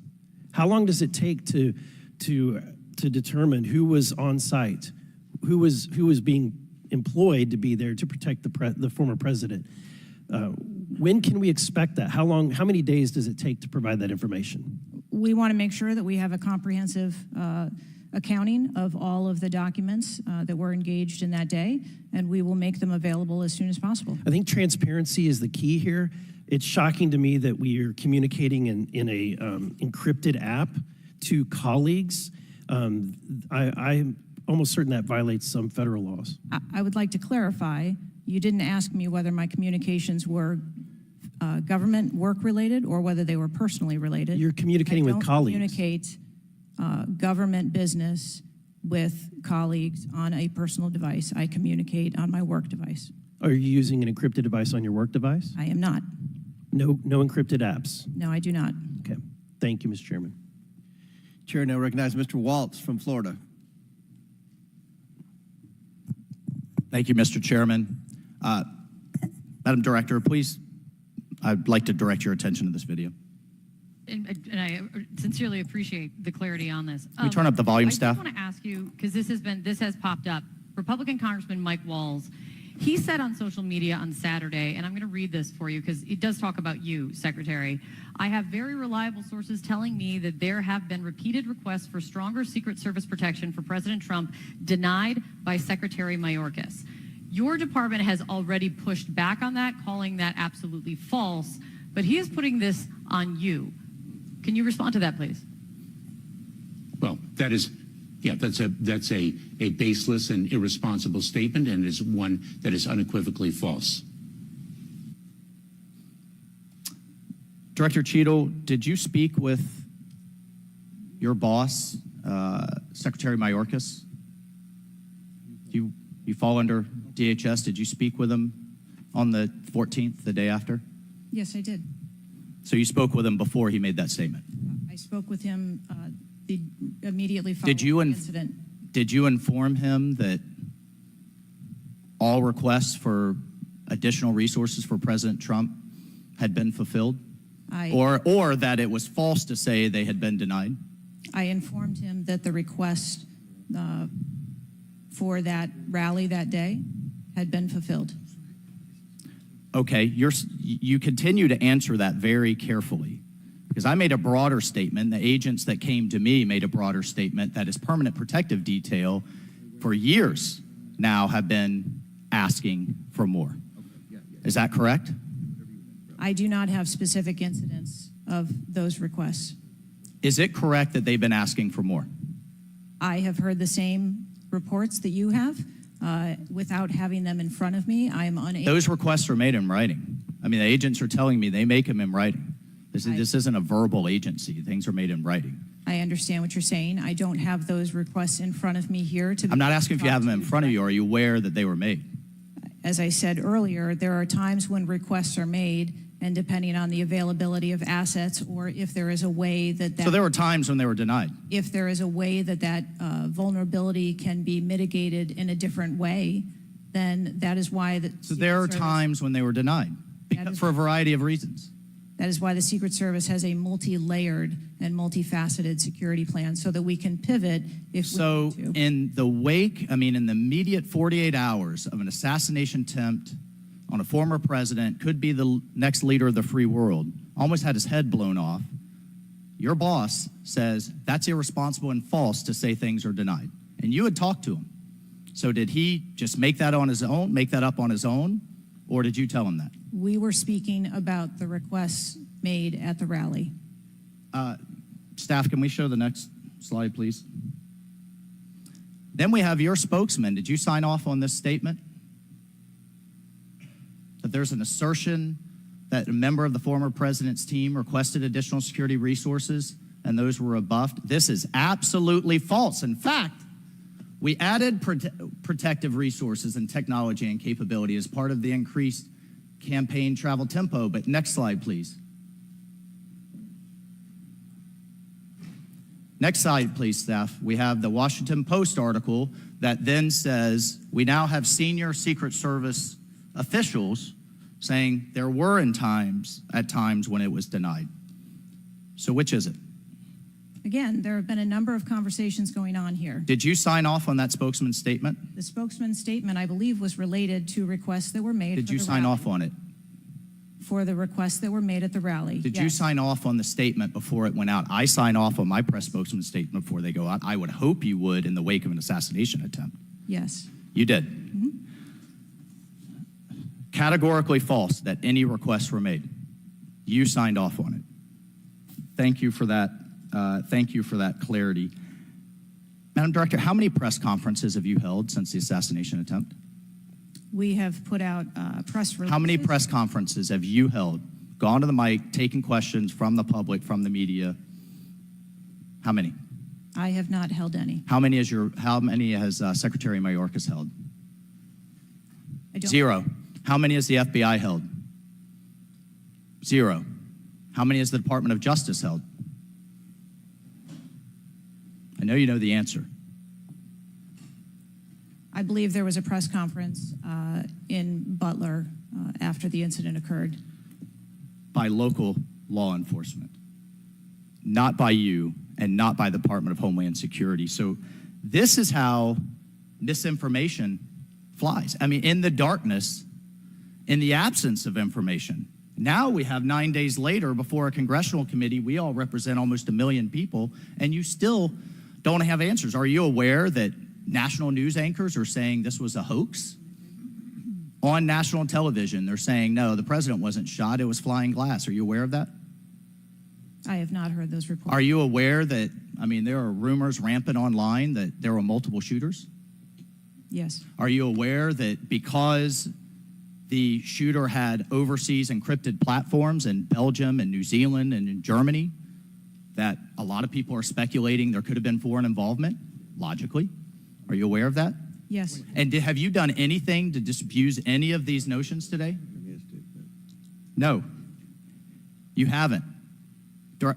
Madam Director, I would fire you, regardless of the failure, I would fire you just how you've handled it since. You should have been the first to the mics to say, America, world, I want to assure you we're going to get to the bottom of this. I want to assure you full transparency.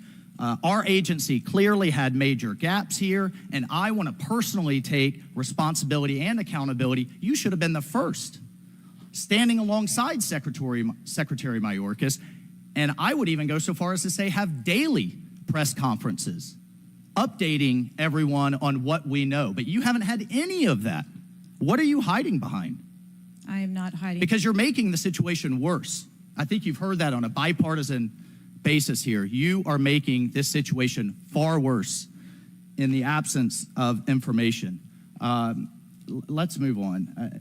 This is truly astounding. I want to be clear because you keep dodging the issue. Has President Trump's permanent protective detail requested additional assets over the last few years? He is clearly not your average former president. He's not Jimmy Carter in an old folks home. He's not President Bush painting out in his barn. He has multiple residences, a lot of rallies. He's very publicly engaged, and he has a foreign threat in addition to domestic threats. Have they requested additional resources? That's the last question, but please feel free to answer, Thank you. Director. Thank you. We have continued, as I stated earlier, to increase over the past year the assets that are at the former president's residence and supplied to his detail. Mr. Chairman, if I could just ask for one more indulgence. It is clear you have not been to Butler, Pennsylvania. Leaders lead and should be on the ground. You have not been there. Instead, you went to the RNC, but you weren't originally even going to go there. Where were you originally scheduled to go besides the RNC, a national special security event? I was always scheduled to go to the RNC. Mr. Chairman, I would like to enter into the record that the director was scheduled to go to Aspen, hobnobbing around with, I don't know what liberal elites go to Aspen. That was where you were originally scheduled to go to speak at a forum. I was scheduled to go to the RNC. I was going to leave the RNC for 24 hours and return back to the RNC. I hope, as your predecessor, Julie Pearson, with a security incident on the White House and under the Obama administration and Reagan's Secret Service detail lead, I will hope you would have the dignity for the sake of the agents in the service to resign. Gentleman's time's expired. Thank you. I'd like to enter a few things into the record. First of all, the remaining articles that Mr. Biggs was wanting to enter into the record without objection, so ordered. Next, I have a written statement from Representative Mike Kelly of Pennsylvania. His district includes Butler, and he has a written statement that we'd like to enter into the record without objection, so ordered. A bipartisan 114th congressional report titled United States Secret Service, an Agency in Crisis. This was prepared by former Oversight Committee Chairman Jason Chaffetz and former Ranking Member Elijah Cummins. And lastly, the issue subpoenaed compelling Director Cheatle's appearance at today's hearing without objection, so ordered. That concludes our question segment. I want to thank the Director for your testimony today. I now yield to the Ranking Member for closing remarks. Thank you very much, Mr. Chairman. And Director Cheatle, I also want to thank you for your patience over the course of what must have been a very long and trying hearing for you. It has been an unusually encouraging hearing and an unusually depressing hearing. And what's encouraging, Mr. Chairman, is that we came together to issue a strong statement deploring and categorically denouncing political violence in America. And I also didn't see any daylight between the members of the two parties today at the hearing in terms of our bafflement and outrage about the shocking operational failures that led to disaster and near catastrophe on July 13th, 2024. What is depressing is the extraordinary communications gap between the director of the Secret Service and Congress. And I don't want to add to the director's terrible, horrible, no good, very bad day, but I will be joining the chairman in calling for the resignation of the director, just because I think that this relationship is irretrievable at this point, and I think that the director has lost the confidence of Congress at a very urgent and tender moment in the history of the country, and we need to very quickly move beyond this. But what I will say, Mr. Chairman, is that I took this hearing to be about two major policy failures, and one policy failure is the one that got the vast majority of the attention, which was the failure of the Secret Service to effectively respond to a gunman on a roof within 150 yards of a presidential visit and speech. But the other failure is on the part of Congress, because the mass shooting that took place in Butler, Pennsylvania, is replicated all over the country every day. And in fact, as I said, Mr. Chairman, it happened that evening in Alabama, in Birmingham, Alabama, where there was a mass shooting where more people even were killed and wounded than were killed and wounded in Butler, Pennsylvania. So it's true, the president, the former president, and a handful of people who get the Secret Service protection are the only people in America we thought were safe from an AR-15 attack. It's clear that they're not safe either, and we've got to get to the bottom of that. But we also have to get to the bottom of the larger problem, which is that the whole country is living like this in fear and in terror of assault weapon attacks in movie theaters, churches, synagogues, mosques, supermarkets, Walmarts, any place where an audience or a public gathers. And the worst was in Las Vegas, where a gunman got up on a roof and then just mowed down 60 people below him and wounded hundreds and hundreds of other people. So we've got to deal with that problem. Yes, we've got to move as swiftly as we can to deal with the problems of the Secret Service, but the broader problem is still there. And I just wish to the heavens that our colleagues that could get together on the question of presidential security against an AR-15 attack could get together on the question of public security against an AR-15 attack, because all of us are vulnerable. All of our families are in danger by this, and the rest of the world doesn't live this way. And we have to look to see how uniquely strange it is that we allow 20-year-olds to access AR-15s, weapons of mass destruction, and show up in public places to endanger other people. And I hope, Mr. Chairman, we can work together on that with the same spirit of bipartisan commitment to the public safety that was exemplified here today. And I yield back to you. Ranking member yields back. I'll deliver my closing remarks. Director Cheatle, I subpoenaed you to appear today to get answers for the American people about the failures that led to the assassination attempt of President Donald J. Trump. Unfortunately, you refused to answer today. And this committee is not known for its model of bipartisanship, but I think today we came together unanimously in our disappointment for your lack of answers. You've stated that the FBI will investigate and give a report, and you estimate 60 days. We've been waiting for months and months for lots of different bits of information from the FBI. We have no confidence in the FBI. The majority of this committee has no confidence in the FBI. I sincerely hoped that the hearing today would give not just Congress confidence in the Secret Service, but the American people would have confidence in the Secret Service. We don't have confidence, not just in Congress, but I don't believe the American people tonight when they go to bed are going to have confidence that the Secret Service is the best it can be at protecting President Biden, at protecting the First Lady, at protecting President Trump, at protecting their families. That's what the primary role for the Secret Service should be. And some people have said and speculated, well, there needs to be more money and more employees. As I stated early on, $3.1 billion, I believe next year it's going to be $3.2 billion budget, over 8,000 employees. If the Secret Service is spread too thin in doing things like inspecting counterfeit, which is what the Secret Service was created to do, was to inspect counterfeit money and things like that with the Treasury. If it's spread too thin, then we need to come together in Congress, and I think we can do that in a bipartisan way to narrow the focus of the Secret Service, to protect the leaders of our country, to protect our elections by protecting our candidates. And I don't believe we have any confidence that you can do that as the leader of the FBI. I sincerely hope that we would adjourn this committee hearing and have confidence not just in the Secret Service, but in you as director of the Secret Service. But we do not.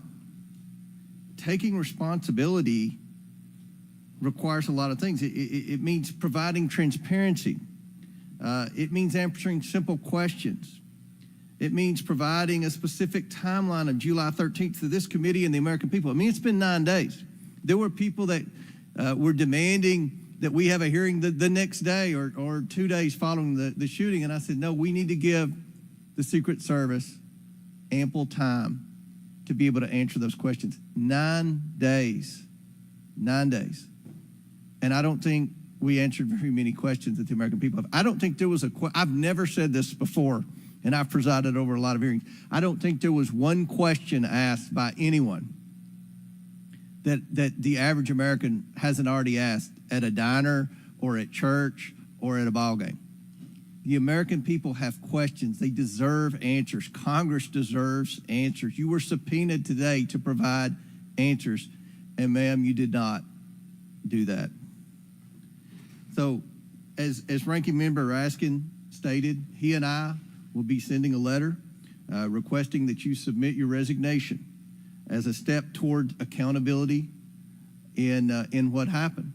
And one of the biggest frustrations that many of us have, especially on this side of the aisle, is that there's never accountability in this administration.